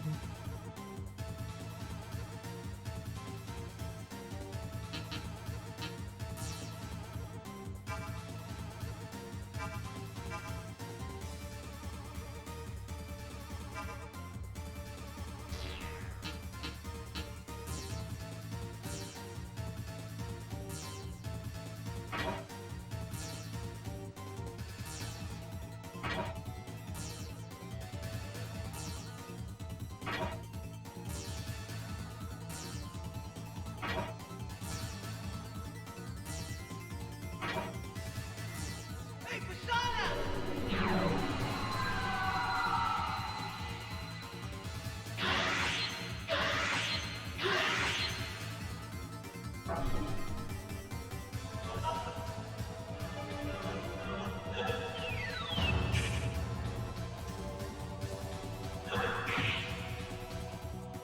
Persona!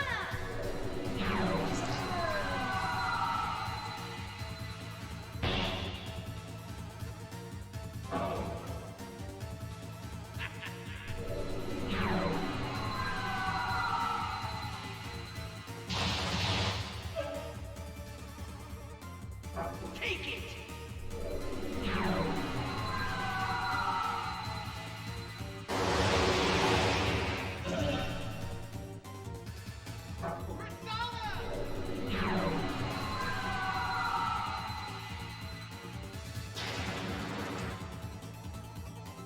Wow. I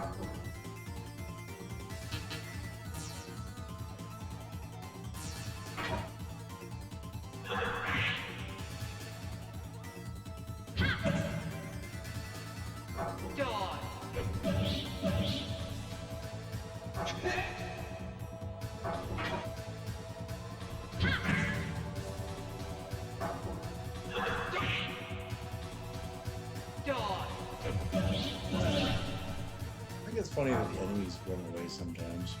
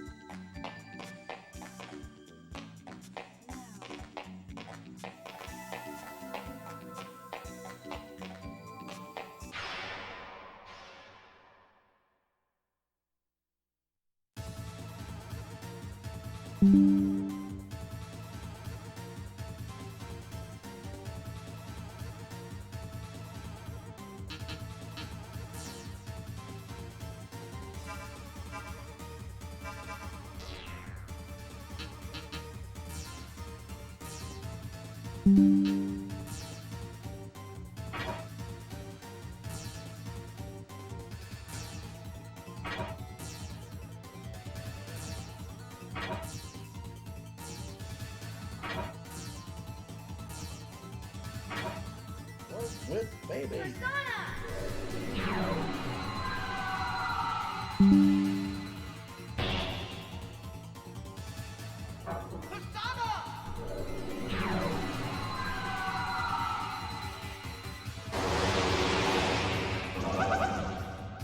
Please.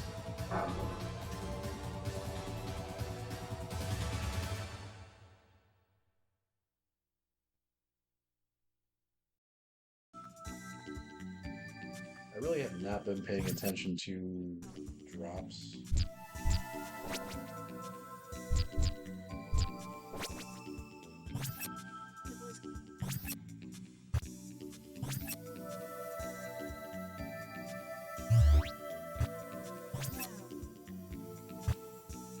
Oh. I've been paying attention to drops.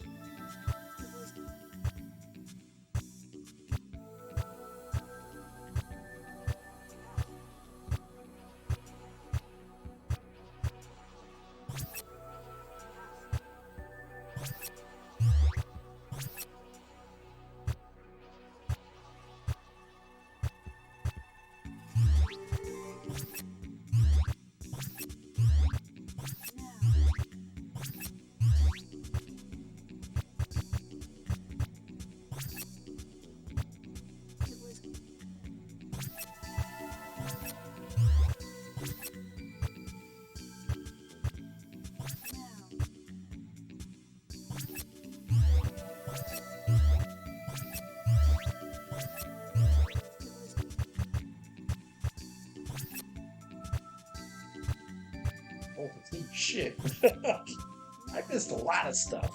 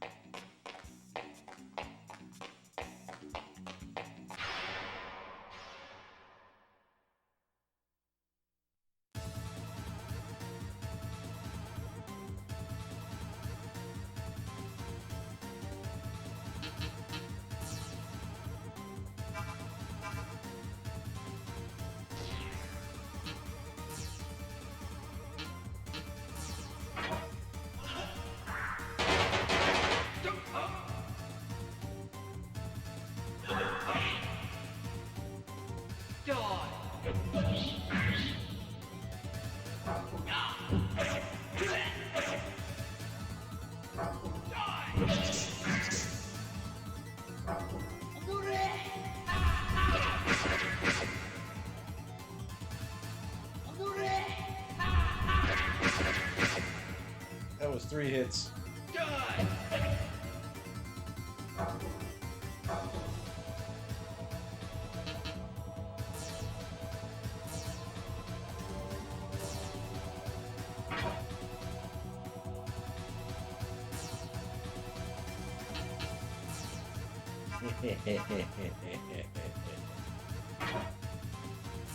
That's why I wanted Anubis.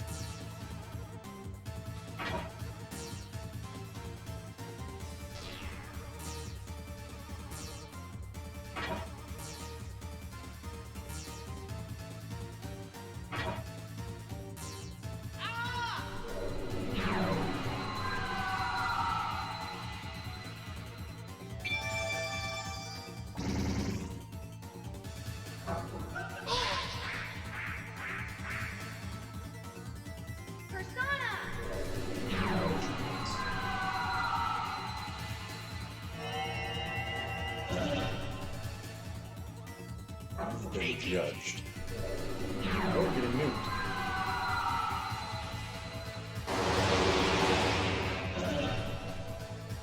Goodbye. Love whip, baby.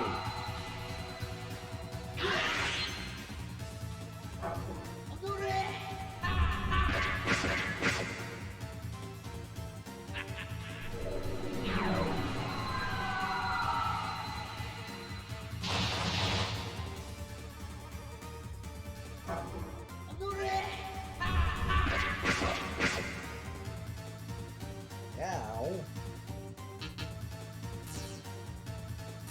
Eat some ass.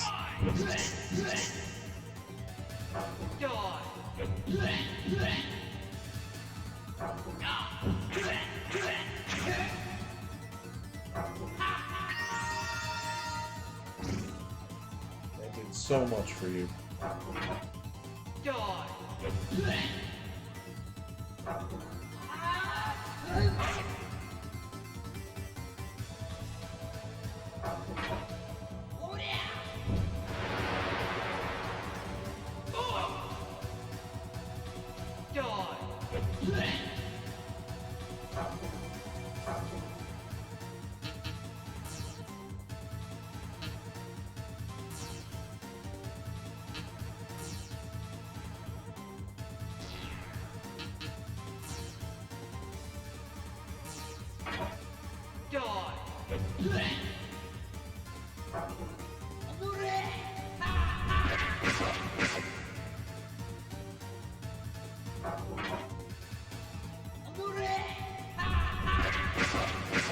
I don't get what the hell's going on with Mary.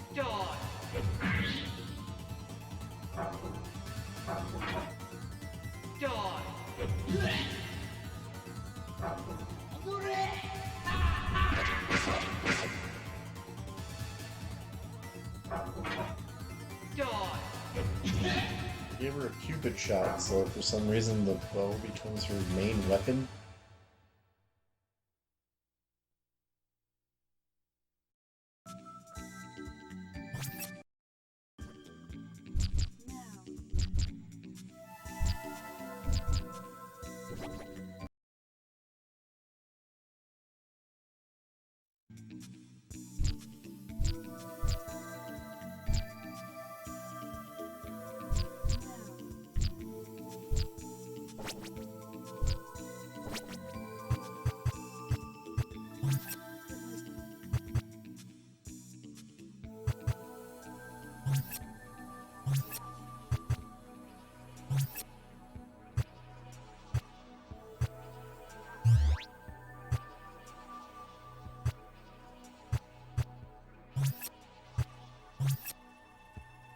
Weird, I don't get it. So the bind bow was hers, but it was never equipping it.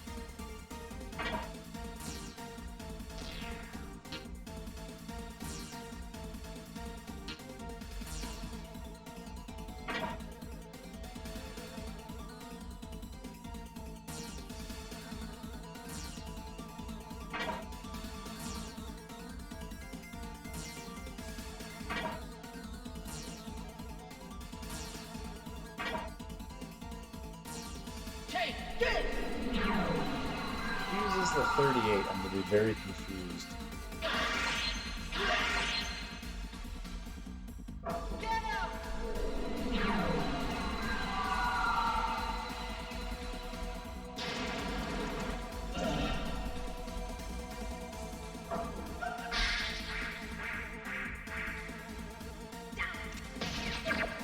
Okay, I don't get it.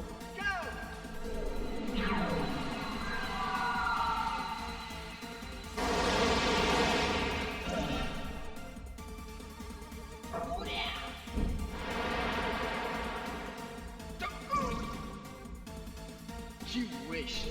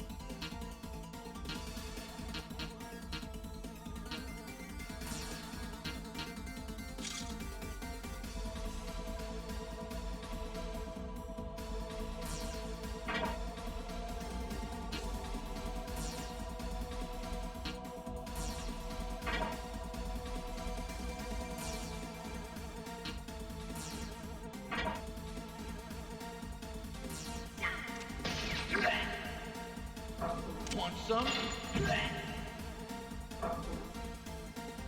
Just pulled out a shotgun. Ugh.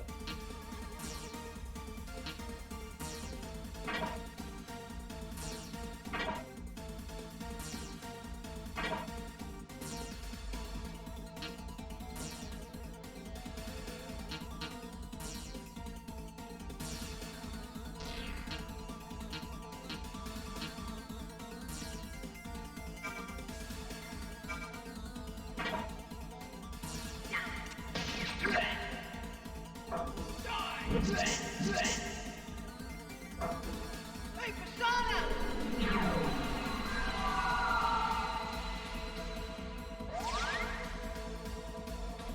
Want some? It's so too. I mean, that's the way it goes down in Legion.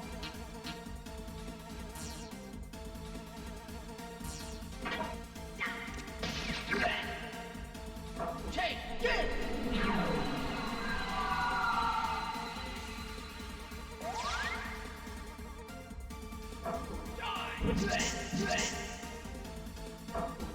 Want some?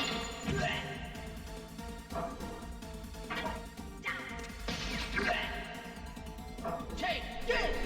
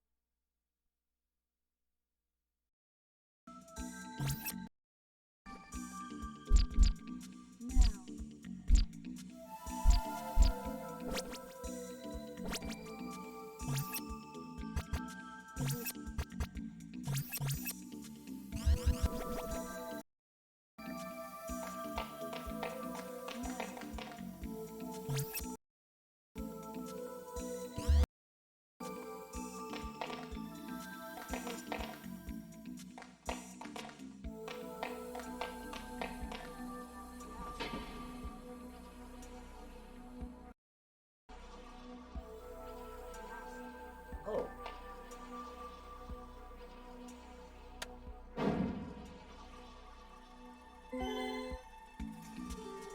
Laser bow.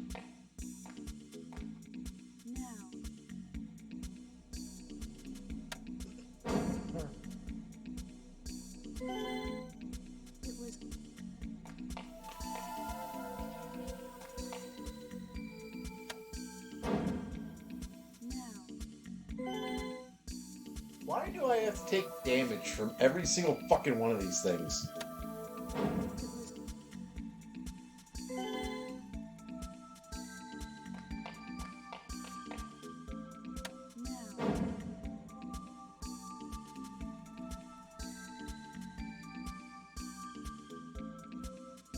Yeah, load to figure out what the hell the item is.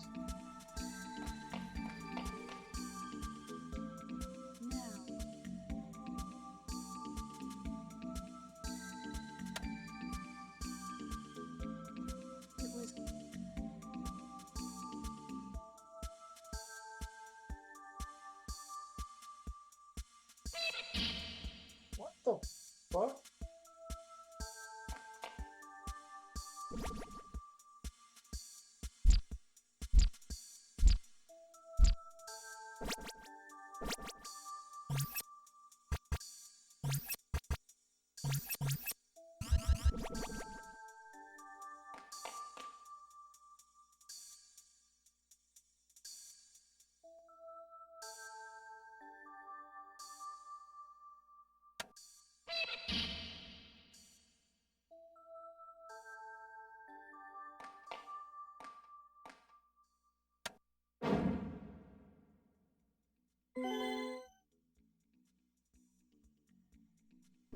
Awesome. Totally worth all the time.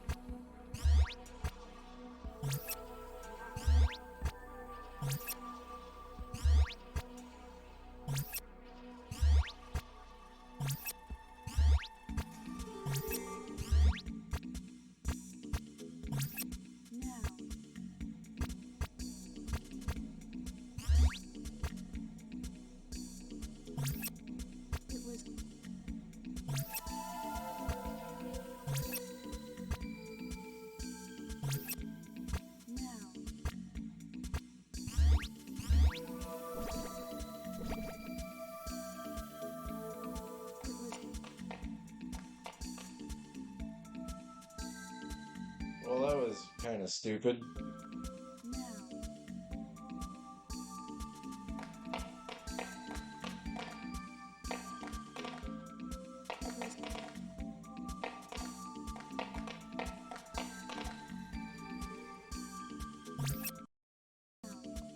I have no idea.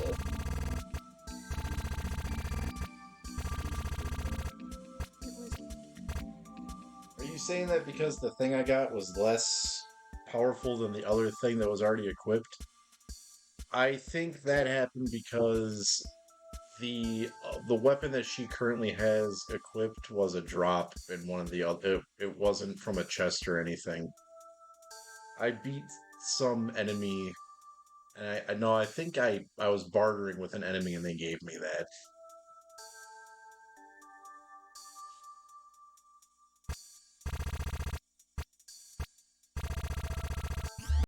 Negotiating with an enemy.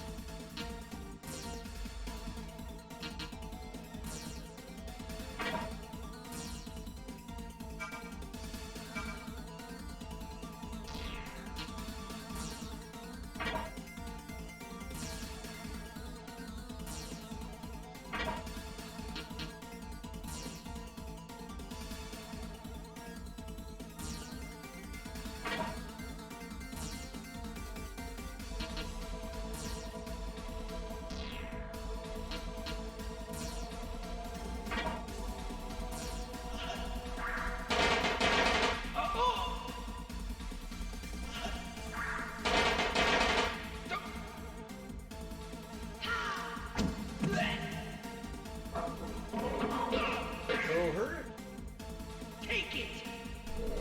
her bow-based weapon sucks.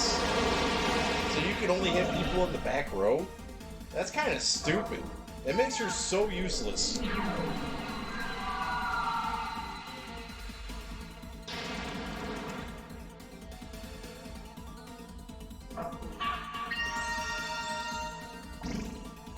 It's just like her initial persona. She has that bow blast thing. She hits them for like 50 times, but she can only hit the people in the back row. I understand the solution to this is to put her in the back row, but that eliminates her being able to use other stuff. I don't know. I just don't understand how to use the character. I'm not fucking with it. I've gone this far doing it this way. I don't care.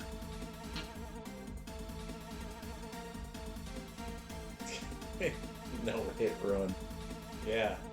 Uh-huh. Totally.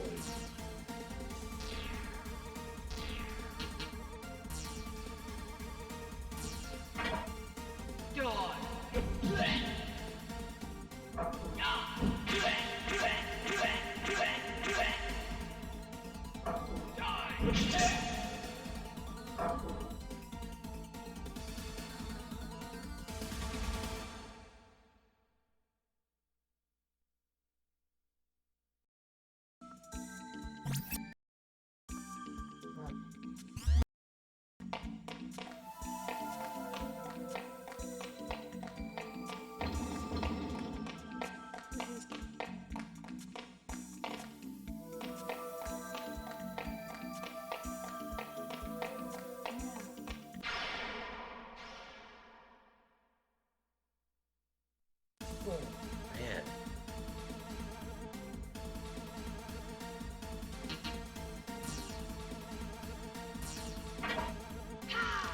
This setup sucks. Whoa! Hitting for 208! What up, Barry?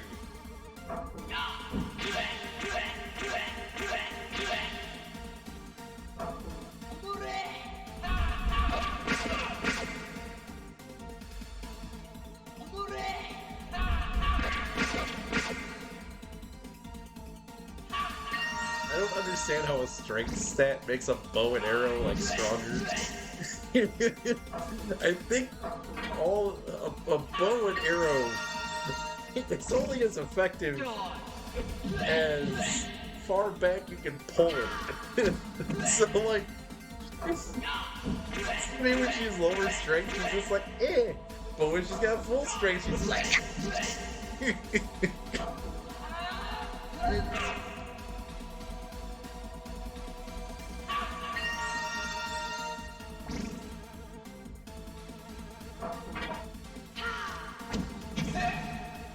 it makes the noise.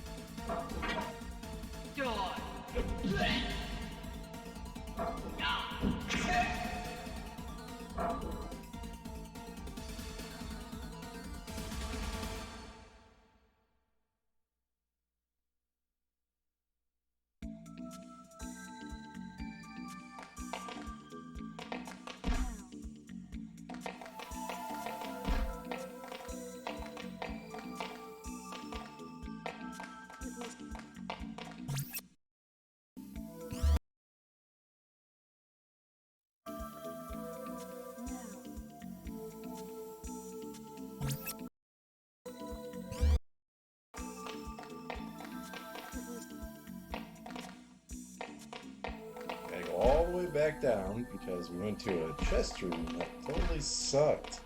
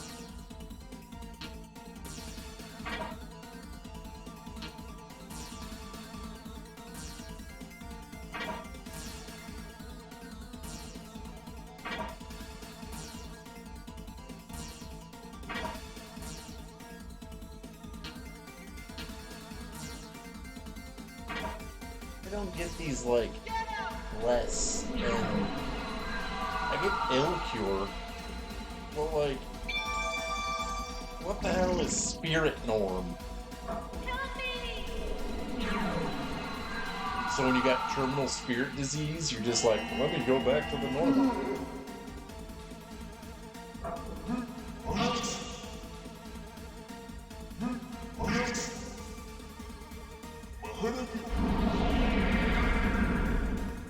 Hey, Persona! Love whip baby.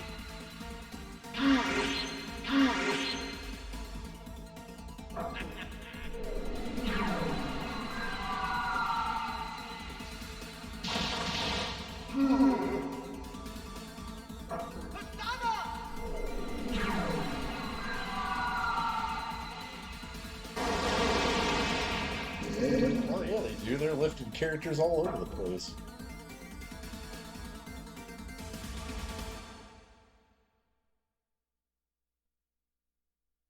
We even got Myrtle.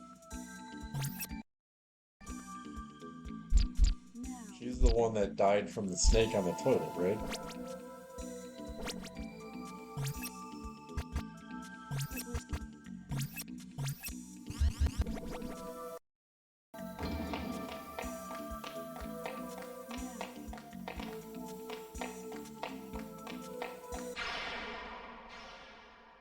Harry Potter, I was taking a piss and a giant snake bit me.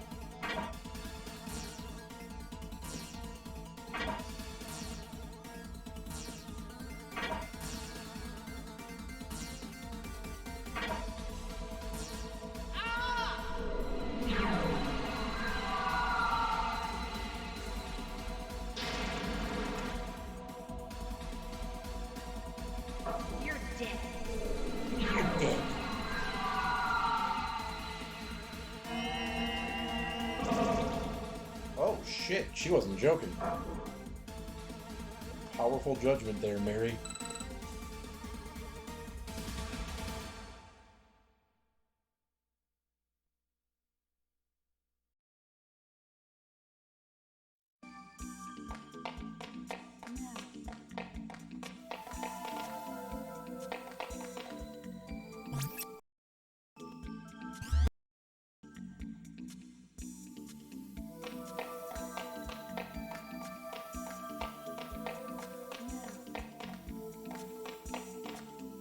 Wait, what?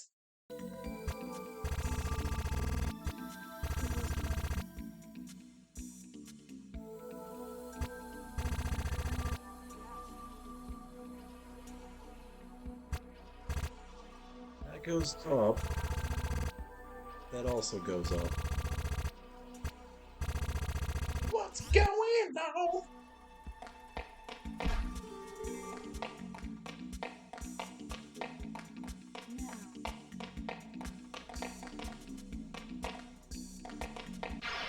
How did I get turned around?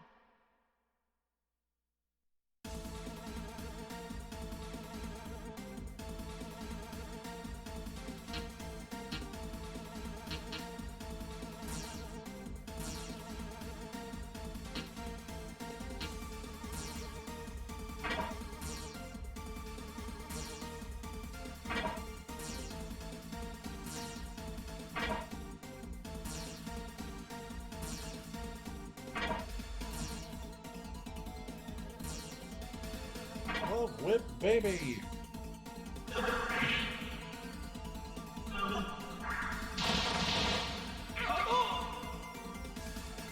You're dead.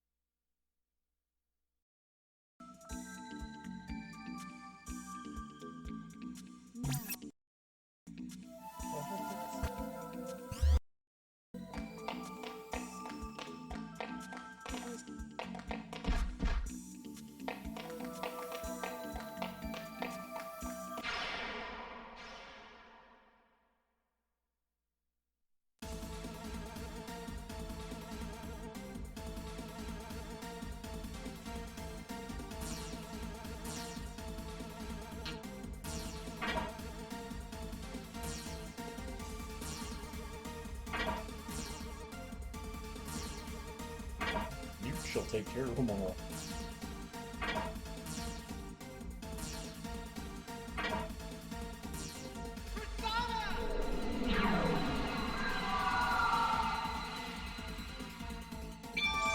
Like, heal to me is weird, okay? So, like, Mary's first You're dead.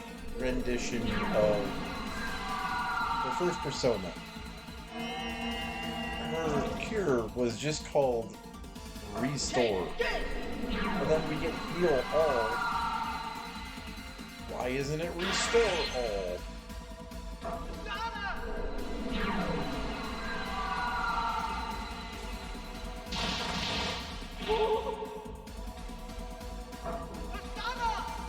They use like every different way to explain the same type of magic.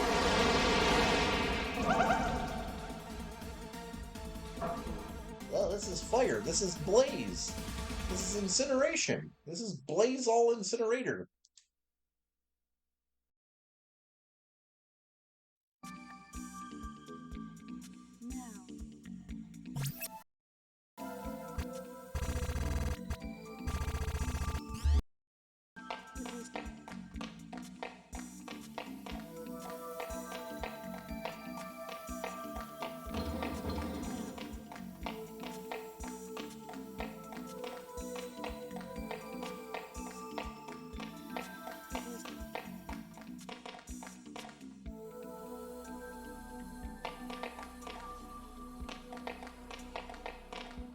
That's how I got turned around.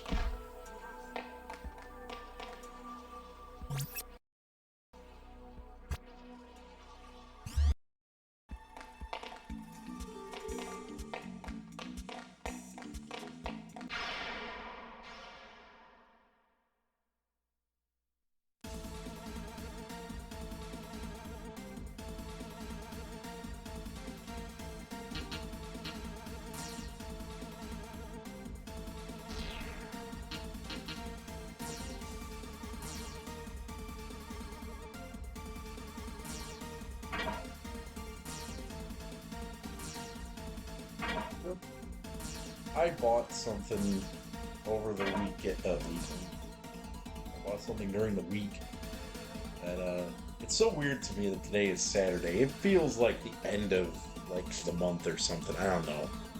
This day doesn't even feel like it exists. Weird. Just like yesterday, it didn't even feel like Friday. So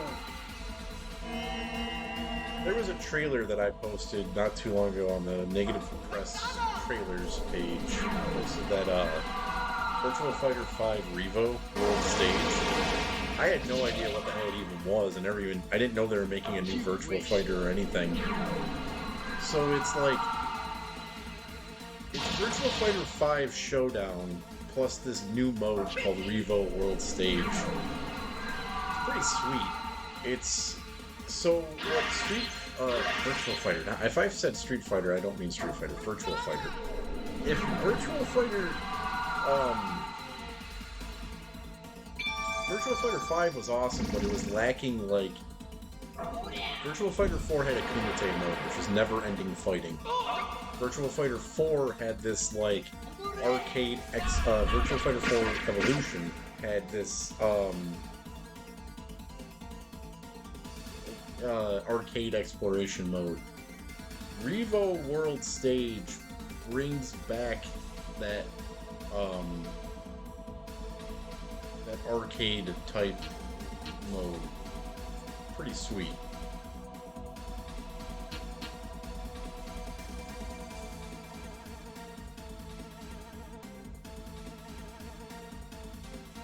And I'm gonna play that after I want to be the Boshi.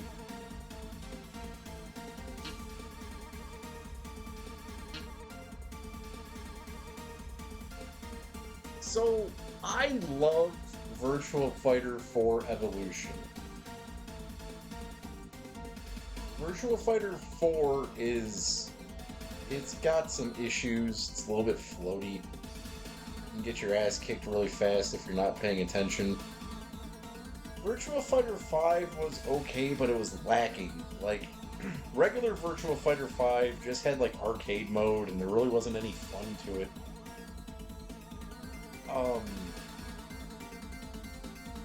Virtua Fighter 5 Showdown was pretty cool.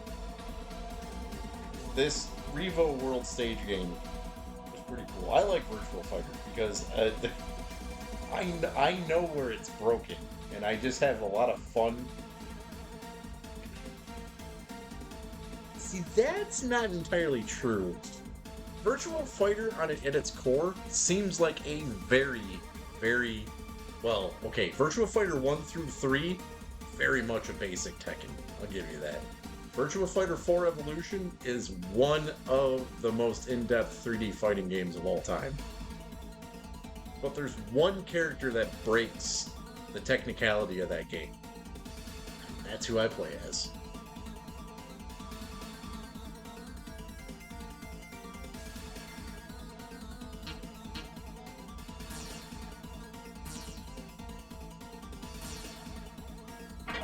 I have a lot of fun in Virtua Fighter just knowing how to OP fly through the game. The only character that really gives me issues is Vanessa.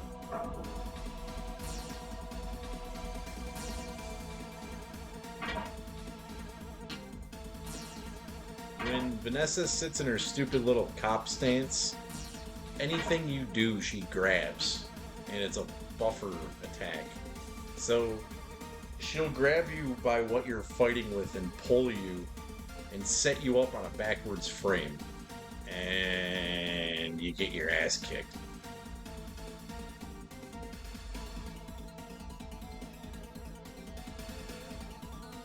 I'll show you in about 3 months how to play some Virtual Fighter.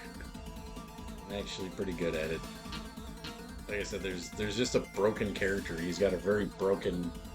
There's a very broken way to fly through all the Street Fighters. Virtual Fighters. Virtual Fighter. Not Street Fighter. Virtual Fighter.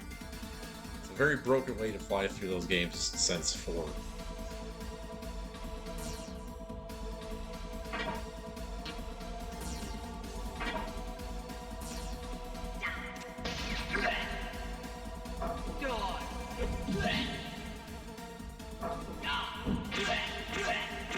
The only thing is, though, is that the way I play it, other people can't do it. I don't know if it's just... I know when to do it?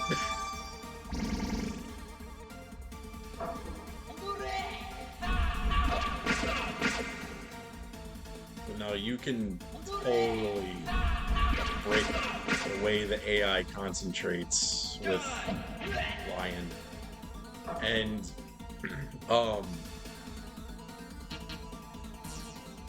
it works on regular fighters too. I played Showdown online for hours and didn't get beat once.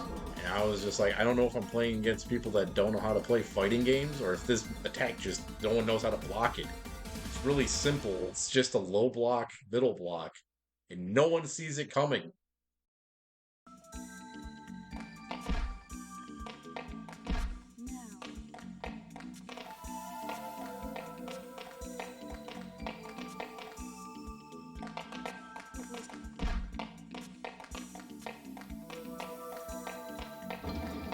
You know, in Tekken, if someone's playing Law, they're just going to... yeah. Grinding wins on new players again, totally. Like in Tekken, if someone plays Law, you know they're going to do backflips. Like, you just know that's what they're going to do. I don't know if, like, it's so simple that people just don't know it. Like, literally, all you do with Lion is it's up circle. He does this low kick, middle kick. They hit, it's middle kick, low kick. They hit the ground. You rush them, duck, poke with kicks, fade into the side, and as they're standing, you hit them one more time. If they block that, you then immediately do his Mantis poke. So that way you have like all three hitboxes covered.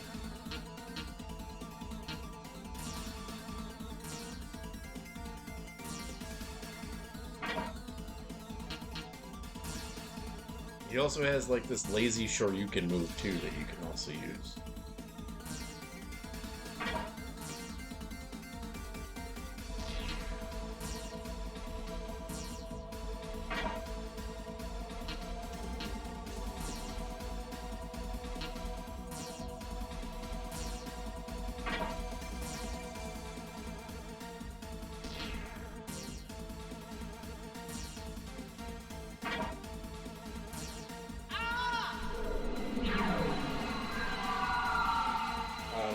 I've all but given up on Street Fighter 6. It was awesome. I think it's a great game.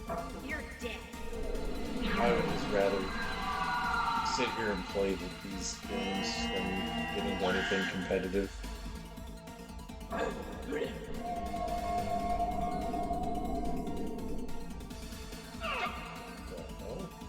Take it.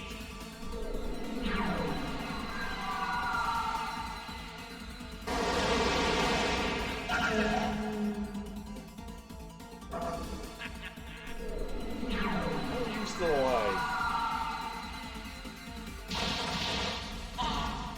Yeah, get out of here.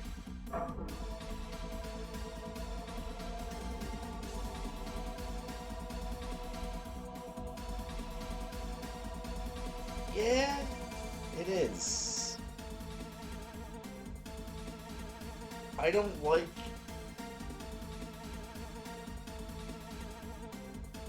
I don't like how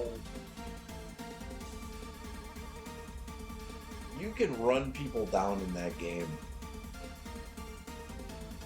Like, it's not even fair.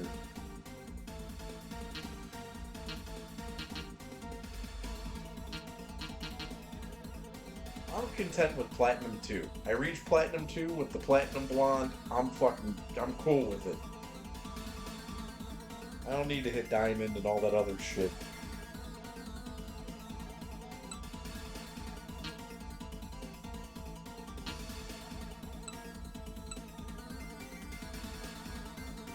I don't really understand rush cancel, like the rush system. Like people use it on me and shit, and it just like, yeah, well, your Marissa main can totally destroy my character because my character's startup for everything takes forever. So all you have to do is wind that fist up, and the second Cammy moves, you let go, bam, and then it's just a continuous rundown after that. Marissa kicks Cammy's ass. It's also because I think this should be fixed. Cammy can go above Marissa, and Marissa can still punch straight. And even though Cammy is above that fist, it hits her every single time.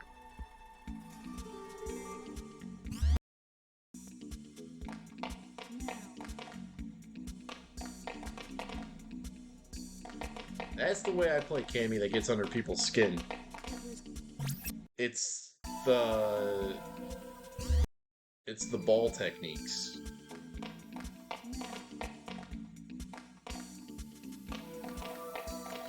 It's like, I love when a Ryu player gets like super cocky and takes to the other side of the stage, and they all it takes is them to fuck up one Hadouken, and it's game over because I'll hit you.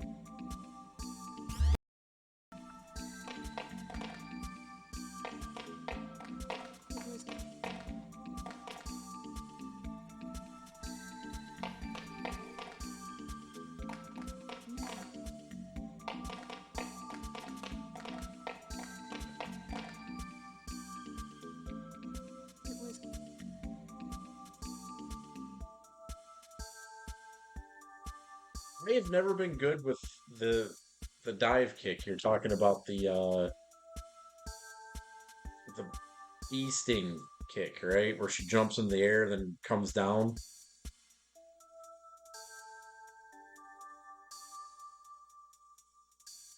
Cammy strike. I have never been good with those, so I never use them. There is a combo that I don't know if it's in 6, but it was in 5, where I have never been good at these types of combos where like you jump, so you diagonal jump, and like immediately after you jump, you hit the kick. So you hit low, you trip them, and then you do it again, and then they're in like free fall. You can combo into her. You can combo straight into the super or her ult. Like, well, there's no ultras, but like you can hit supers off that second frame. So like, yeah, the free fall combos. That's what they are. That's what sucks about her kick, because where you hit changes the frame. If you hit high, it's more stun damage. If you hit middle, it's a setup for a spiral arrow. If you hit low, you trip them.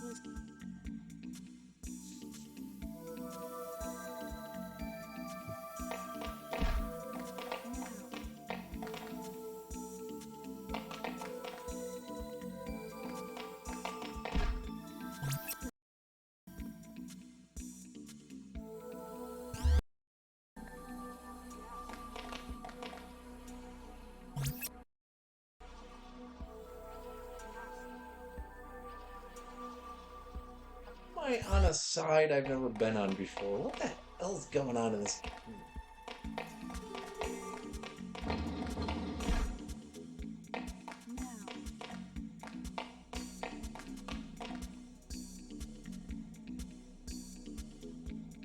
also, I didn't know this. I was looking at Sega's, well, obviously, I was looking at Sega's sale yesterday for Steam.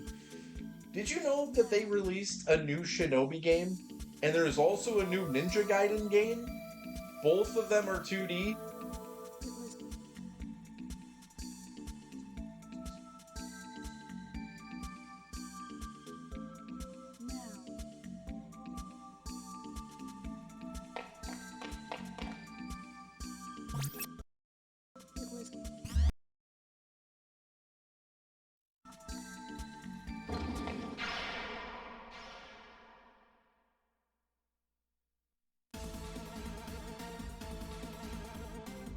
Sega.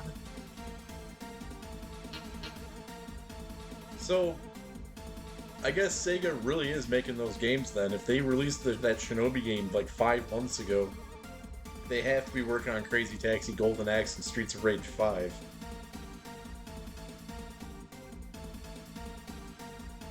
Well, I got that, I was just talking about it, I got that new Virtual Fighter 5.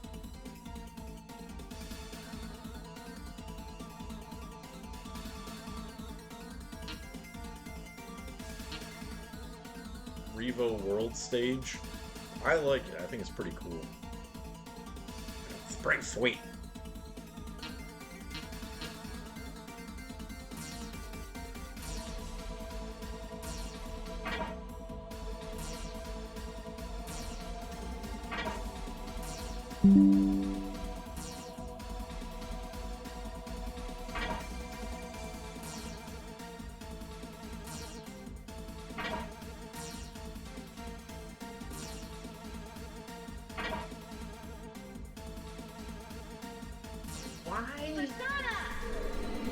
Who the hell is buying Dead or Alive games?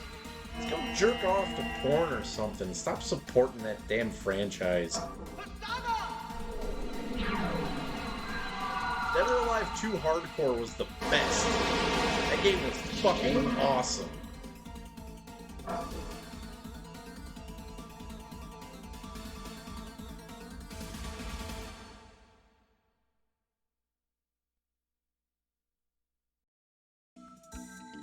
Dude, in Dead or Alive 2 Hardcore, the jiggle physics on the boobs is based on how old you are. So, like, if you say you're like 18, if you say you're like 1 year old, the boobs don't bounce. If you say you're 99, it's just it's like basketball on the chest, man. Yeah, that's a real thing in Dead or Alive 2 Hardcore.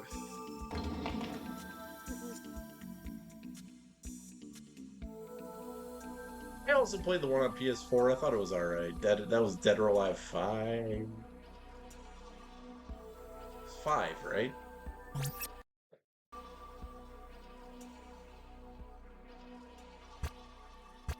Dude, everyone hated Tekken 7. Problem with Tekken 7 was Akuma and Geese Howard. I don't understand the concept of having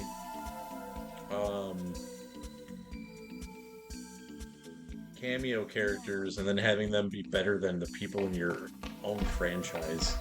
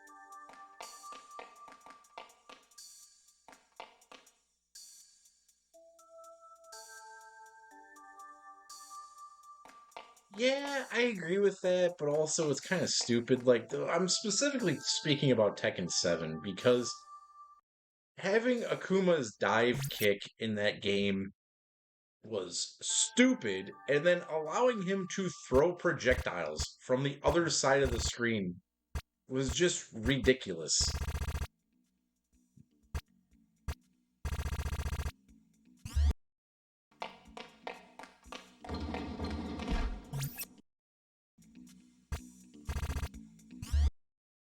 At least with Akuma, you could like slide under him and shit. And Akuma played like regular Akuma, where if you when you catch up to him, you can beat his ass because he's got like 800 stamina. Geese, on the other hand, had really fast projectiles. There wasn't shit you could do about it, and he had like some stupid game-breaking full screen projectile thing.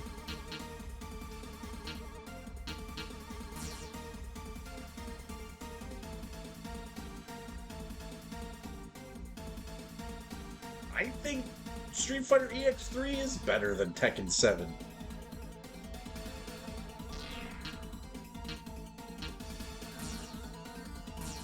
I don't understand how the EX series gets so much hate, dude.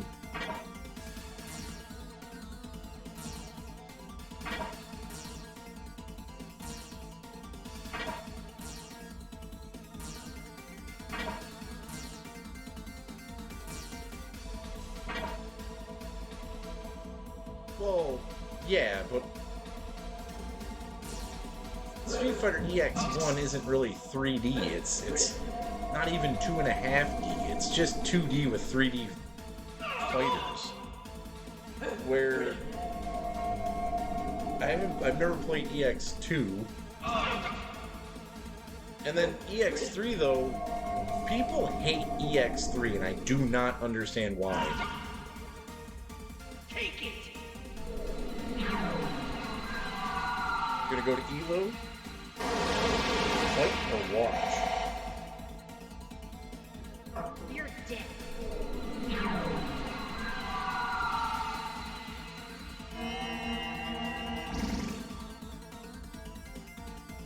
You wish.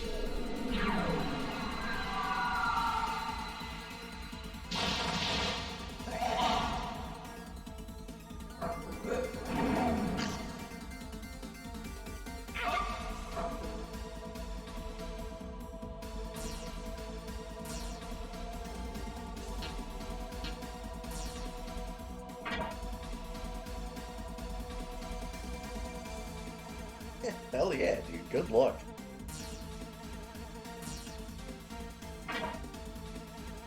So, how does it all work? Like, let's say you beat ass. Is it like, is everyone in the same bracket? Like, do you have a chance that if, like, you just kept beating ass, you can go up against, like, one of the big guys? Help me! I wasn't sure if they, like, set it up where it's, like, amateurs and, like, professionals and all that shit. So you're in there with everyone.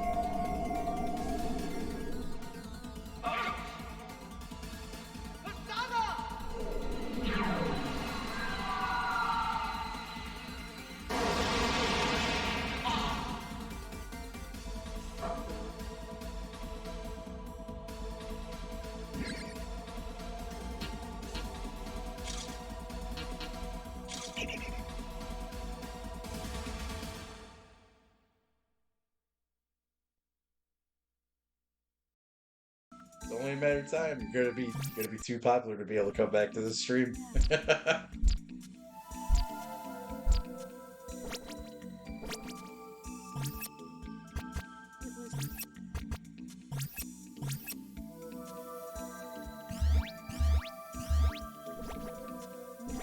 Imagine catching Daigo on a bad day.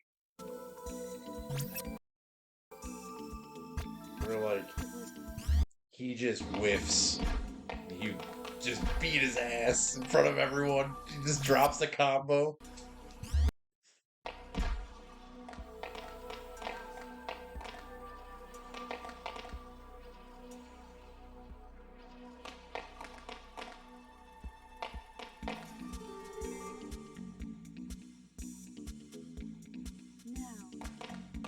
only pro I have fought two pros. Well, one's not really a pro, he's more of a troll. So, when I first got Street Fighter V, Street Fighter V on PC was broken because ranked matches would sometimes glitch out, and they would just throw you against like someone way higher up than you. I was in bronze, and it threw me up against Broly Legs. I almost beat him. Dude lags like crazy, and he's not that good. Like that was like my third or fourth day of playing that game. That happened. Like he lagged out, and I lost. And I was like, that's awesome. And then I fought Darkside Phil, whatever the hell his name is. I knew who Broly Legs was by name. I didn't really know who he was until like that fight, and I looked him up. Phil, I had no idea who he was until I was maybe like getting into streaming. Someone brought his name up, and I was like, Darkside Phil, I know that name. Like, I fought that dude in Street Fighter V when it was glitched out.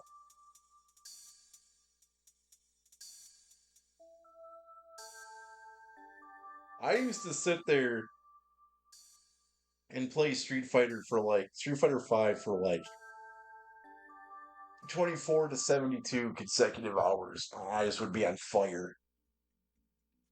And I never got good. Just could never get good at that game.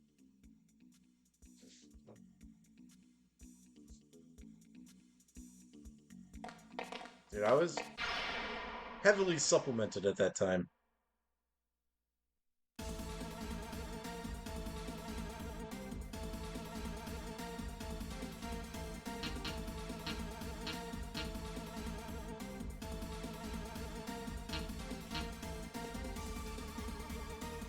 I'm way better at 6 than I ever was at 5.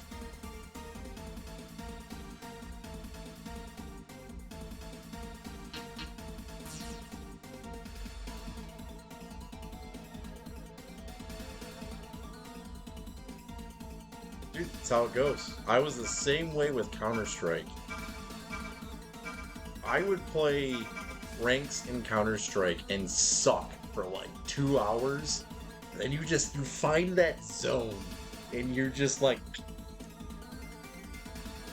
Round over. Terrorists win.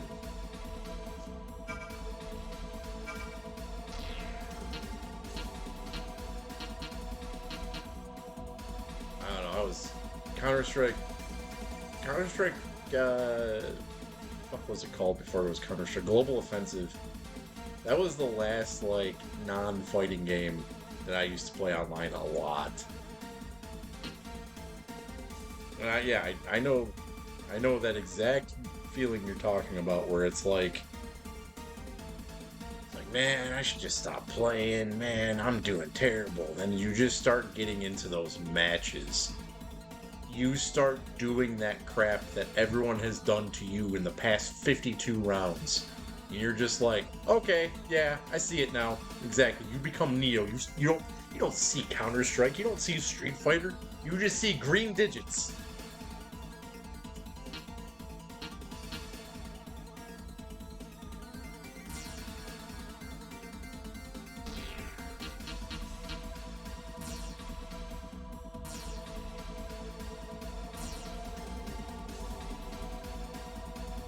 Okay, so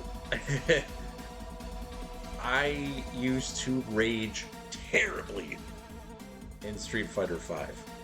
That's the only fighting game that really ever pissed me off. I mean, I get mad at Street Fighter 6. Like, sometimes I'm like, seriously, what the fuck? Like, that's as mad as I get in Street Fighter 6. Street Fighter 5, it's just like, you would think someone befouled my sister. Just like, that's motherfucker.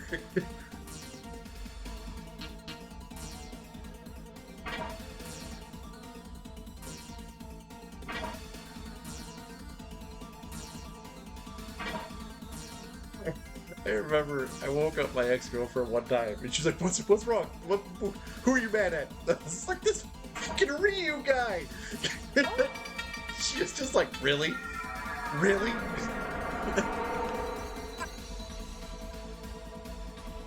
That's the heavily censored version of what happened, what I said. It's like, 4 in the morning, and I'm like, this Hadouken spamming piece of shit!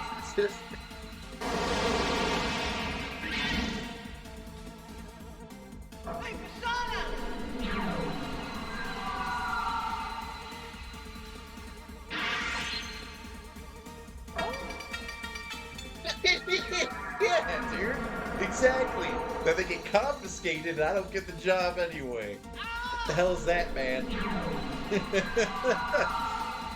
I drove all the way to Ohio to apply at your game store to be told I can't get a job because I brought a knife and a pack of smokes. Didn't know there was laws. You ask me, man. That's prejudice.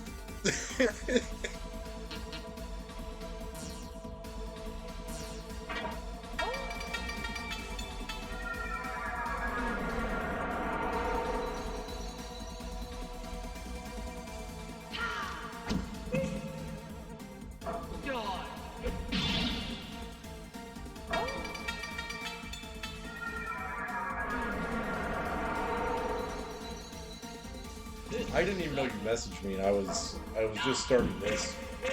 I heard my phone go off. I'm looking at it. I started reading what you were saying. I was like, what?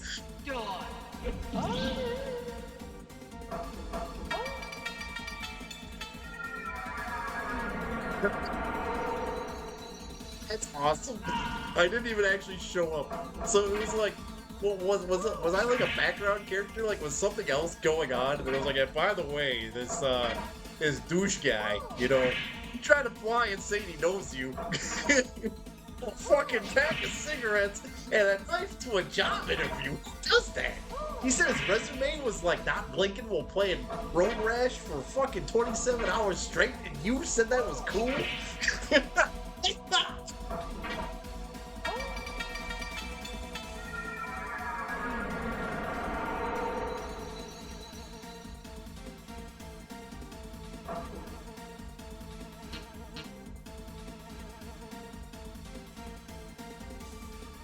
Well, with Marissa, that's actually Marissa and Zangief.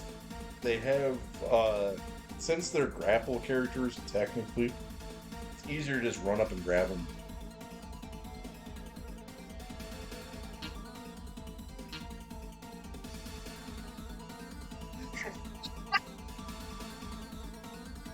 It's fucking hilarious. I really hope it was my butterfly knife.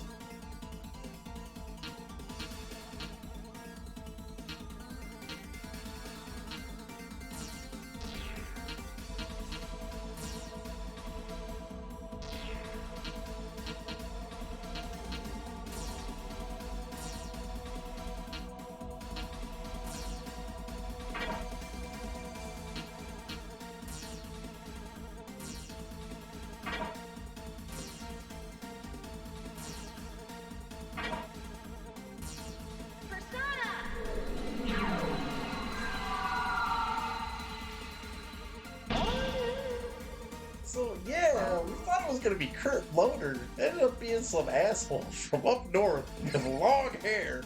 Oh,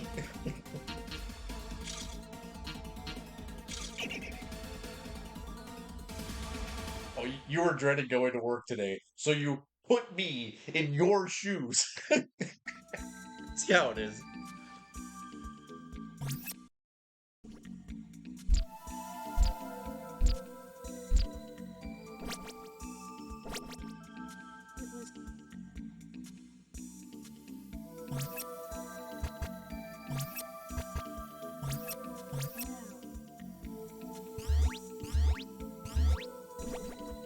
That's funny, man.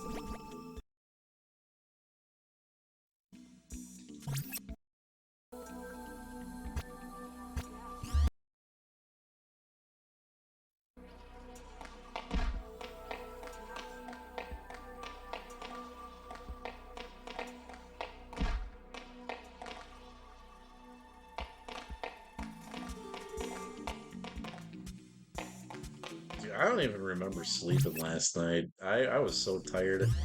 I got home. I didn't dude, I didn't even realize it was Friday the 13th, like the entire day. I left at 4 in the morning, got back at 4 p.m., made it back to. Well, glad I smell like a car. That's how you know it's not even real because I don't even have one. Um, Dude, I got back at 5. I laid down for a brief second.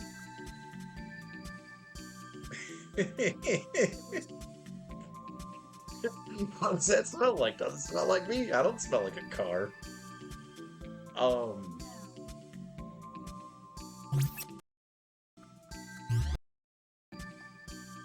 Dude, I got back at 5, passed out, woke up at like 7, 8. And I was just like, dude, I wanted to stream yesterday, but I was like, I'm too goddamn exhausted. Went back. I think I watched something. I checked my computer and I was just like, dude, I'm going back to bed. Went to bed at 10. Woke up like an hour and a half later. Sat up for a little bit. And I don't know, around midnight, I just died. I think I woke up like 5 times this morning. And I was just like, I remember the last time I woke up though, because I was like, what day is it? It feels like 15 days have passed since I've fallen asleep.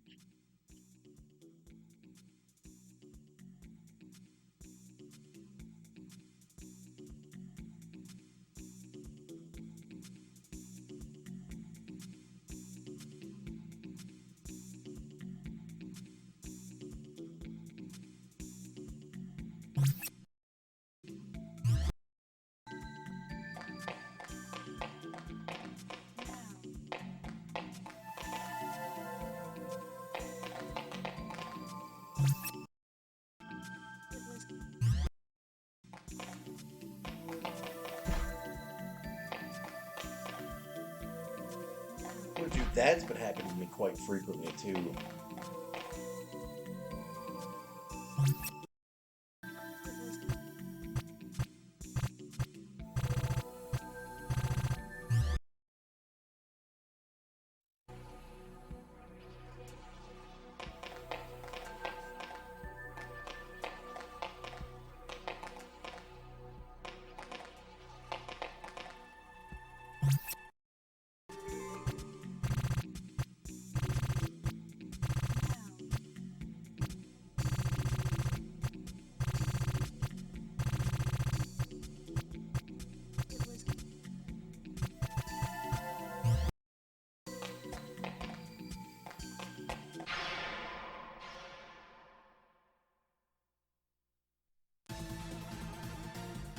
Dude, that feeling sucks. Especially when it's like later than that and you think you missed the bus or something.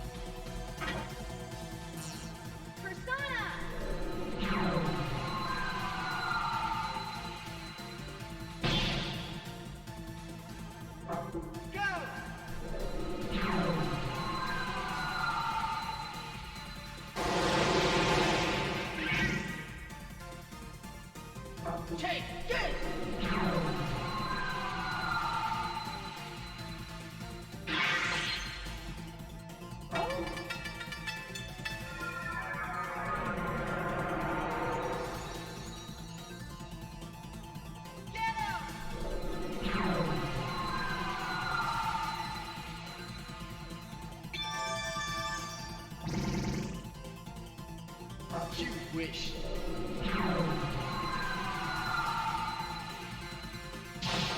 Don't forget to go next door and get some Chinese food.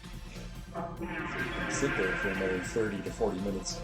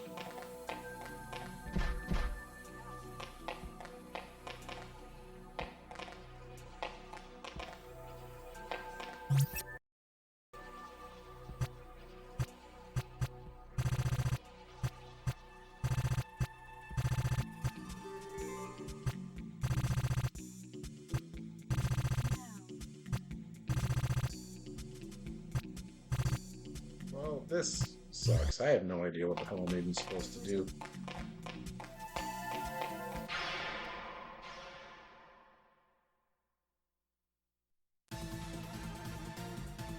We're gonna be stuck here for a while.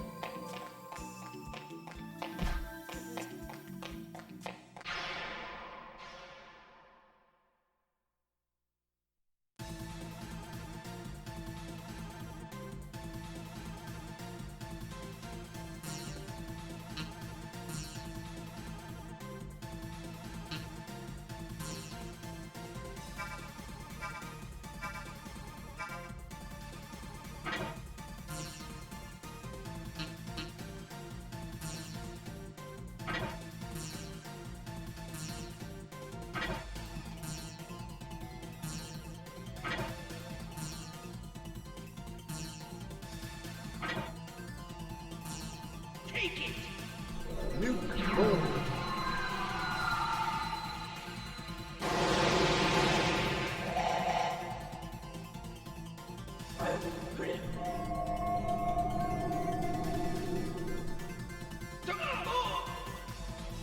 Help me!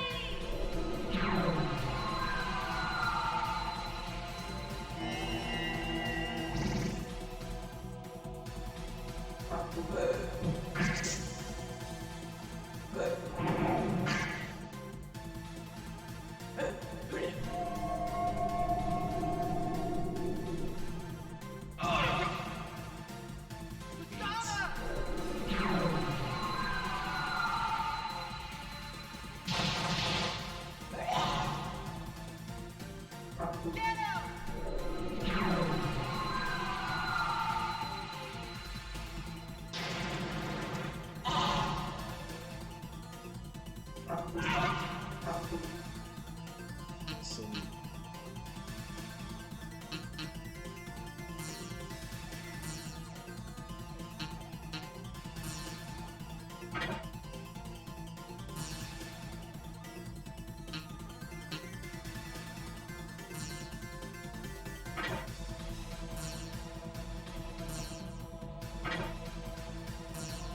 You're dead.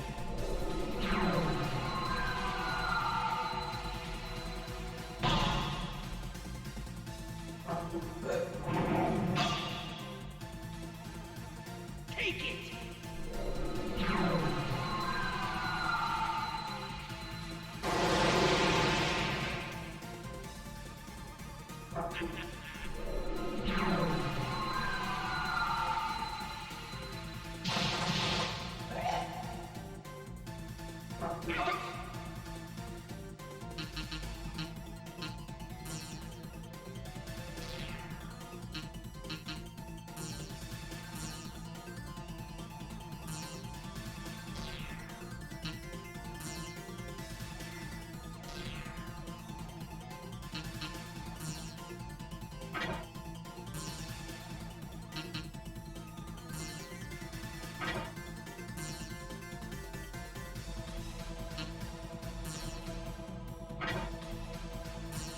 Take it!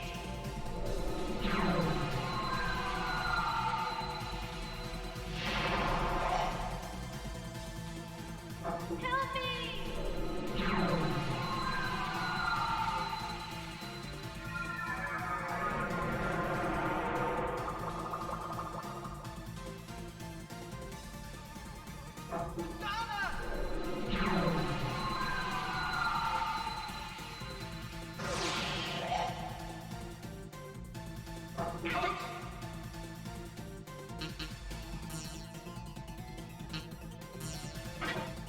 Help me!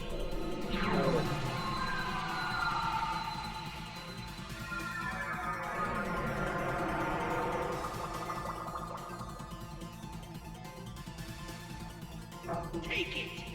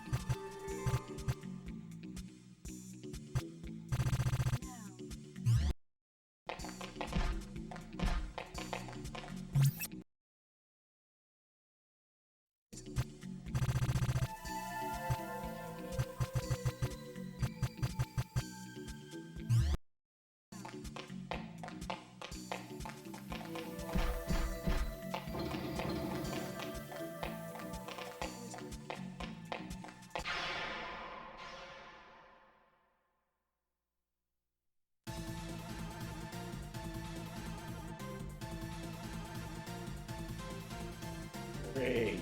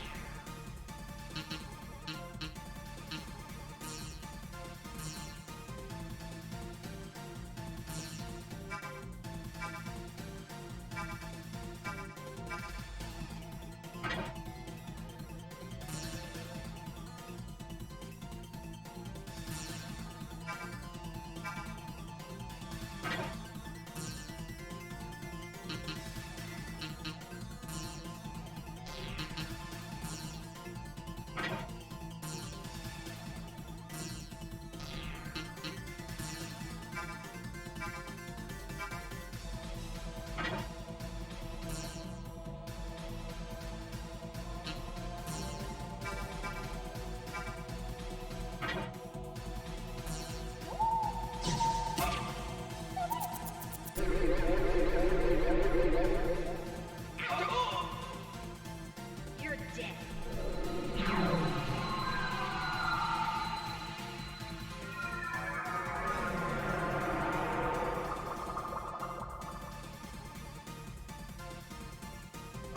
Great.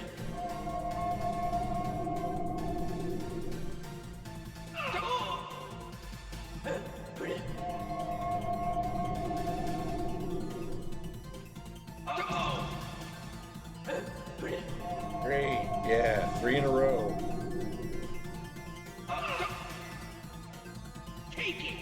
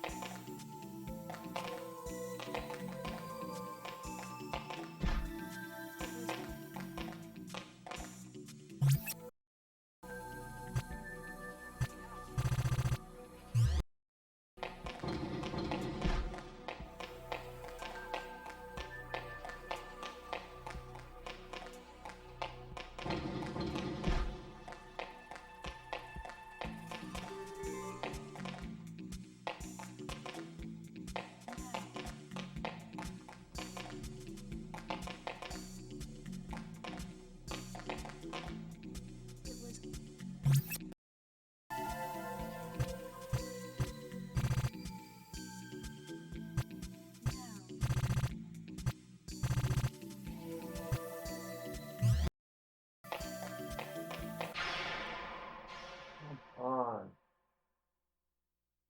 I gotta close the window. Cold.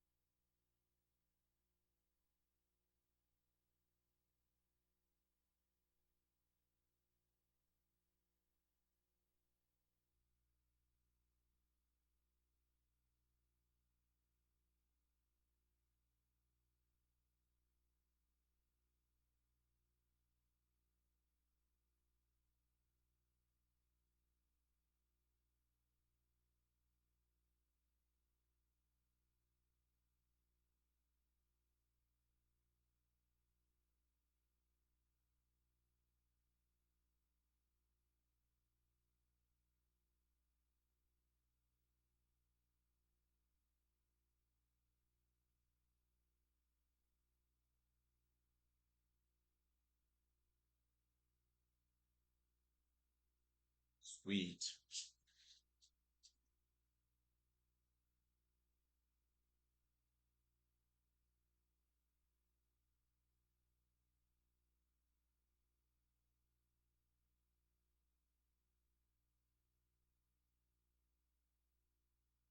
Well, there goes a whole chunk of progress.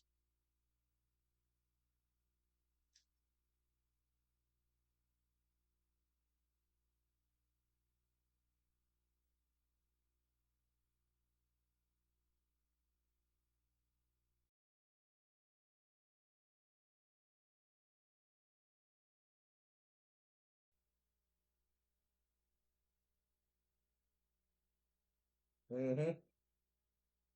Loading screen is OP.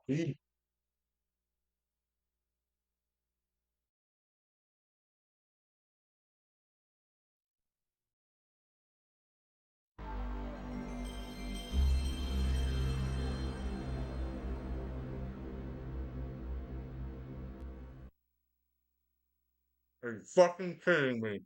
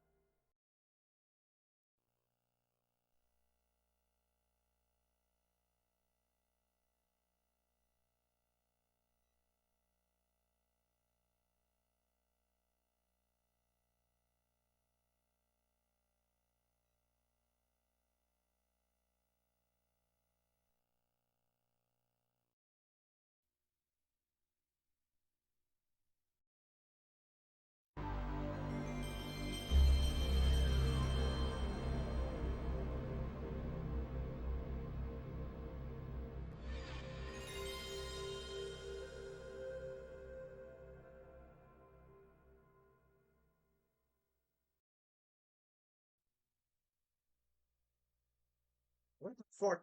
Okay, there it is.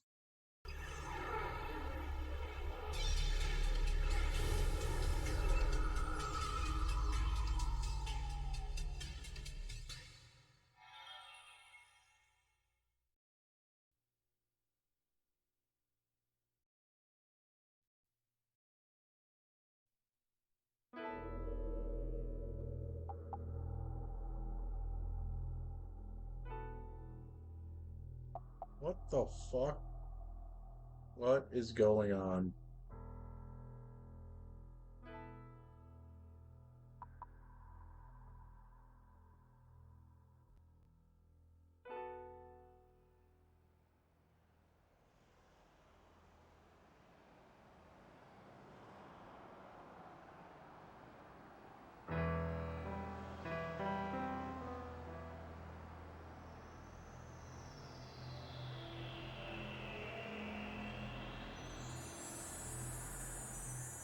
What the hell, dude? Alright, cool. So I get to look like an alien the whole rest of the fucking game, I guess.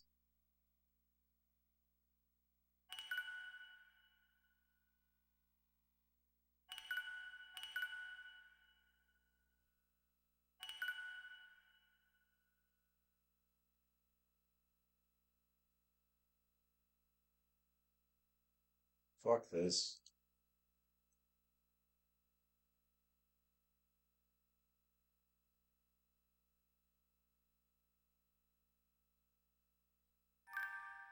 I love how when one thing breaks, everything else has to break, and the only solution to it is turning the goddamn program off.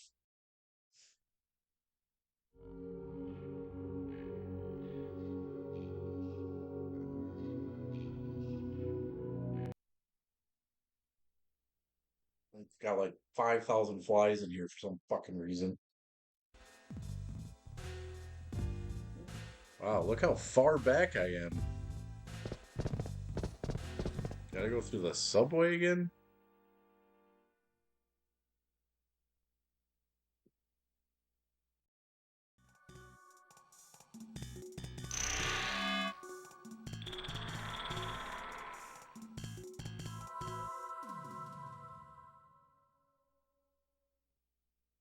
This is fucking stupid.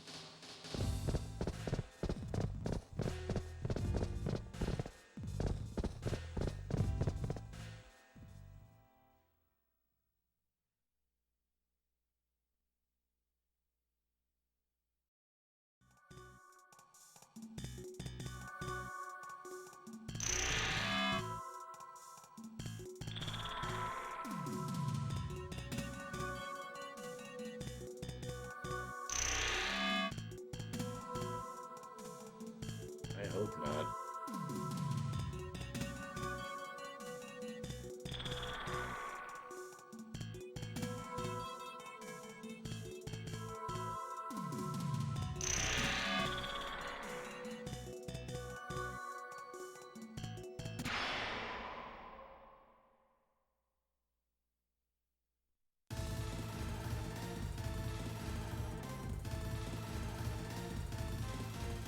What are these fuckers doing here?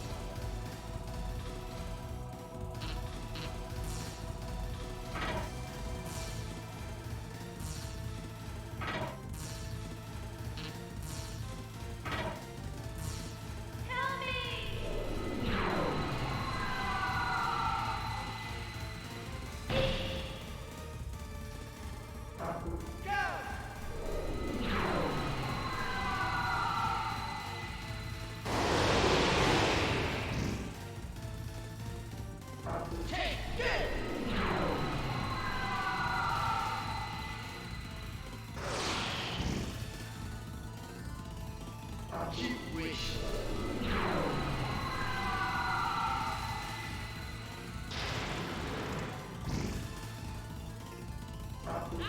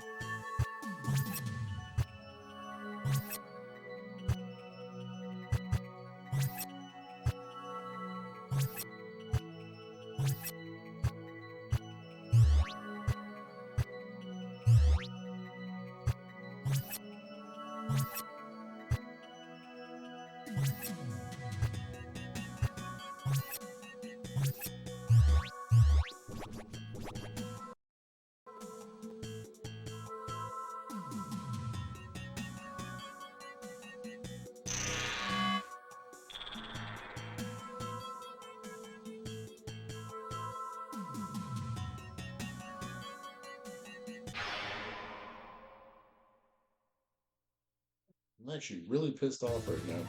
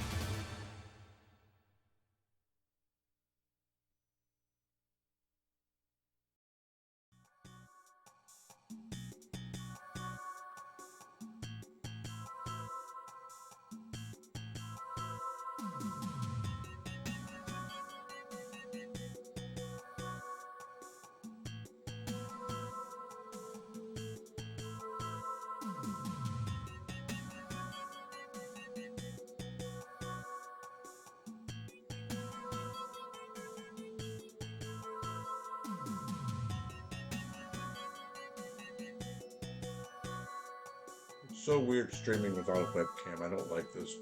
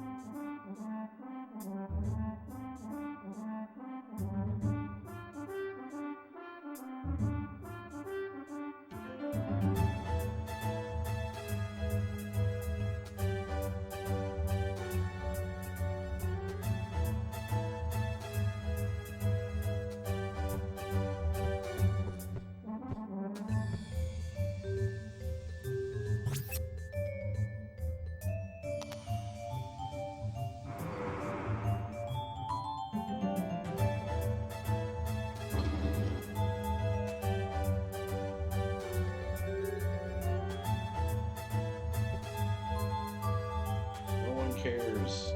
Unnecessary dialogue.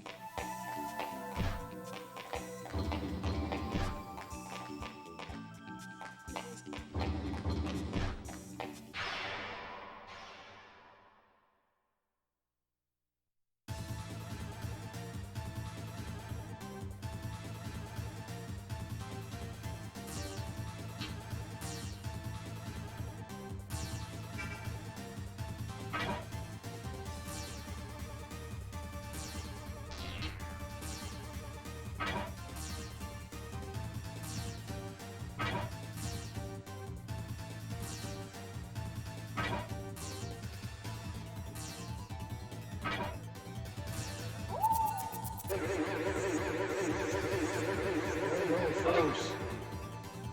Help me!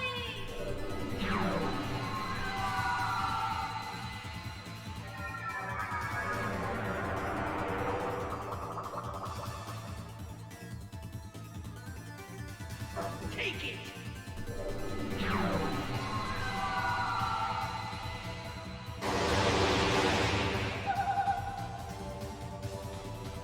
Hey, Persona!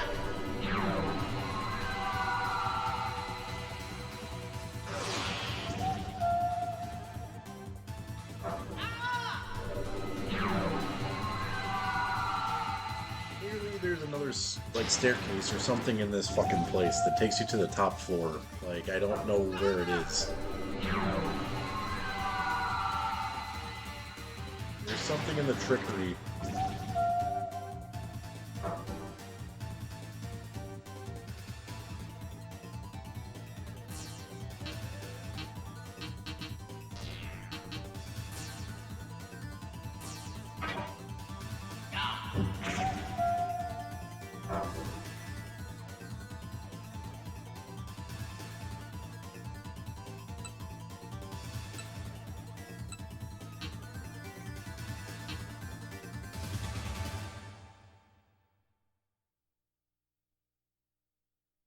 You lost 300 pounds at Subway.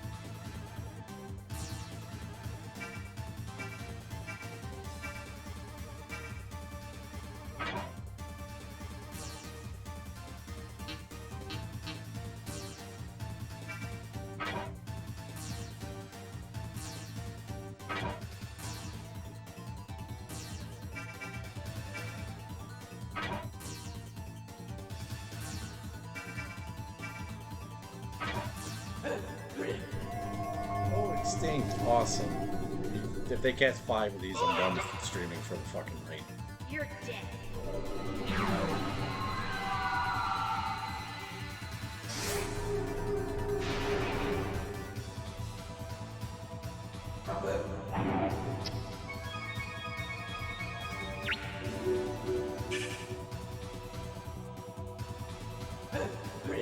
Bullshit, dude.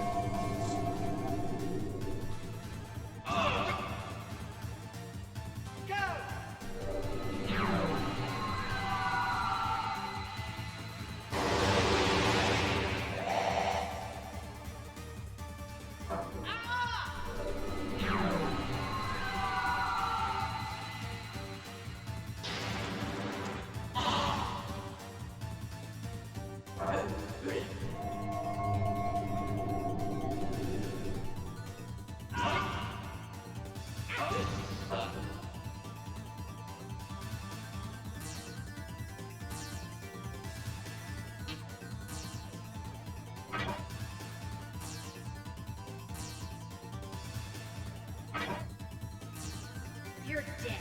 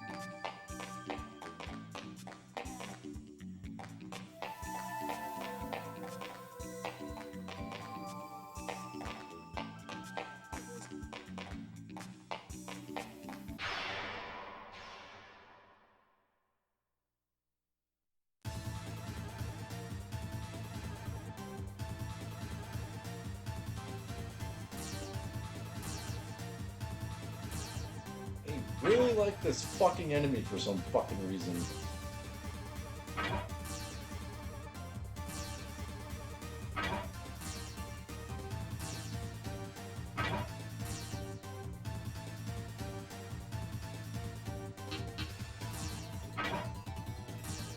You're dead.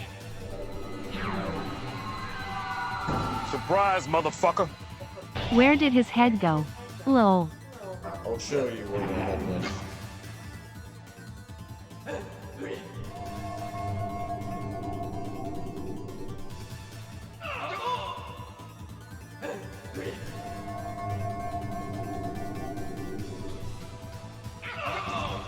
I can't fix this until I finish streaming. Oh, when the game froze, had to restart everything.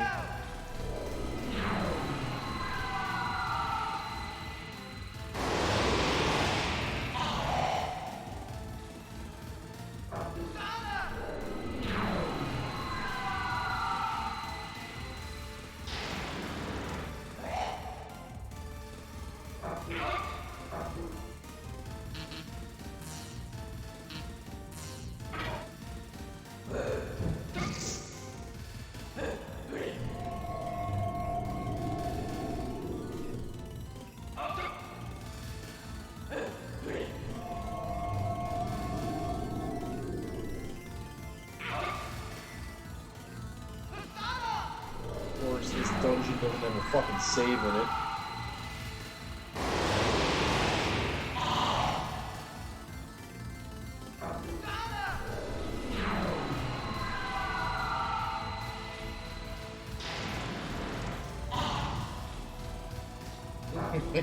I would have left too.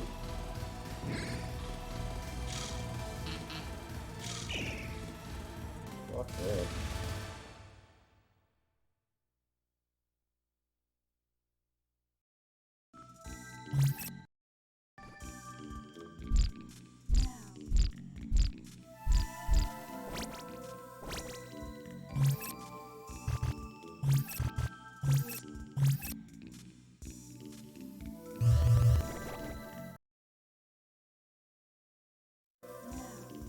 Surprise, motherfucker! Loader's got Persona Cam lol. Thank you very much for the head gone persona biddies.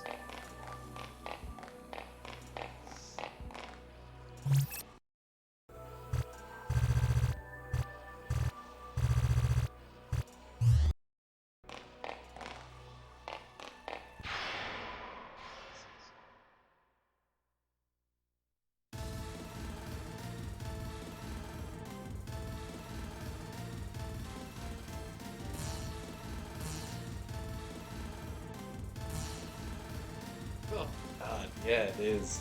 He's gotta do the thing. You know,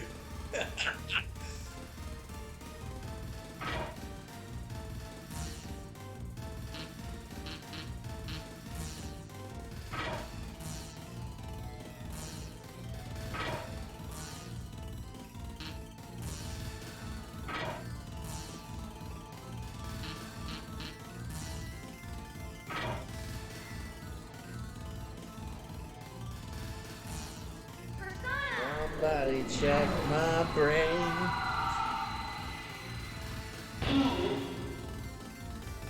California's alright.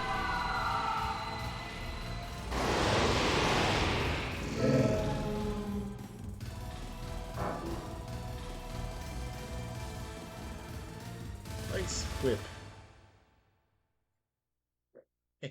Yeah. Yeah. Three-legged dog. Yeah, it's over now. And I can breathe somehow.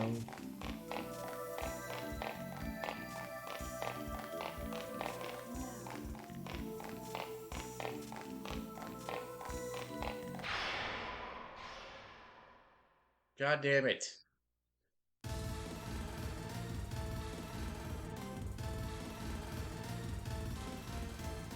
That's not Allison James. That's not even Nirvana, man. I don't mind stealing bread from the mouths of decadence, but I can't feed on the powerless when I sound like I'm a southern country guy. Oh, but it's on the table, the fire's cooking. Andrew Wood is dead, and I'm from San Diego, yeah. And I'm going hungry, yeah.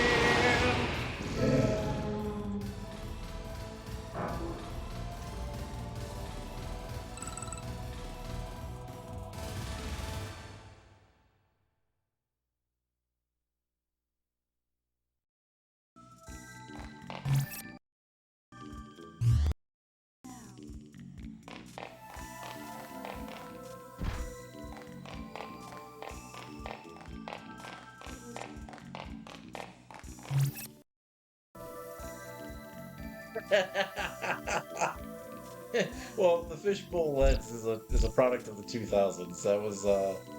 That's so weird. I do look like I'm about to drop like a Limp Bizkit verse, don't I? Yeah. Limp Bizkit, stop. John Otto, take him to the Matthews Bridge.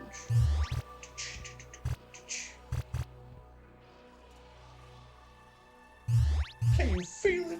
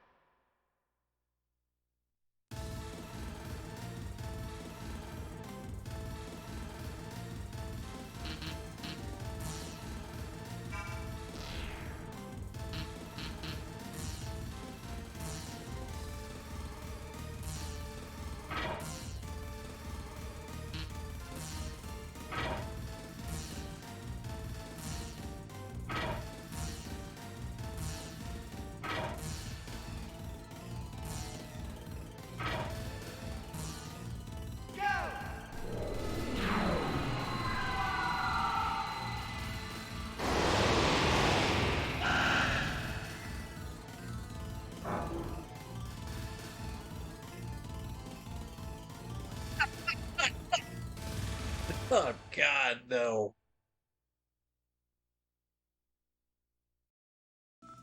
Yeah, that would be terrible. I always do like like the day that this stream takes off, it's like I'm gonna be in the middle of doing something really stupid, and I'm gonna have to do it every single time.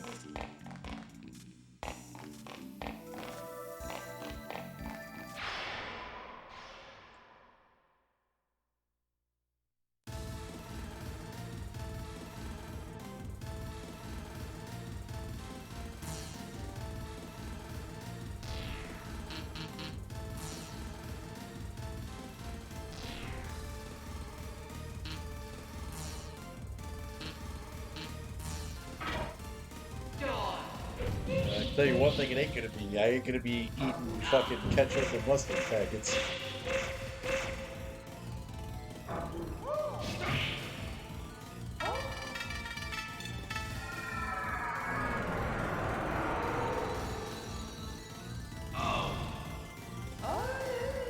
Sweet. I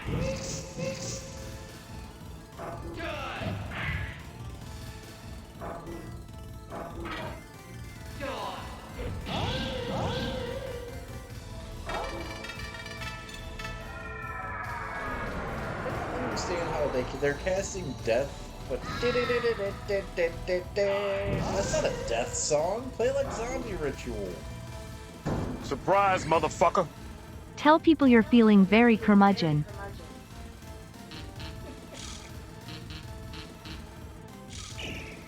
What the hell is that guy's name? The dude from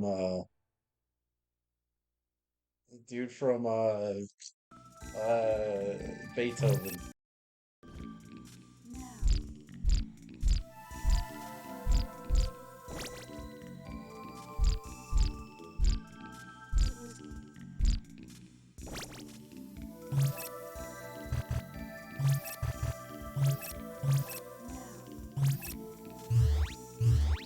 Charles Grodin.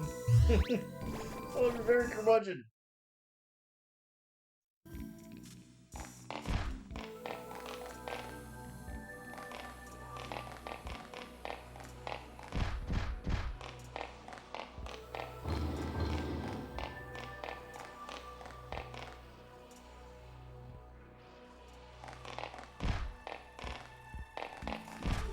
I have to figure out how to get into that mess of shit.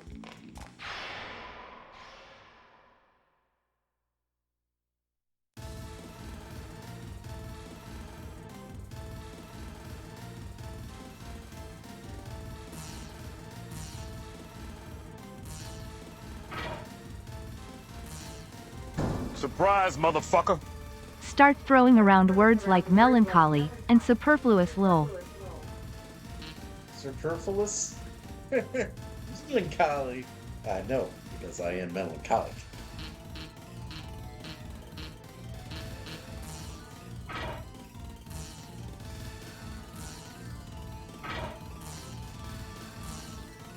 Thank you very much for the, reminding me of the Smashing Pumpkins biddies.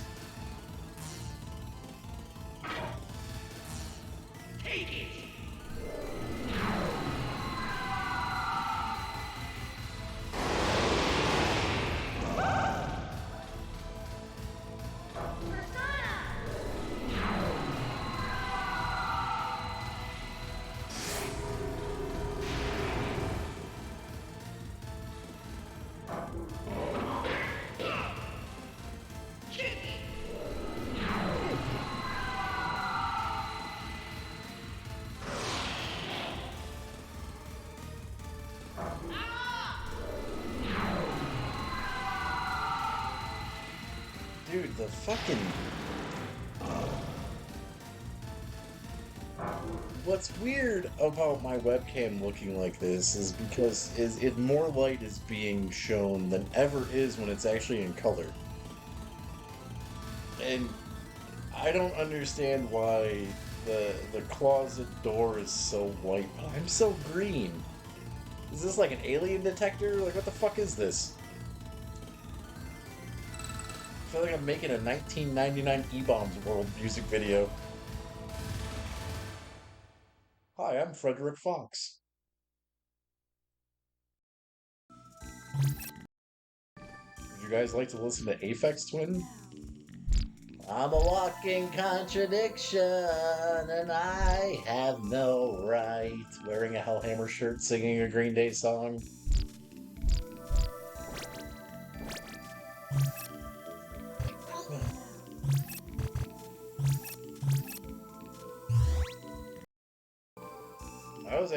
I was listening to that the other day.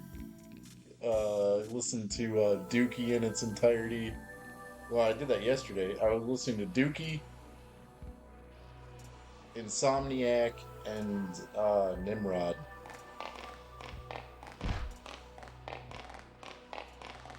Another turning point, the fork stuck in the road. Tongue grabs you by the wrist, directs you where to go. So take the best of this past and don't ask why. It's not a question, but I'll answer learned in time. It's something unpredictable, but in the end it's right. I hope you had the time of your life. I am overwhelmed. I'm always fucking overwhelmed. I'm not overwhelmed when I'm here, because I have control over everything. I can tell all y'all to fuck off.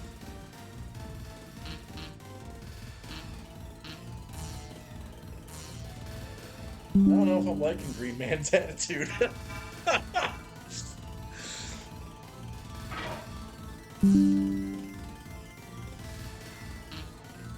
Well, gag me with a spoon.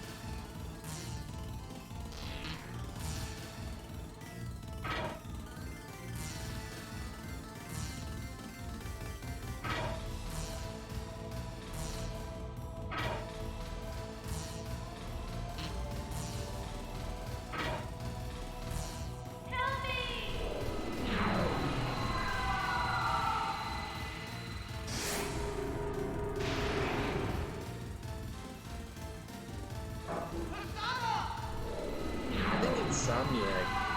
Insomnia or Insomniac, whatever. I love Dookie. I think Dookie is like the quintessence of the 90s. But, I think Insomniac might be the better album.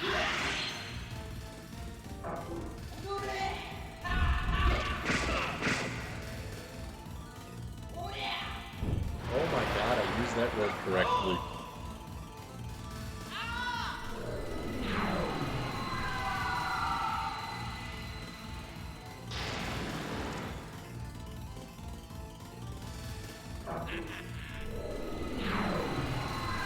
Yeah, it's like where the history of Green Day is weird because a lot of people in my generation knew them because of American Idiot.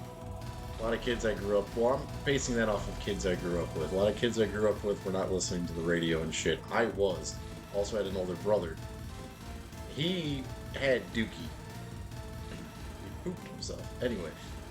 He used to listen to that shit all the time, and he was a big fan of Green Day, so by proxy, I listened to Green Day. Where was I going with this? What was my point? So a lot of kids in my generation that didn't really have older siblings, that were the older siblings, when they started listening to music, they knew who Green Day was around American Idiot. Where Dookie, I feel, was like they sold out on Dookie. Because you listen to their two albums prior, it's like it's more Bay Area punk than like radio friendly punk. And then Dookie drops, you know, they get signed and shit. And I feel like with Insomniac, they were kind of like, now that we're signed, let's play what we really want to play. And I think Nimrod has a little bit of that shit too. Also, Hitchin' a Ride. Hitchin' a Ride's a really fucking good song.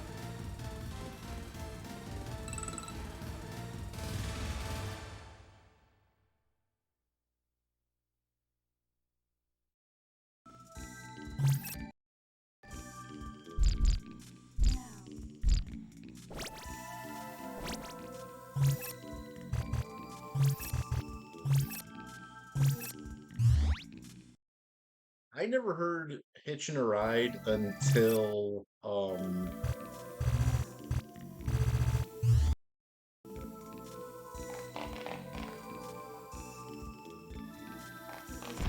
yeah, I agree with that too. I never heard Hitchin' a Ride until International Super Hits. International Super Hits is probably one of the best compilations of any band's career.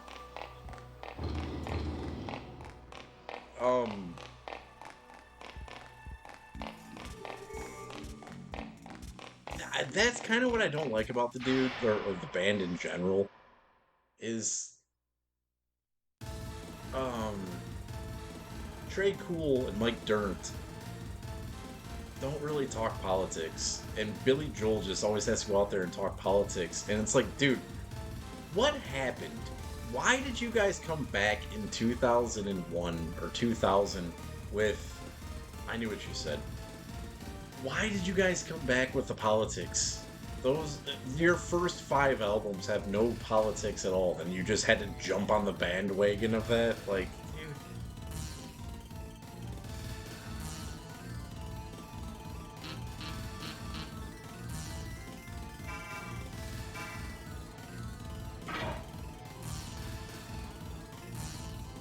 It's rare when you have a punk band that has no, I'll call them punk.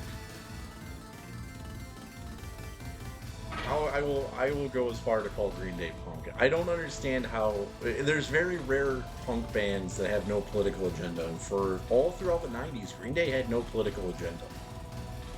Only other band that I can think of off the top of my head with no political agenda, The Offspring.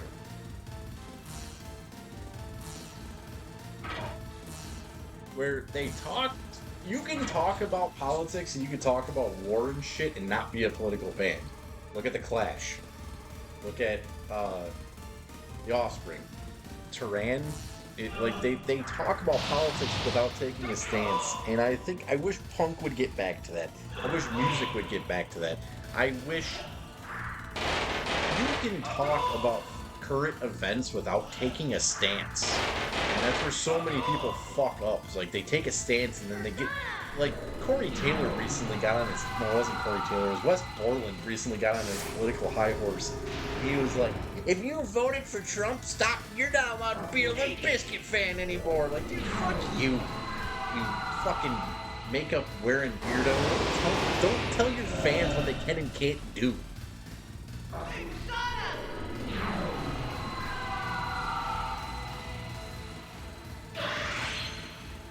The Offspring kicked a member out over COVID.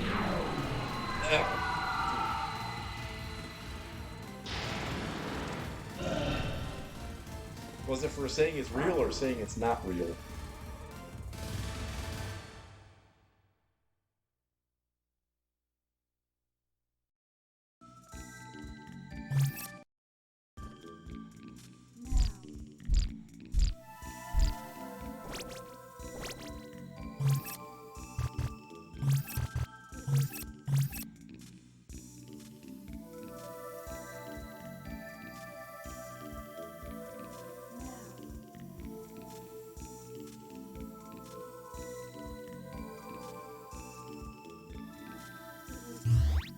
Dude, that's another person I can't stand is Aaron Lewis. Fucking Aaron Lewis, man, another person, nothing to do with politics in any album, but then comes back with a fucking acoustic guitar and has to start telling people how to feel about politics. Like, so tired of that shit, dude. Do these assholes realize you could be a musician without having a political agenda?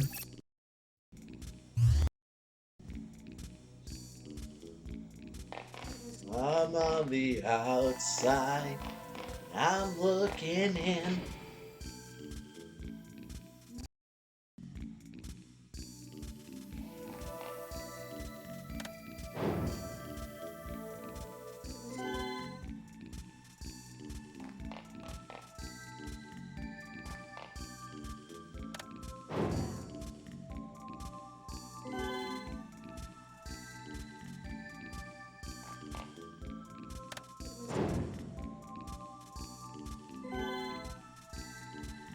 Problem is that it's safe to say in America, no matter how it looks or how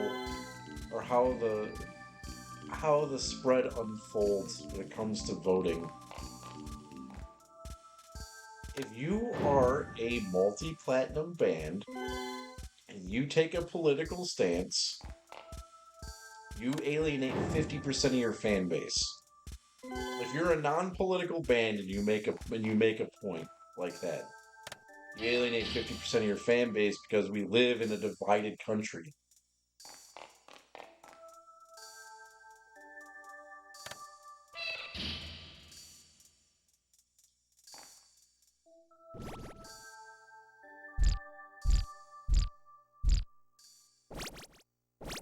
I mean, then there's people like me who will make political spiels just to get rid of people in their stream.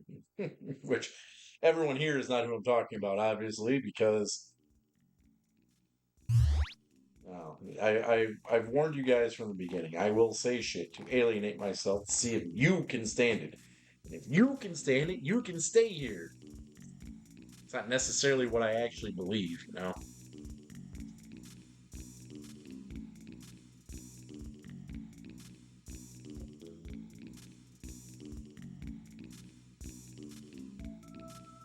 Oh yeah, same. The same thing. I mean, either way. You go to a concert to go see a concert. You're not going there to see someone's political beliefs. One statement is fine, but when the whole thing starts turning into it, it starts getting annoying. Like, dude, every band I've seen lately has to make some political statement. It's like, dude, Kerry King, you are a bald 60-year-old guy that plays guitar, that used to play guitar for Slayer.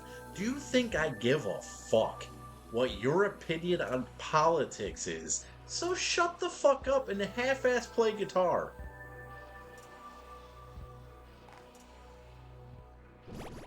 Every concert I've been to, there's something has to be said. Like, you don't have to do that.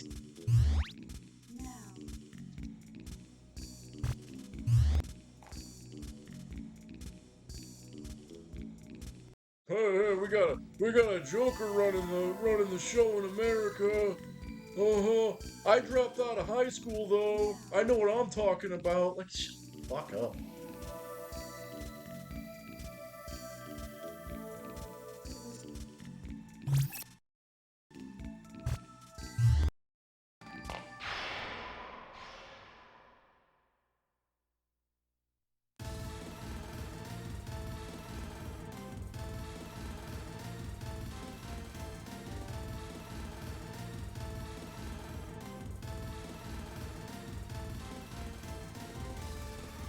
Rob Zombie does talk a lot.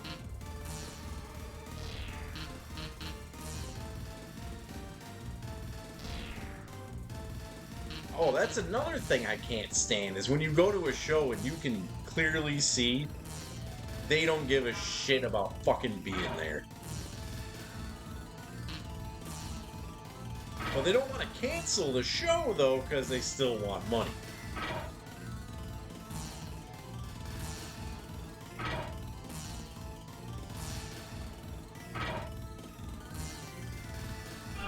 This is itching.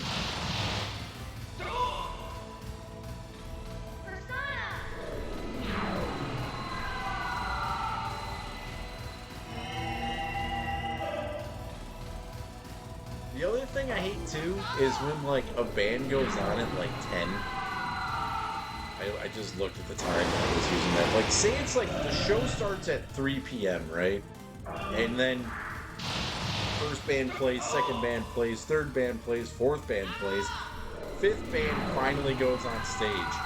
And who I'm talking about right now is Godsmack. And they have the nerve to be like, if y'all having a good time tonight, give me a hell yeah. Crowd's like, hell yeah. I thought this was Detroit. What, you guys don't like us no more? It's like, dude, we've been here for 7 hours. Shut the fuck up.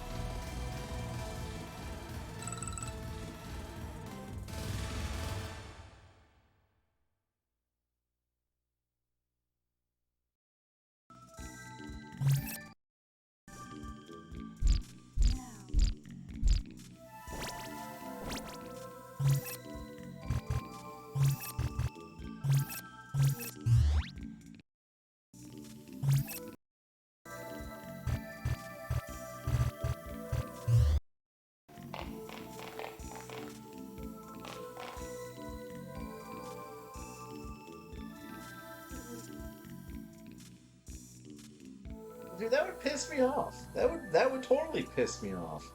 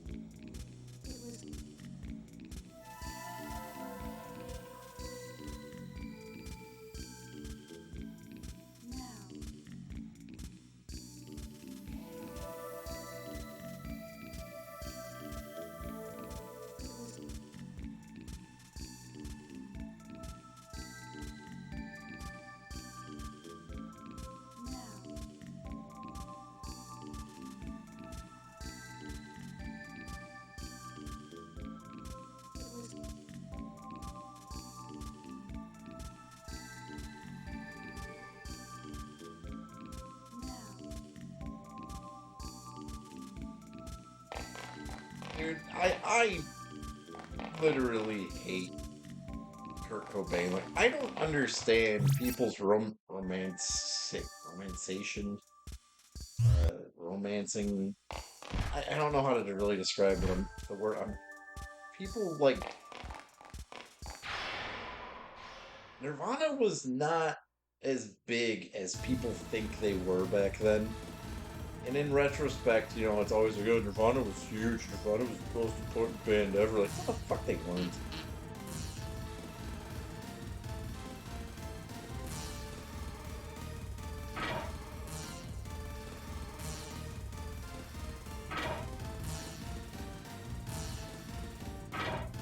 What made Nirvana famous was the kids that grew up hearing about Kurt Cobain.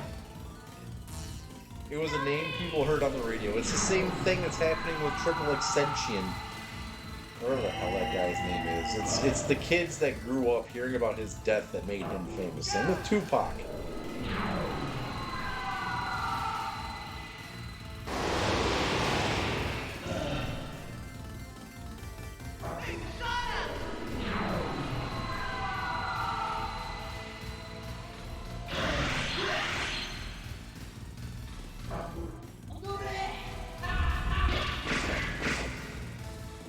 Well, the only reason he did end up shutting up is because he knows that he's about to be on trial. Courtney Love. I'm not sure if you heard about it. They're reopening this. They're reinvestigating his suicide. They found new evidence.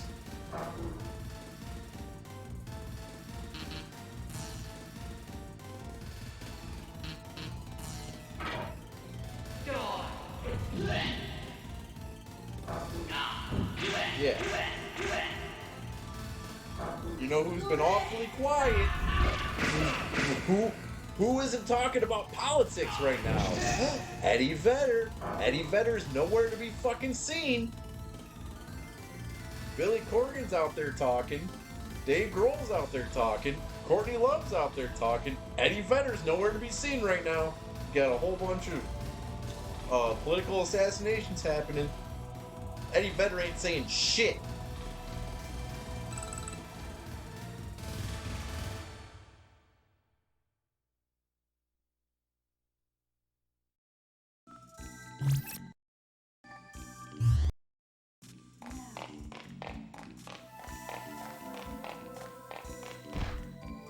If Eddie Vedder and Courtney Love both go down for the murder of Kurt Cobain, I will smoke a cigarette live on stream.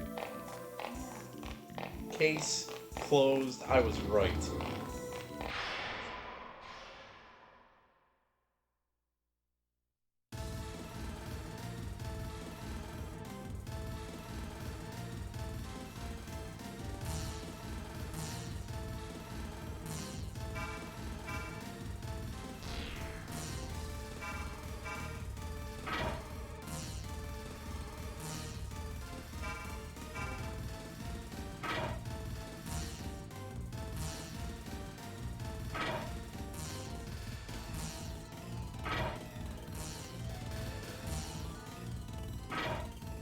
All they gotta do is look at those photos that have been scrubbed off the history of everything of Courtney Love hanging out with Eddie Vedder while Nirvana was on tour.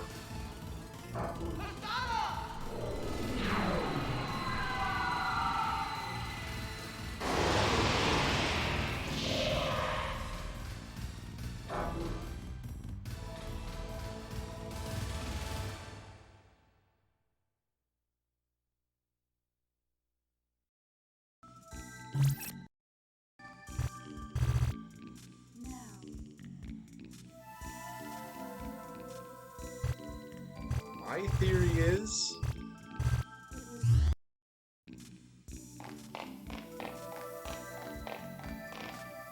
Eddie Vedder was banging Courtney Love.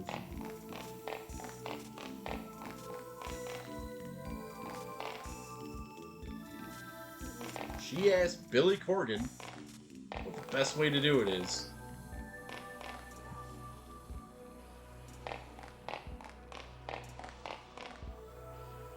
Billy Corgan directed her towards the guy from The Mentors, El Duce, because she did ask him if he knew anyone that can kill her husband. Ha ha ha, I'm joking. He didn't help her then Eddie Vedder was like, yeah, we can get rid of him. Either Eddie Vedder got someone or he did it.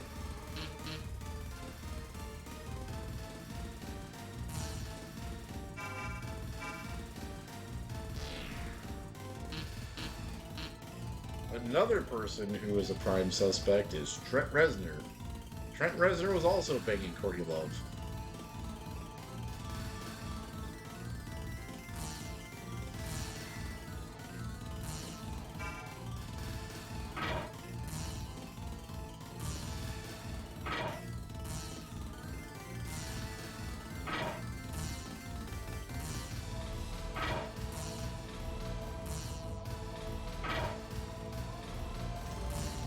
You're dead.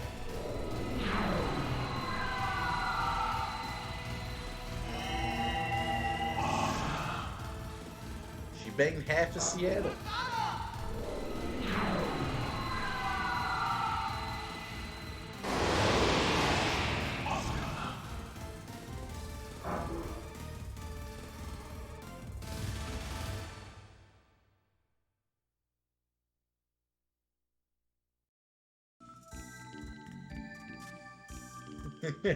Could be.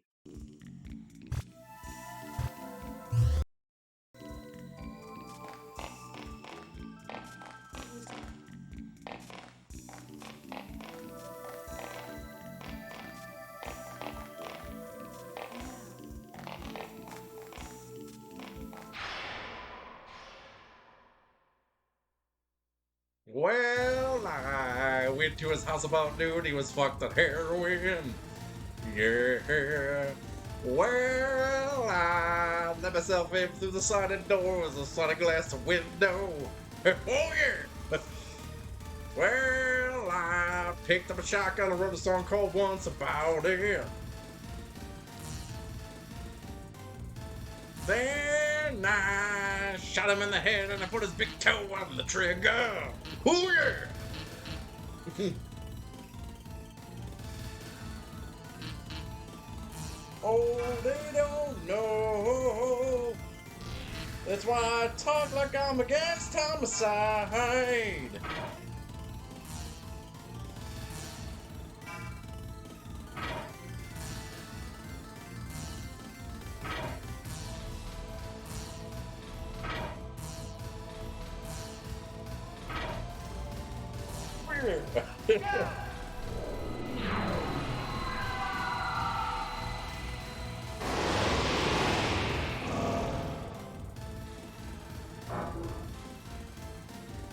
Hey man, I love Pearl Jam, but they're also very easy to make fun of. I think 10 is one of the best albums ever fucking made.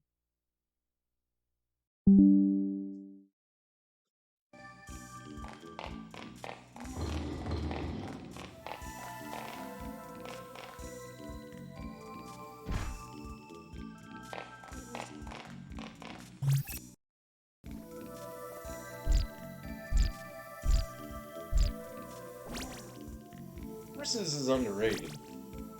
So is Rearview Mirror.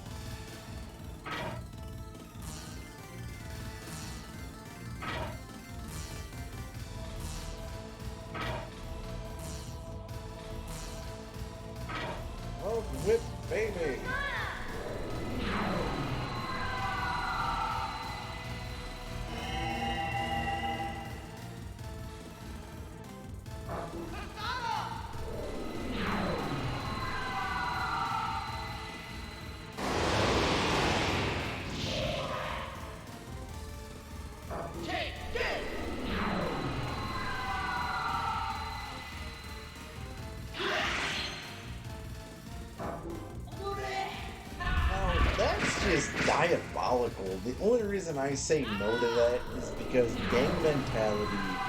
If you pay close attention to the Suge Knight shit, East Coast, West Coast shit, no one ever went across lines. It all happened when people would end up in other territories. Suge never went out of LA out of his way. He let people come to him. Now, if Kurt was killed in LA, I would be like, oh, hell yeah.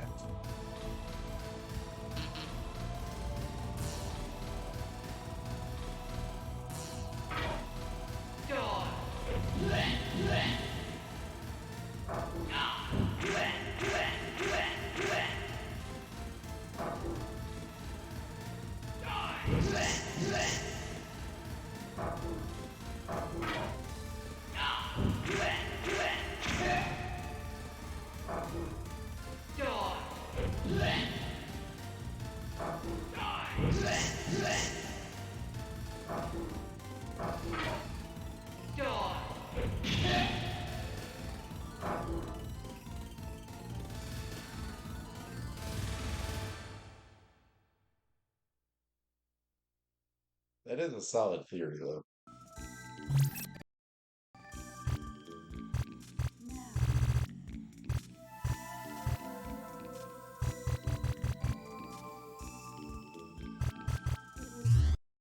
Axl Rose, I could actually see being someone who could commit homicide.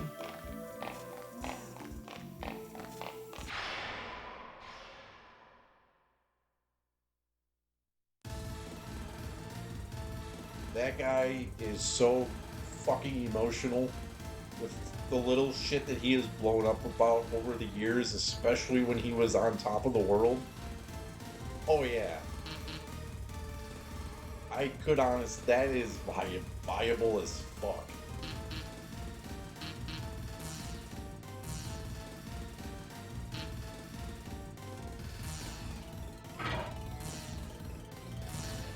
That is someone I could see driving from the jungle to Seattle to shoot him.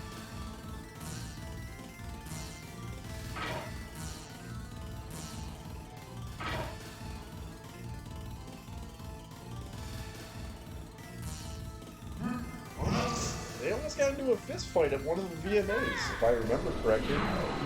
Something about how, like, Guns N' Roses was supposed to play,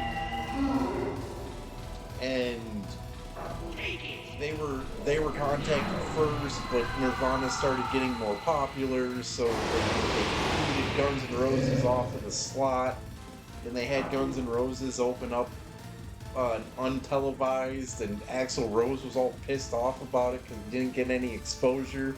And then Nirvana got the primetime slot, and I remember that one.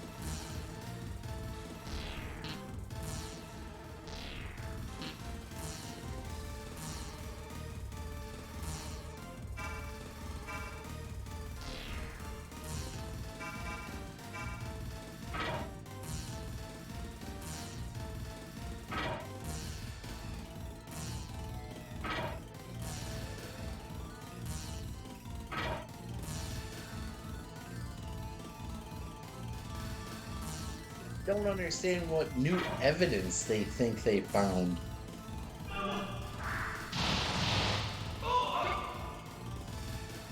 That's That's what I want to know. I want to know about.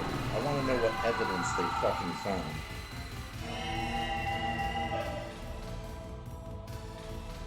Because what I think is strange is what was never spoken about for years. Is that Bob Holly talked to Chris Benoit the day he died. Never once did I ever hear Bob Holly's name get brought up ever once in the Benoit shit. But out of nowhere, Bob Holly's going on all these fucking shows talking about how he spoke to Benoit the day he died. That's weird.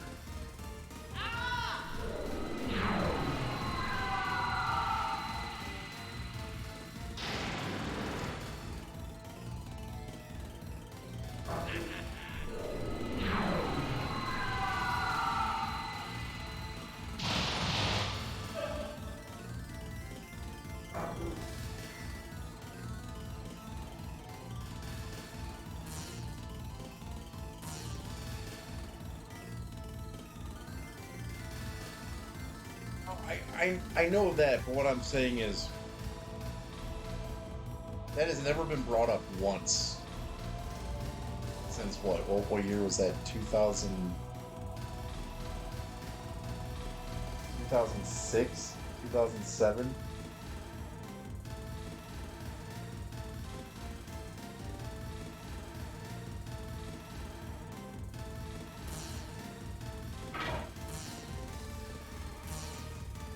Now out of nowhere you got Bob Holly saying that shit. It's just fucking weird.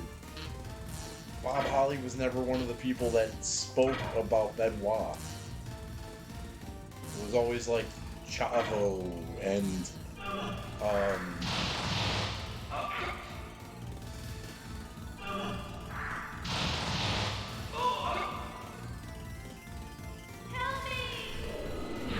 good point. I mean, I don't view hardcore Bob Holly though as a fucking liar.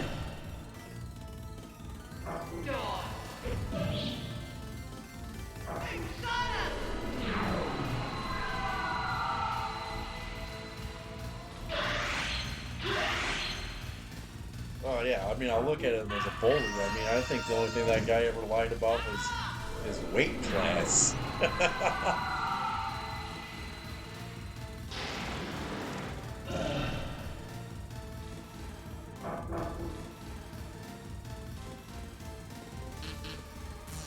No, I agree with bully, but he's even admitted that he's treated people like shit. So I mean, that gives him more credibility that he's self-aware of, you know, that he is an asshole or was an asshole.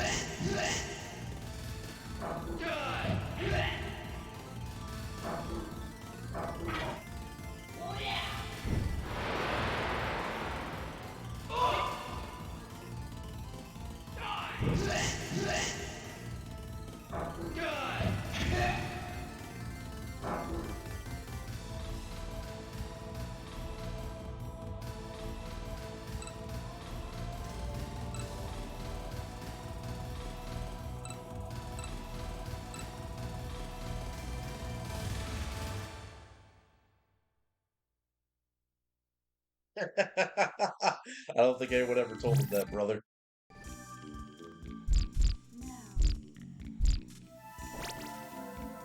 I think Hogan lied about a lot of shit near the end to get his name out of anything he was ever involved with. Steroid trials, all that shit. I think he did it for long term for his family to be like, I don't want people harassing my family about me after I die.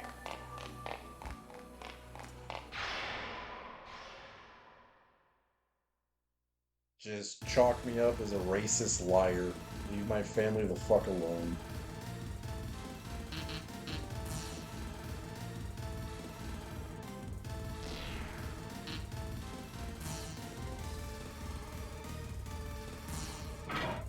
Which one? There's so many files out there right now, I don't know which one you're talking about.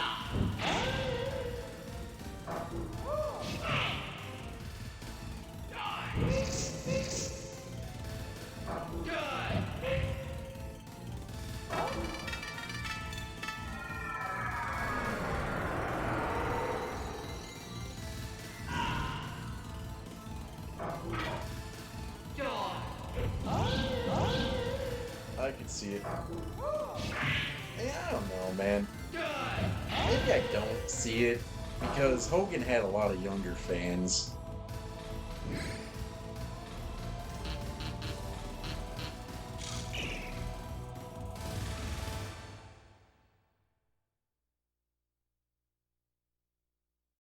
Nah, I don't. I wouldn't put Hogan on that.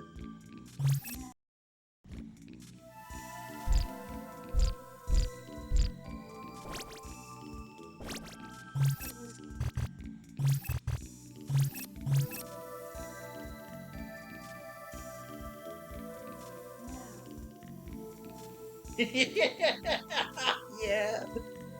Yeah, insta kill attacks fucking suck.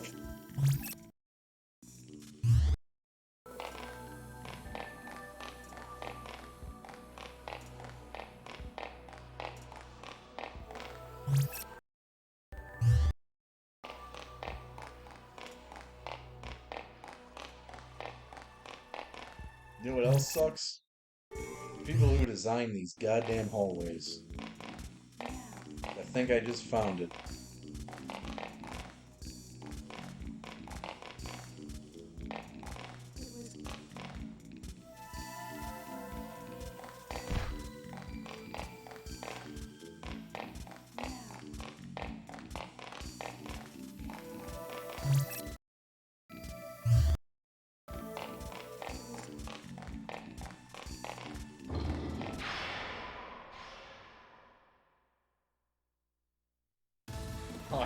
I think Hulk Hogan would be the guy that would be like, brother, I don't like saying this because, it puts me into an awkward position. But, me and Macho, man, we were at odds, and next thing you know, we get a knock on the door, brother, and it's Vince, and he's hanging out with Trump and Epstein, man. I knew something was up, man. I could just smell it on the air. It was the vitamins, just alerting me that something was wrong. And they wanted to get me on the plane with them. And I didn't want to go, but Macho Man totally went. That'd be Hogan's.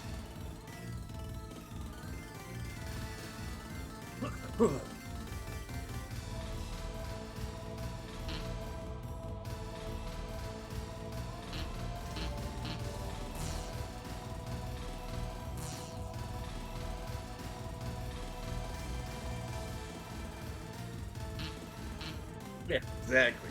Macho Man. I don't know that guy. He was never quite the same.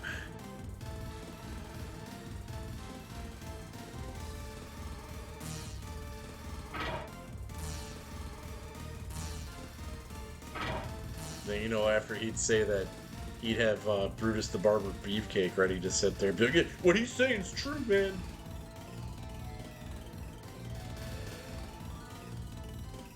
I don't get why the game's acting all wonky.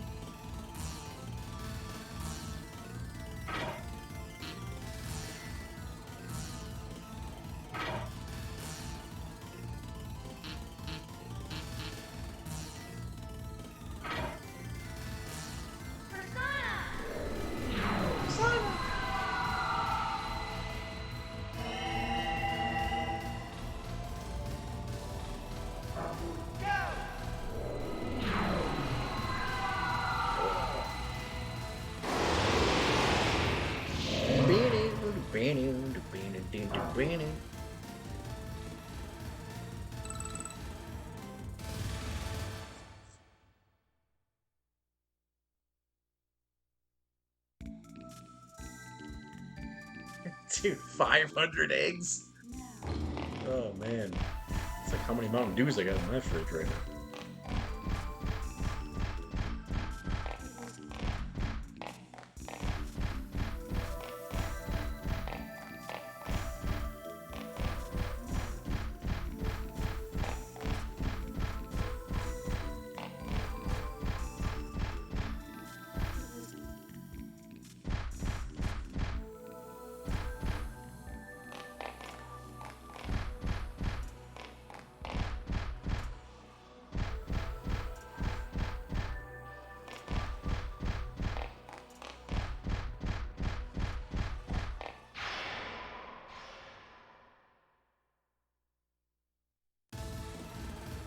least I made it to the static. Progress.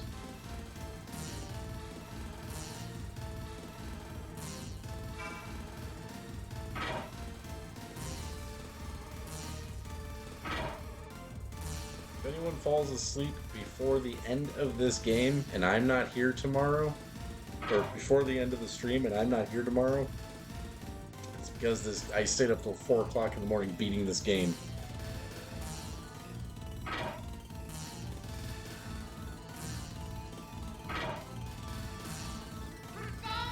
I'm not tired of it. Time is just flying by, and I'm sitting here like, dude, it ain't barely moving. Oh, that was cool. You're dead.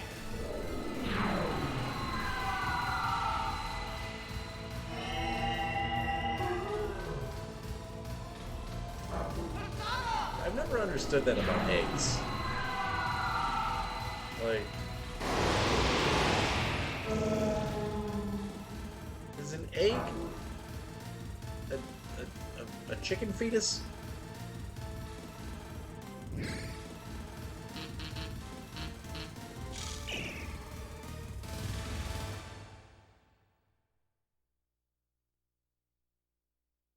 Okay, okay, I wasn't sure on that.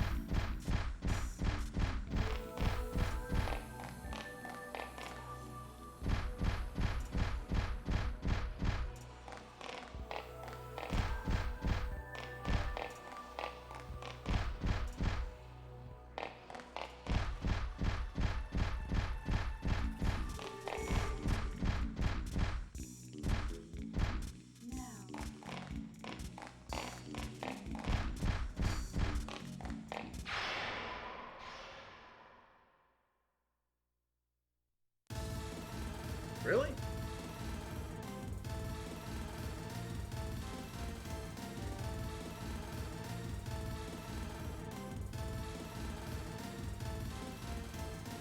Damn chicken nuggets.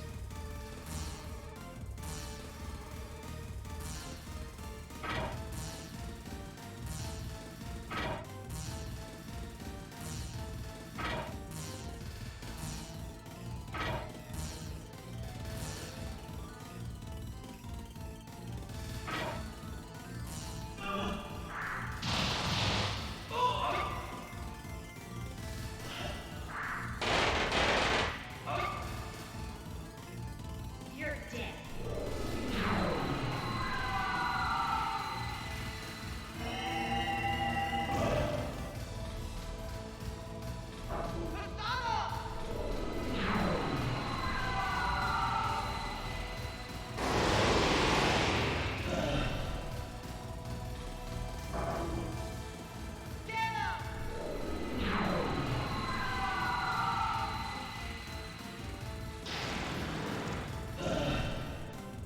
Dude, every now and then, even though I know it's gonna make me feel like shit, I go and buy myself a 20-piece chicken McNugget. Knowing that's how good they are. I know I'm not gonna get any nutritious value from them. I know I'm not even gonna feel good, but I'll eat them.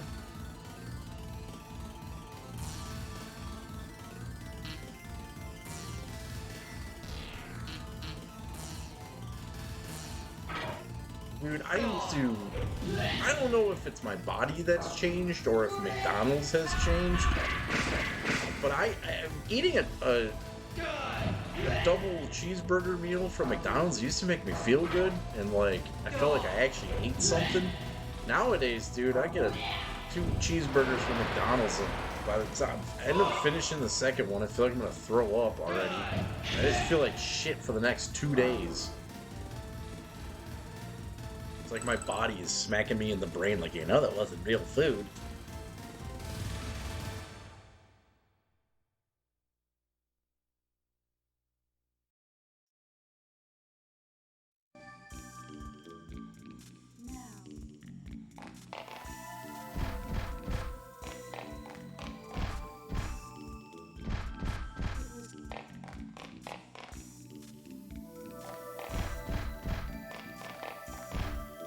Dude, it's broken webcam loader. I can't do anything about it until the end of the stream.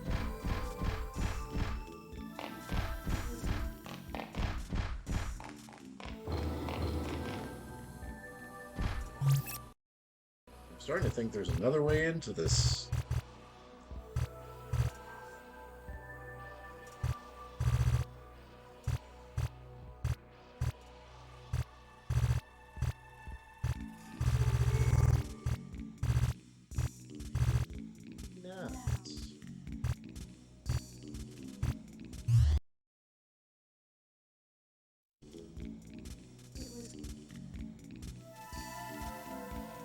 Ooh.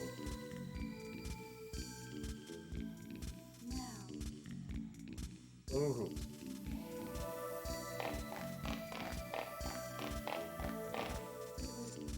Dude, alright, this is gonna sound really gross. It is really gross. I'm gonna tell this story. Dude, there was one time I bought 2 double cheeseburgers and 12 McNuggets, a large fry, and root beer. Right? My normal is just 2 double cheeseburgers and a root beer and a large fry. Every now and then I would get the nuggets with it, and dude, I don't know what happened, but I ate all of it, right? One sitting, just ate all of it, and then I got sick, like really sick.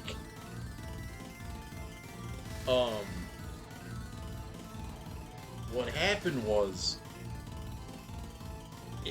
I felt it the entire time going through my stomach. Like, I felt it like ripping through all of my lining, and I was like, dude, when I take a shit, it feels so much better.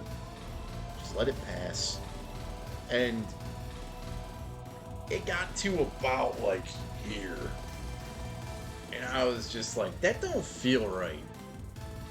And I felt it come all the way back up. And when I threw it up, it was like, a part of it was like pink, and a part of it was brown. So it looked like, it was like half digested. Like, it looked like shit. And then there was just this pink sludge on top of it. It was so fucking gross.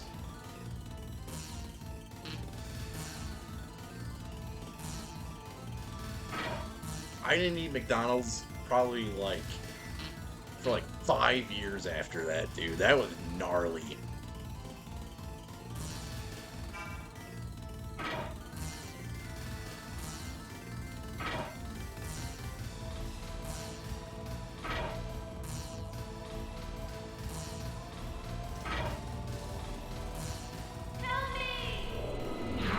I used to say Taco Bell after that, and then, dude, Taco Bell really pissed me off when they got rid of the double XL chicken burrito. What I hate about Taco Bell is that, like, when they take stuff off the menu and then bring it back, it never tastes the same. I guess that goes for, like, all fast food. They take shit off the menu, it comes back, and it's just gross.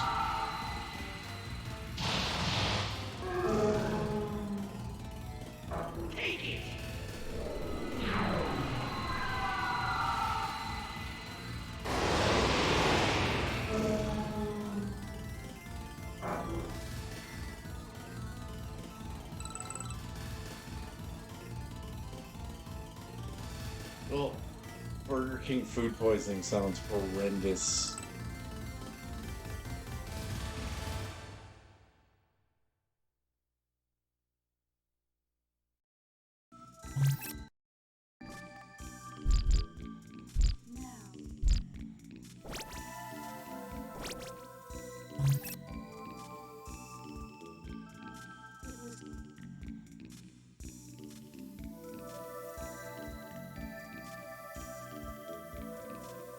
Oh, man.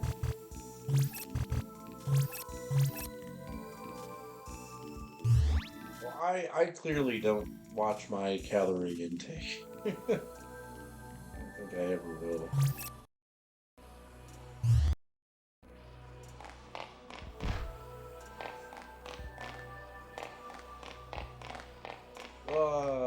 blueberries. Throwing up blueberries sounds disgusting.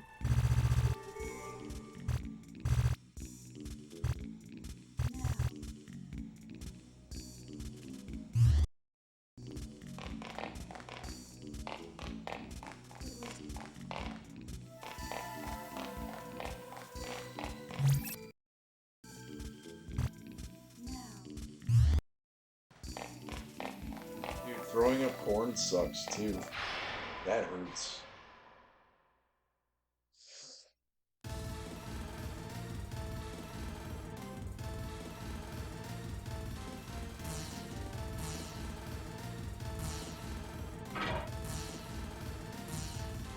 So, the last time I got food poisoning, when I ate those like undercooked, um,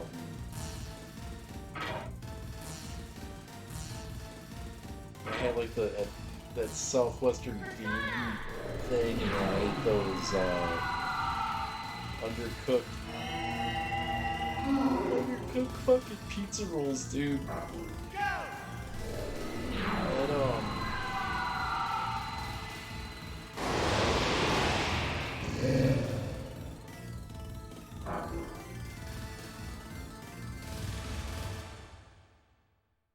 what was I gonna say about this? Oh, I had corn. Like I ate a can of corn somewhere in there too. And dude, that corn coming back up sucked.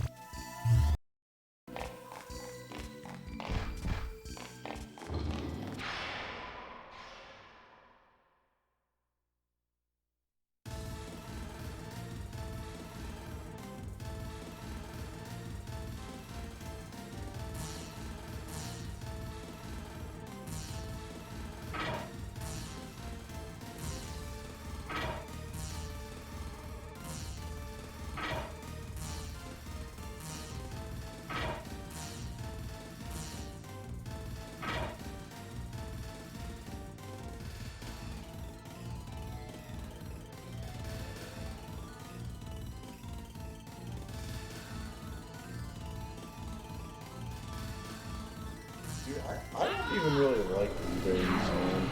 I like blackberries. I like raspberries. I like pineapple. I like some strawberries.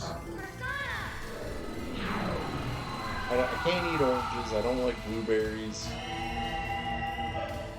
Oh, shit sucks.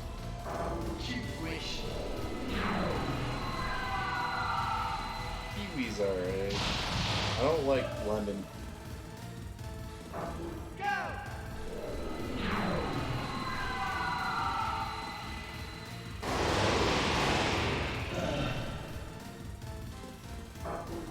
Man, I haven't had a good omelet in a while.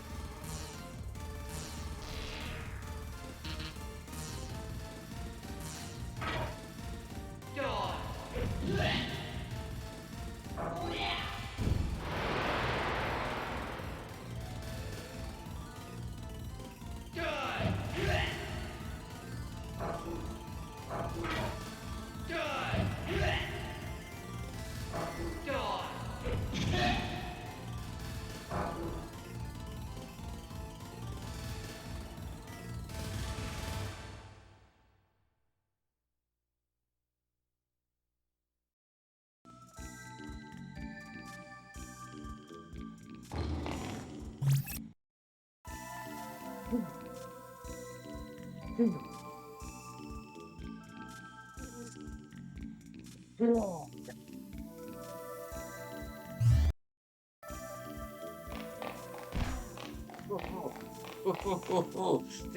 the whipped cream must have looked nasty. That must have felt like shit.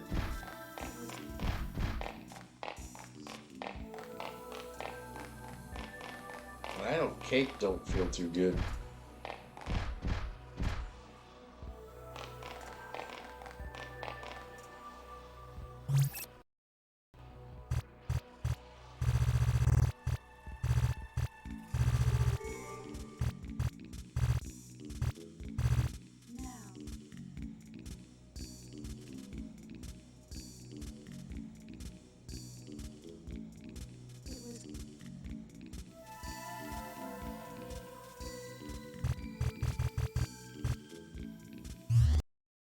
That just sounds like it fucking hurts. That's not a height.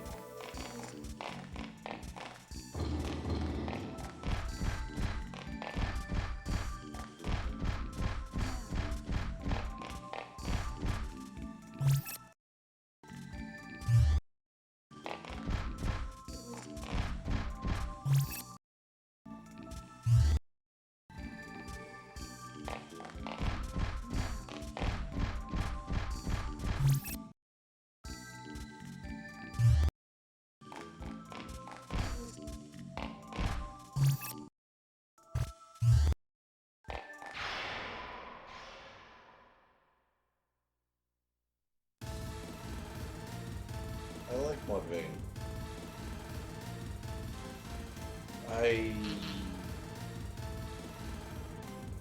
wait. You talking about the album Mudvayne, or are you talking about the band Mudvayne? I did not like the original recording of that new song that they made. I heard that Chad Gray went and remade all the music because he didn't like it or some shit.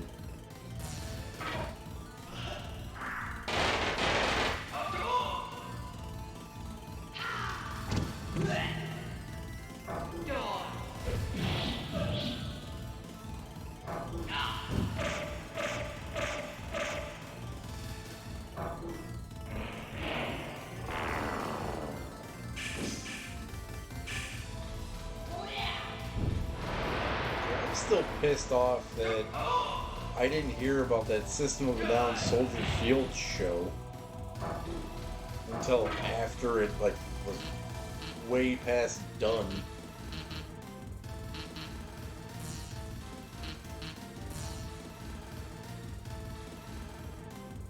Dude, there's actually a badass show coming to somewhere in Chicago on April 11th.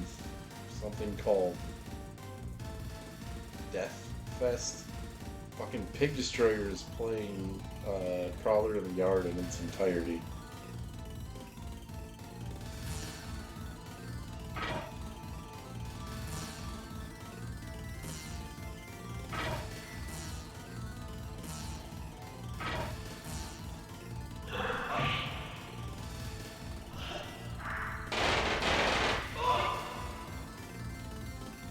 I like Mudvayne though. I like I think their first two albums are great. Lost and Found is kind of 50-50.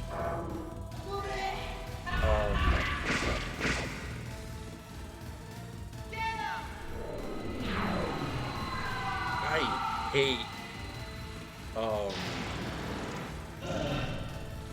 I hate Hell Yeah. I think that band fucking sucks.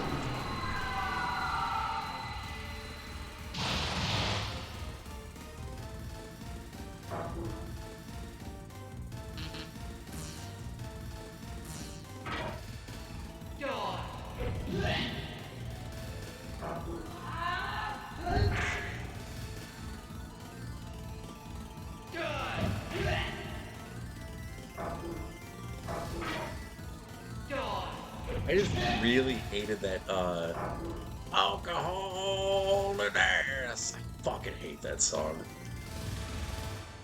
Put another drink in my glass. Like, really?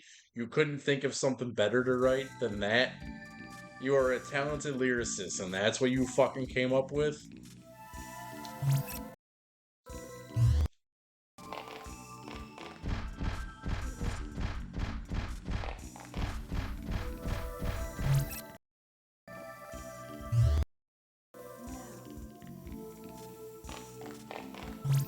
Yeah, what I heard that he's doing that shit because he wants to get back into like a touring mentality and some shit. He's testing the waters to see if he still has it in him to tour or some shit.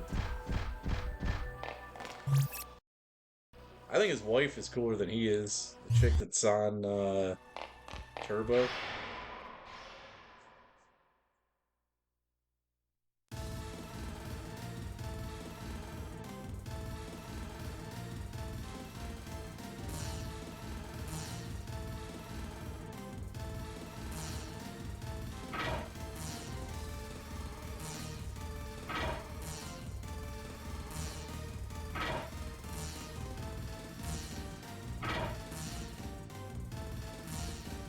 She was the one that actually announced like his the beginning of him coming back because she used to go on Turbo all the time and be like, she every time she'd play a Mudvayne song, she'd be like, "Stop asking me if he's going on tour. I don't know. It's up to him."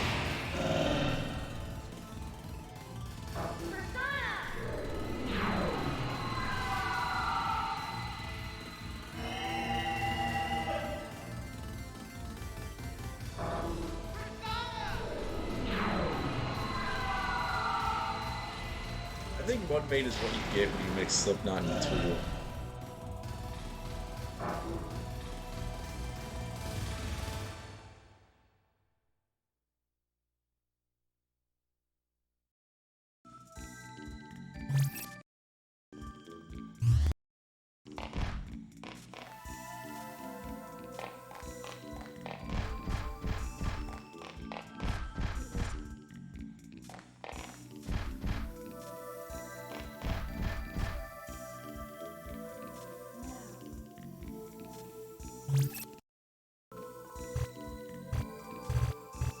Dude, there's something I'm just not fucking figuring out.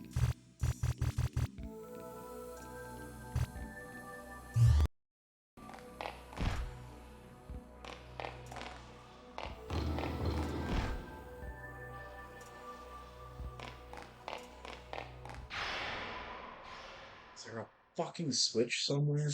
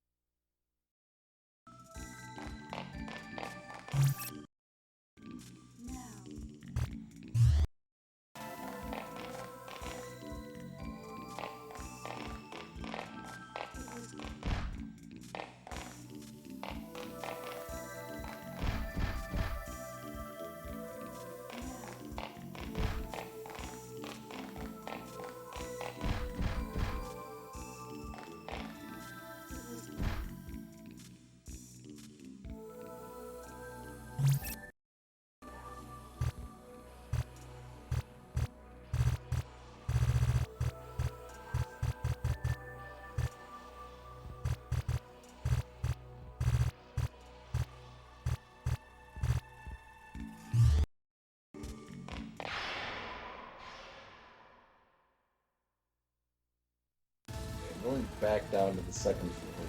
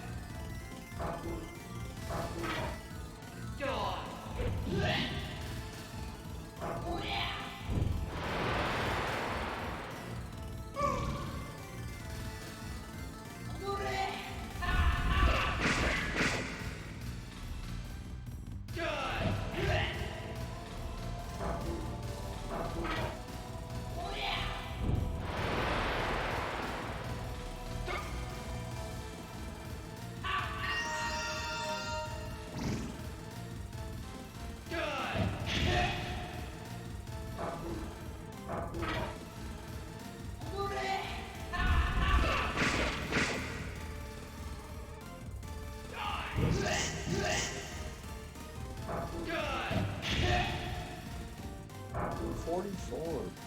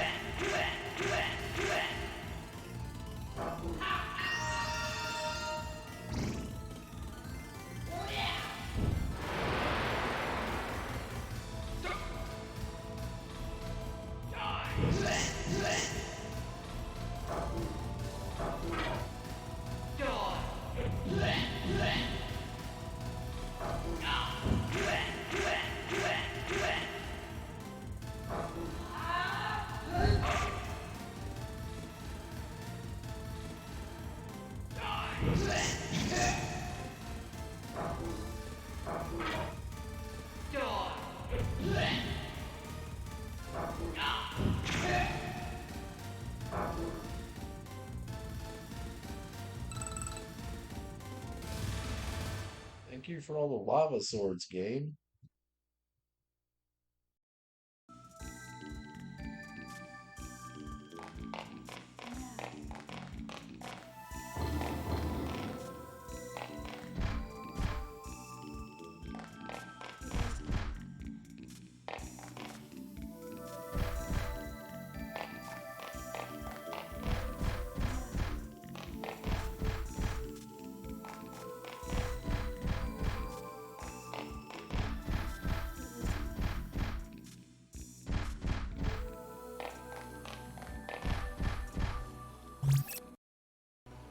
Because the game's evil.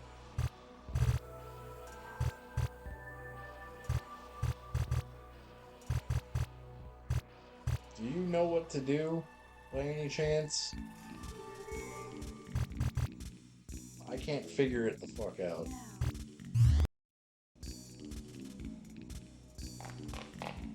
Either there is another way through here, which would require me.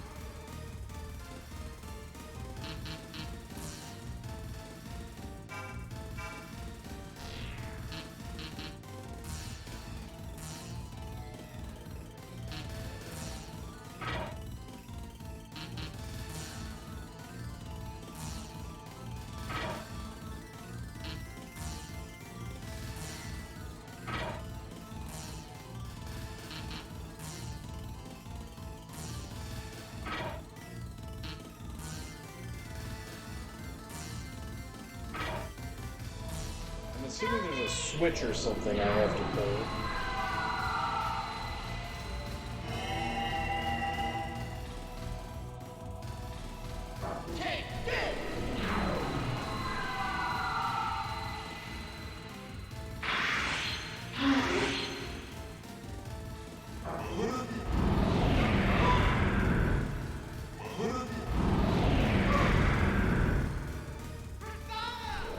That is so cool. I love when the game does that. Just, yeah. Fuck your turn.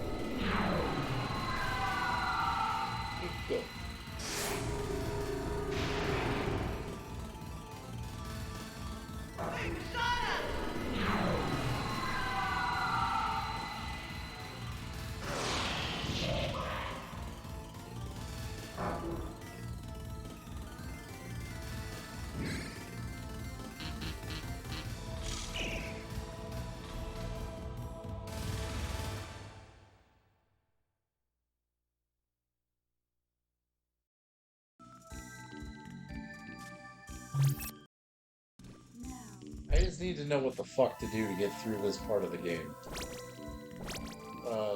If you got a map, fuck it. Let me see it.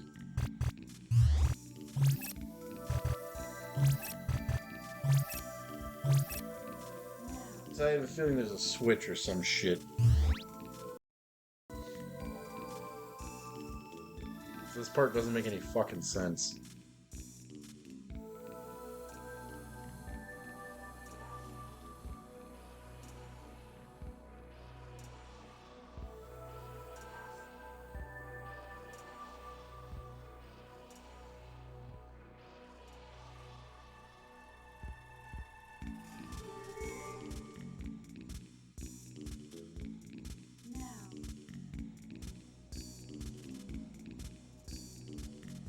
The fuck?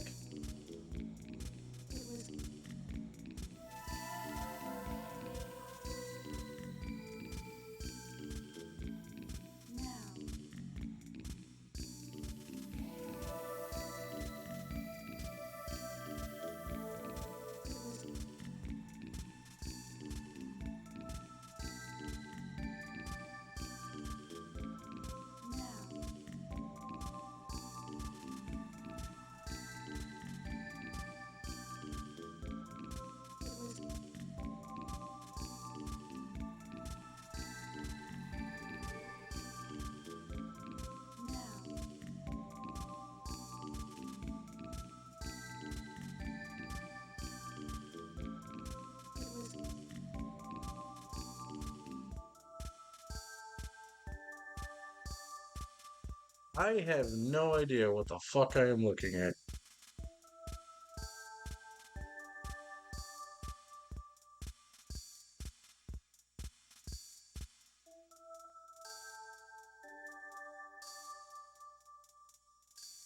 I think this is Persona 2.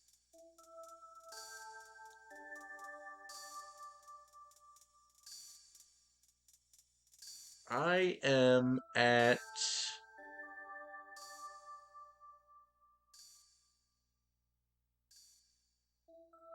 the something castle. Castle Mana.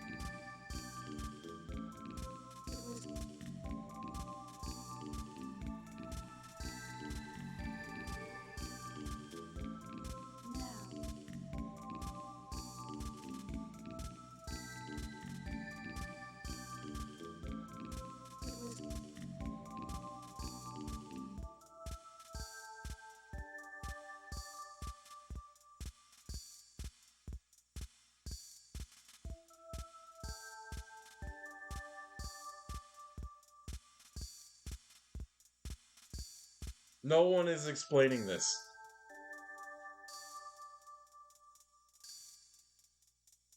Yeah, I already got the treasure. This is from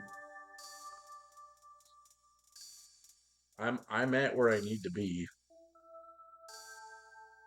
I think.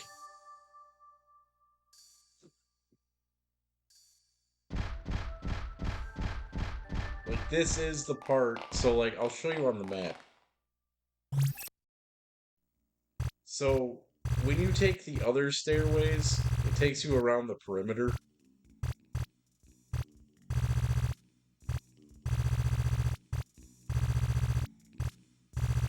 Then you go up to the 5th floor. The 5th floor is the magic. This is from the 3rd floor, which they're forgetting something very fucking crucial.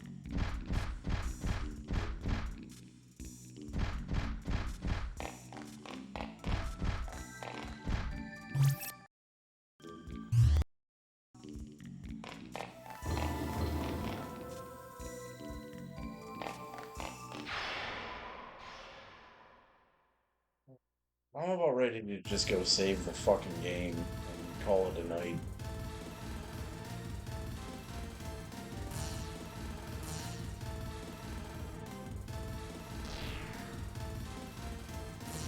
This is very fucking aggravating.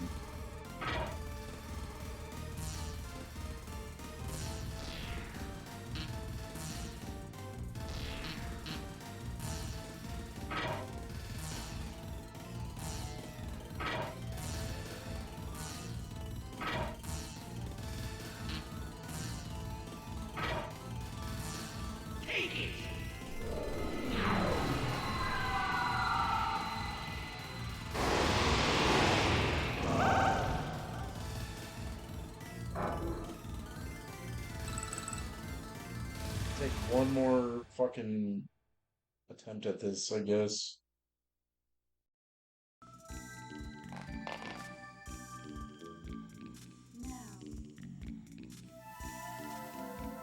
There's no central elevator.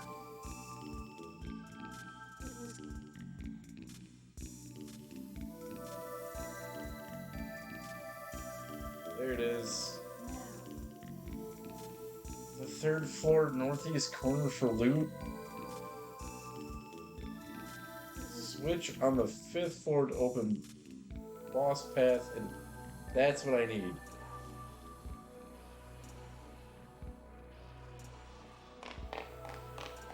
There is a switch.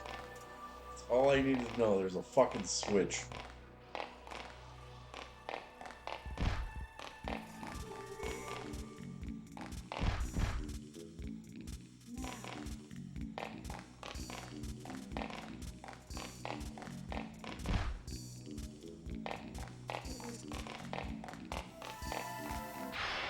That's the part, like, no one's fucking explaining that for some reason. It's just, like...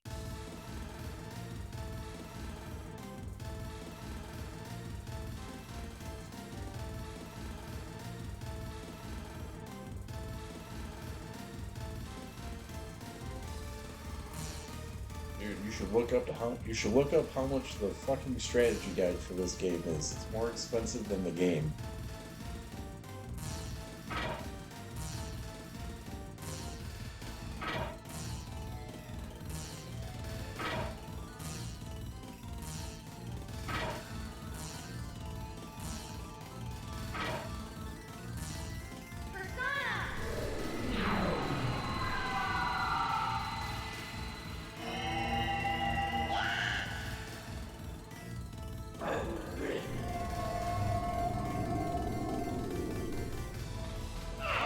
Entrance, save point, and elevator access. There's no fucking elevator.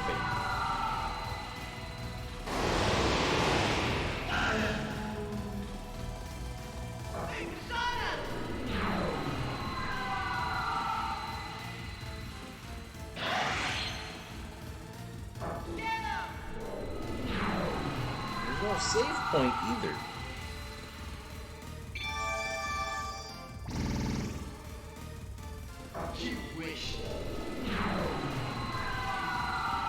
Yeah, I feel blind as fuck too.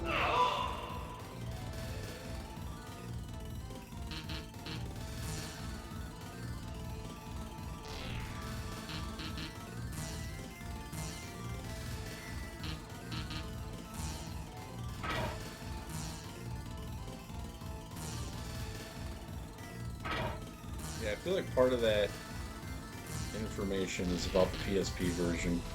I'm gonna go back up to the 5th floor and see.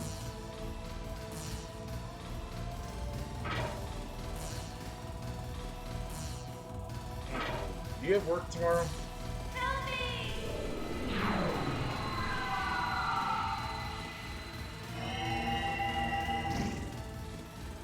God damn it.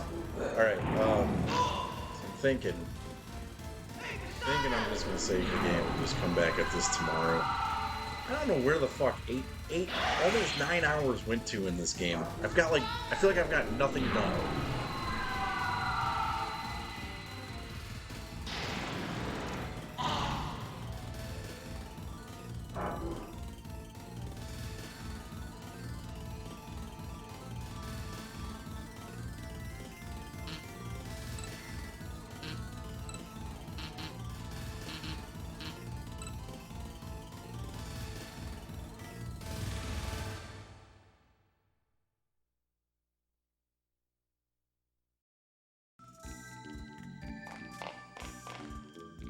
Actually, screw it. 1 second here.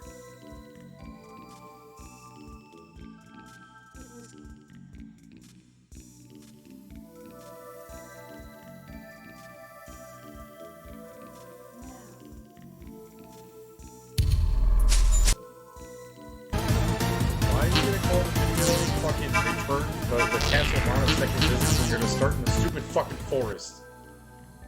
God, I hate people on YouTube.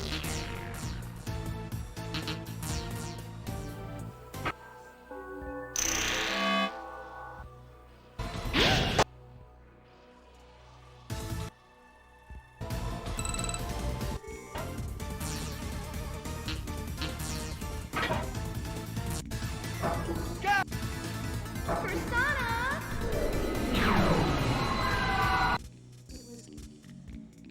Why is it all fights? Like, what is this? The subway? Dude, you suck. You are a terrible motherfucker on YouTube.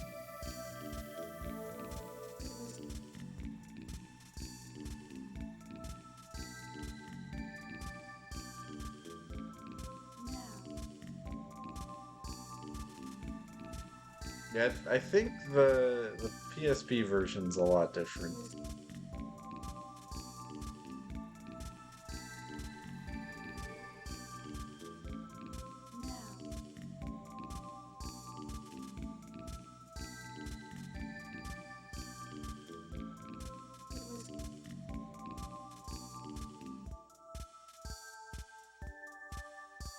Dude, how the fuck you're gonna make a part 1 and not make a part 2?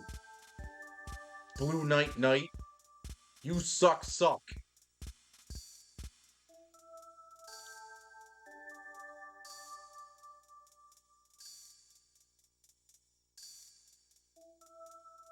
There it is.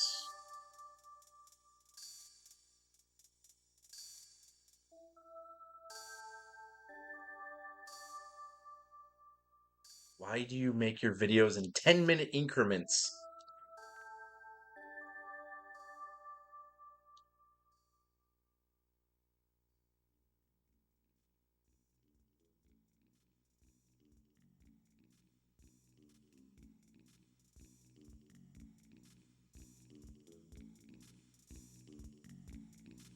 Dude, fuck this. I'm not reading your shit. You suck. 10-minute increment, motherfucker.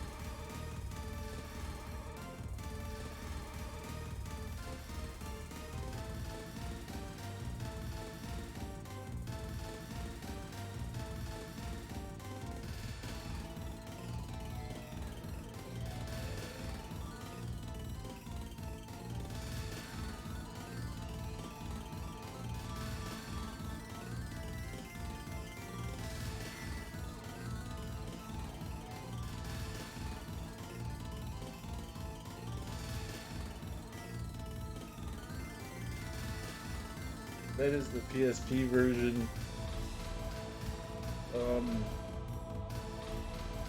Yeah, the map's different.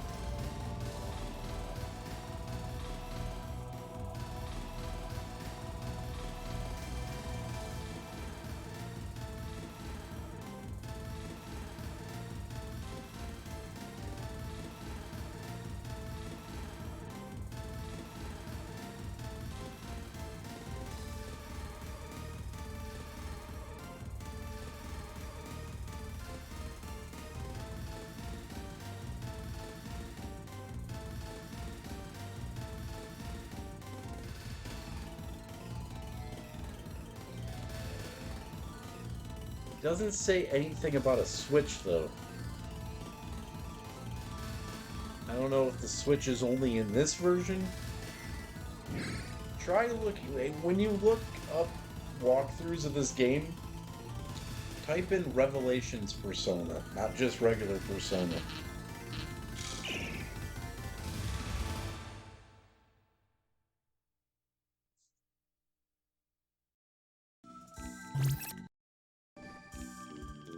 Just typing in Persona will get you the PSP one. If you type in Revelations Persona, it will get you this one.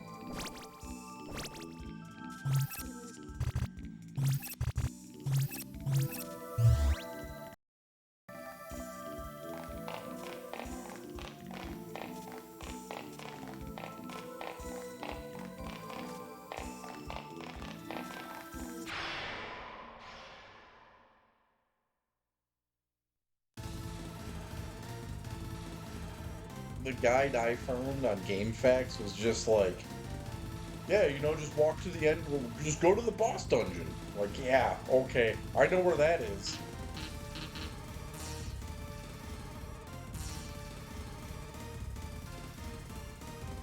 Then there's the other one saying there's a fucking elevator, which that's not true.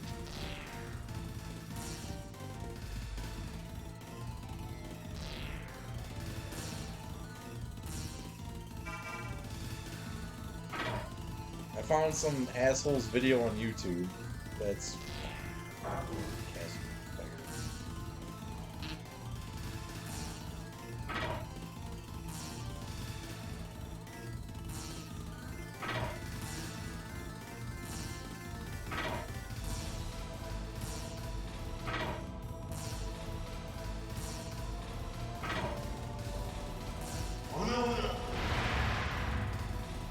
You're dead.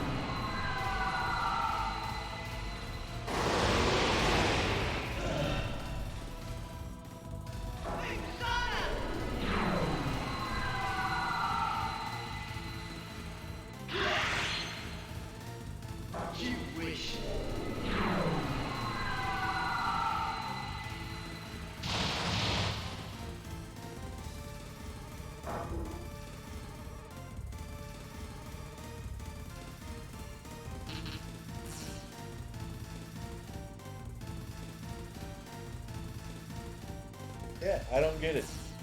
I don't get how there's no love for this fucking game.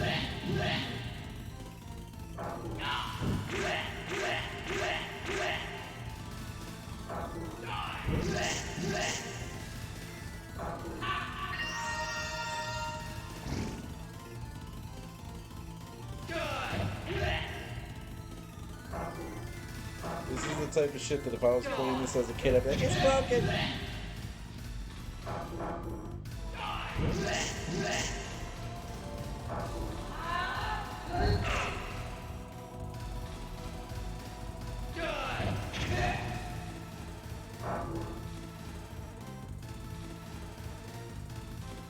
I'll finish this game when I'm smarter.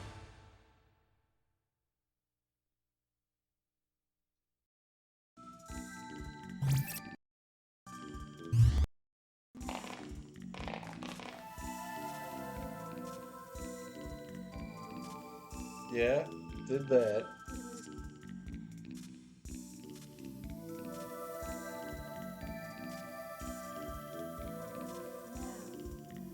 Yeah, that's where I'm at. 4th floor dark zone.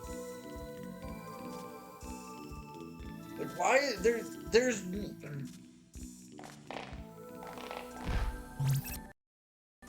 Something's missing.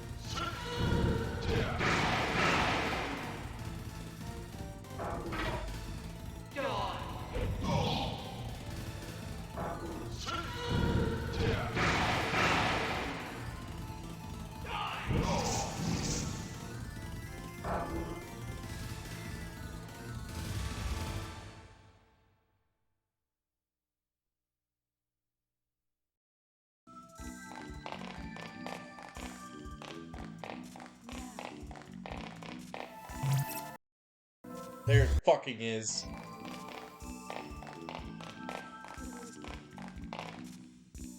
Nope. That's not it.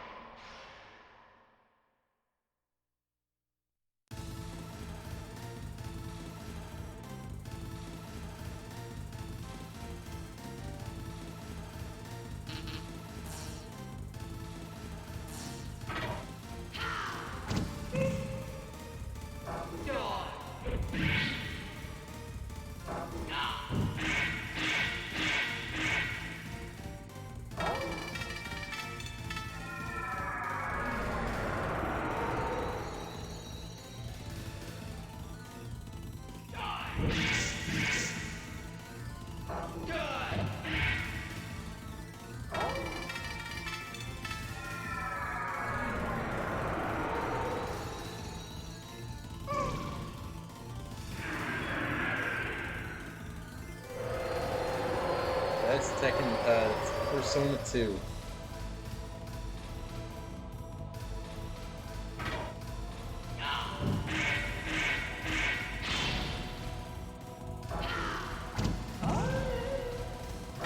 Alright, that's saving.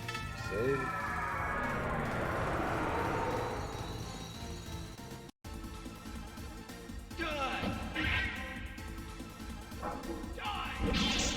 Yeah, dude, I found the Persona 1 strategy guide on Amazon for $1,000. Used.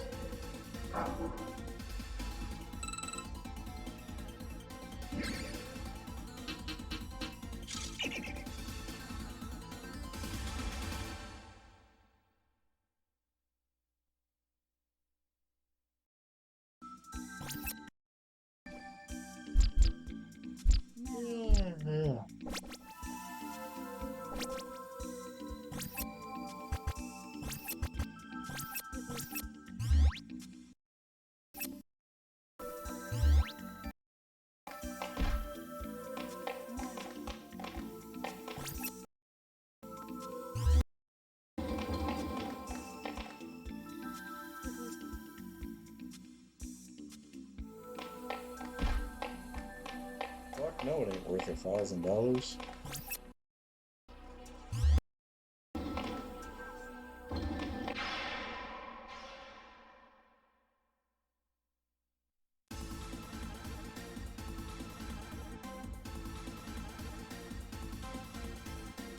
You should just, dude, send that guy a message and ask him if he can read the part of the fucking game that says what to do.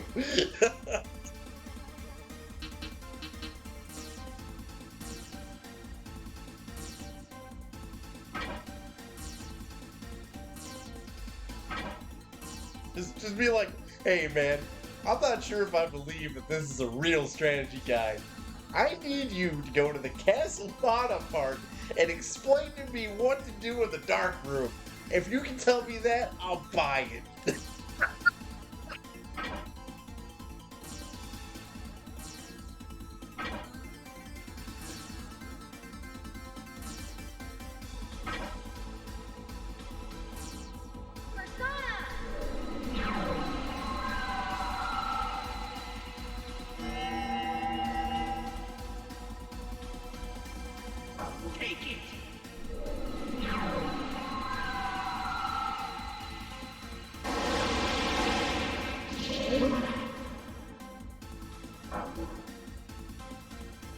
Yeah, I think I'm just gonna save and come back to this tomorrow. I just don't get it. Like, there has to be a switch. Or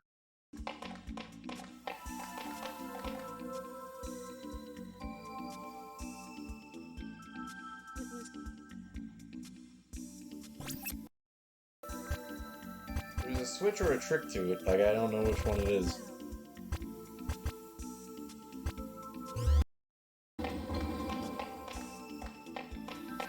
Something just crossed my mind, but there's no way that's what it is.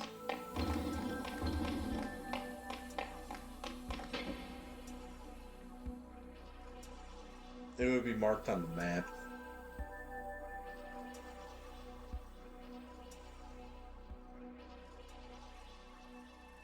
So that one...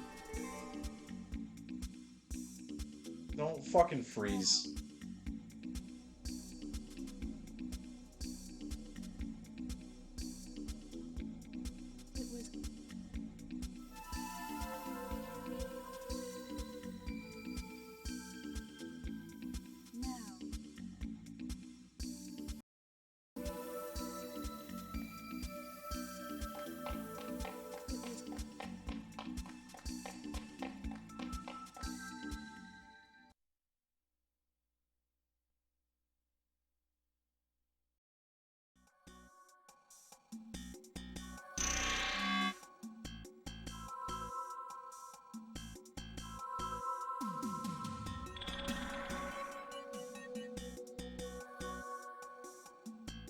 Go to the Augustus.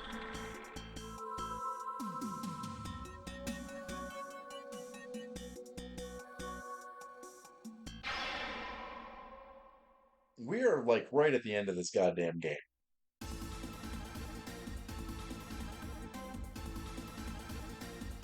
Like 10 hours away from the end of this goddamn game.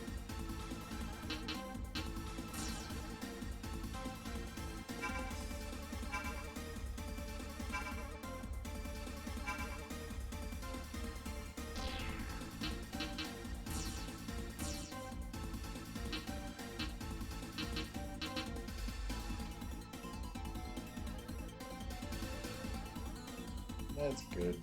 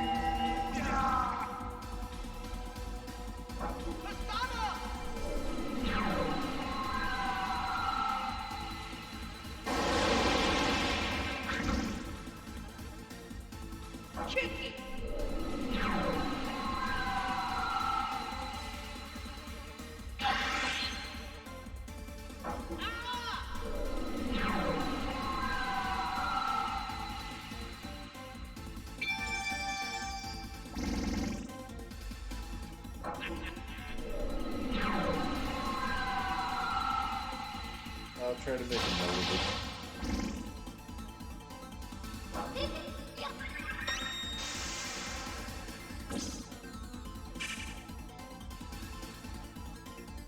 Joking. I'll do it. I'll write the note right now. I have a lot of shit that I have to add to the PS2.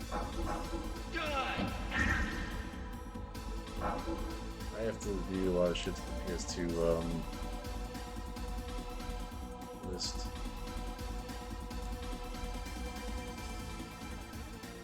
Yeah, we were talking spreadsheets.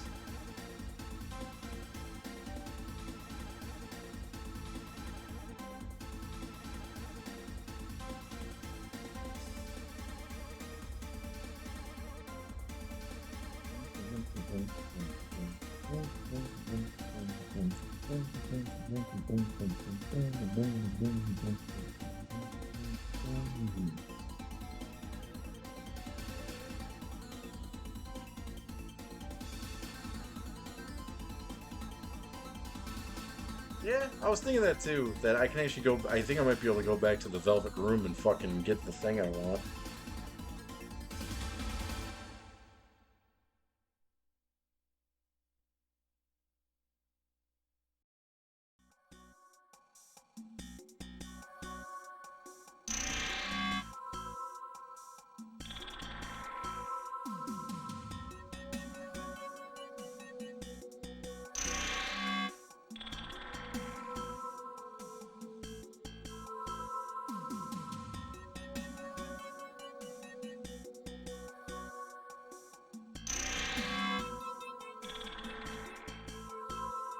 But that's the reason I was pissed off that the game crashed earlier. It was like, even though there was no progress, I made so much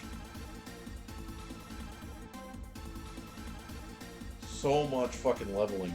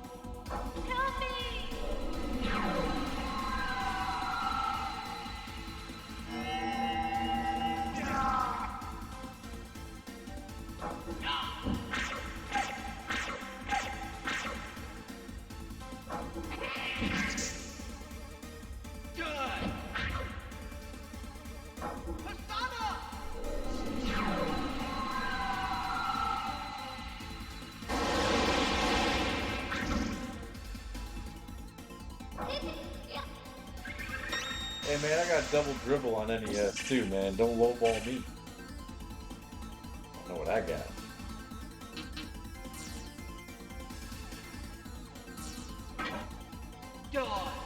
I got College Slam for Genesis.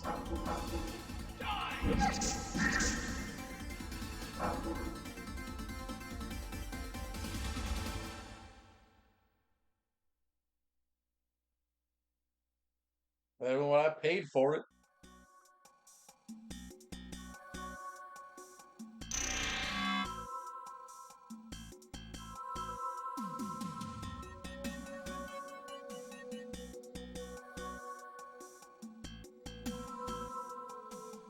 So you're giving me 303?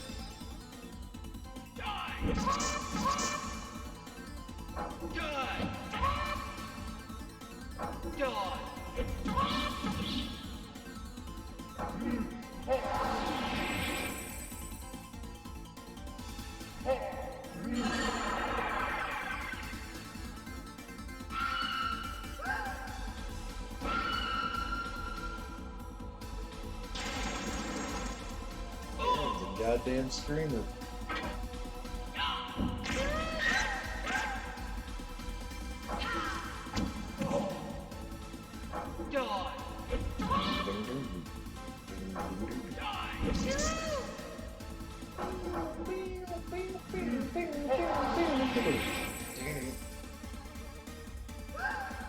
Fucking John Boy.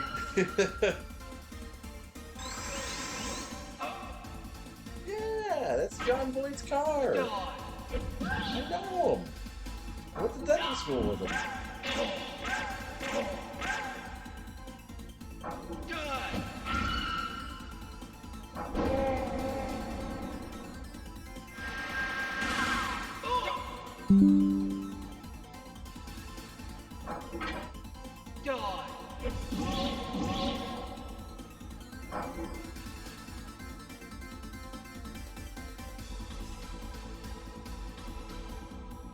He's gonna play Persona 3 and then play Persona 3 FES.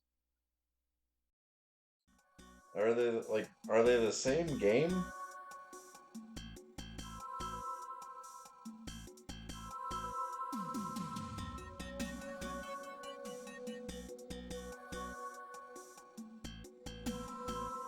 Well, if they're the same game, I'm not fucking doing it. Just like I might get to skip Persona 2 or Innocent Sin. I don't know yet.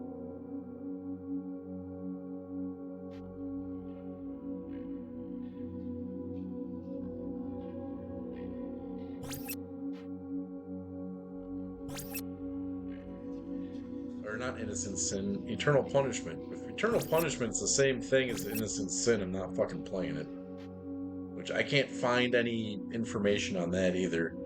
If you can figure that out by the time we play Persona 2, I would be really happy to know. Because it looks like there's a 10-hour difference between Persona 2 Innocent Sin and Persona 2 Eternal Punishment. If those two are the same game, I need to know that.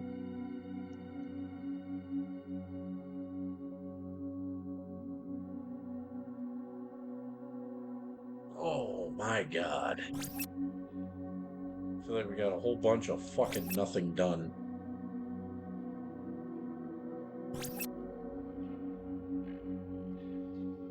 In 9 hours, we moved an inch.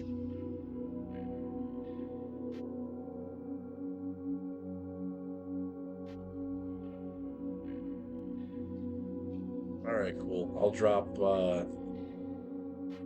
drop Persona 3.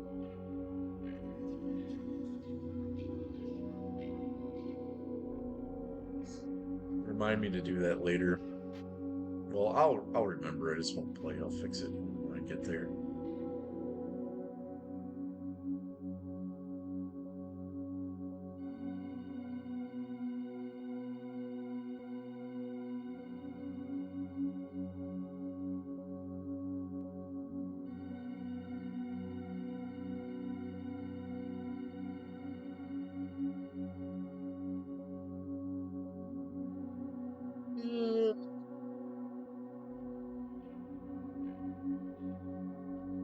God damn.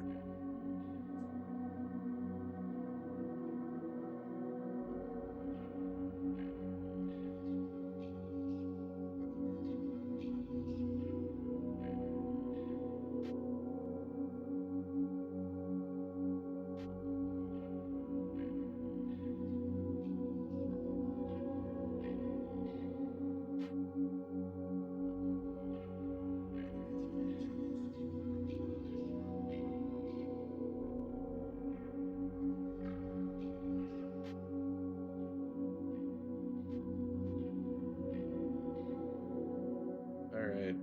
We're going over to go see Creature.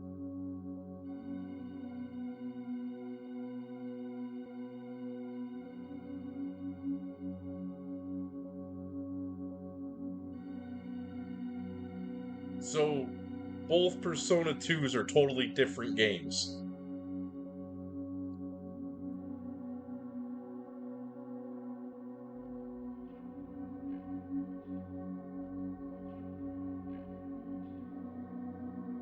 Okay, good.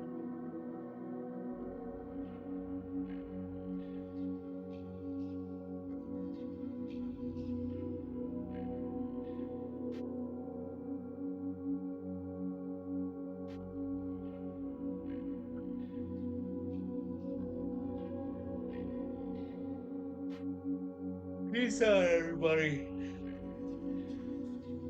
God damn. I'm gonna figure this out.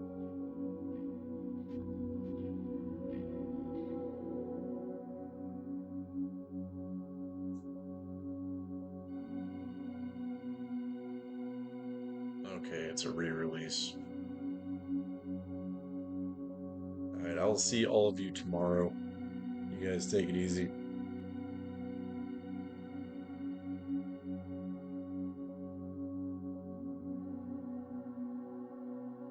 Oh, Royal is a re-release.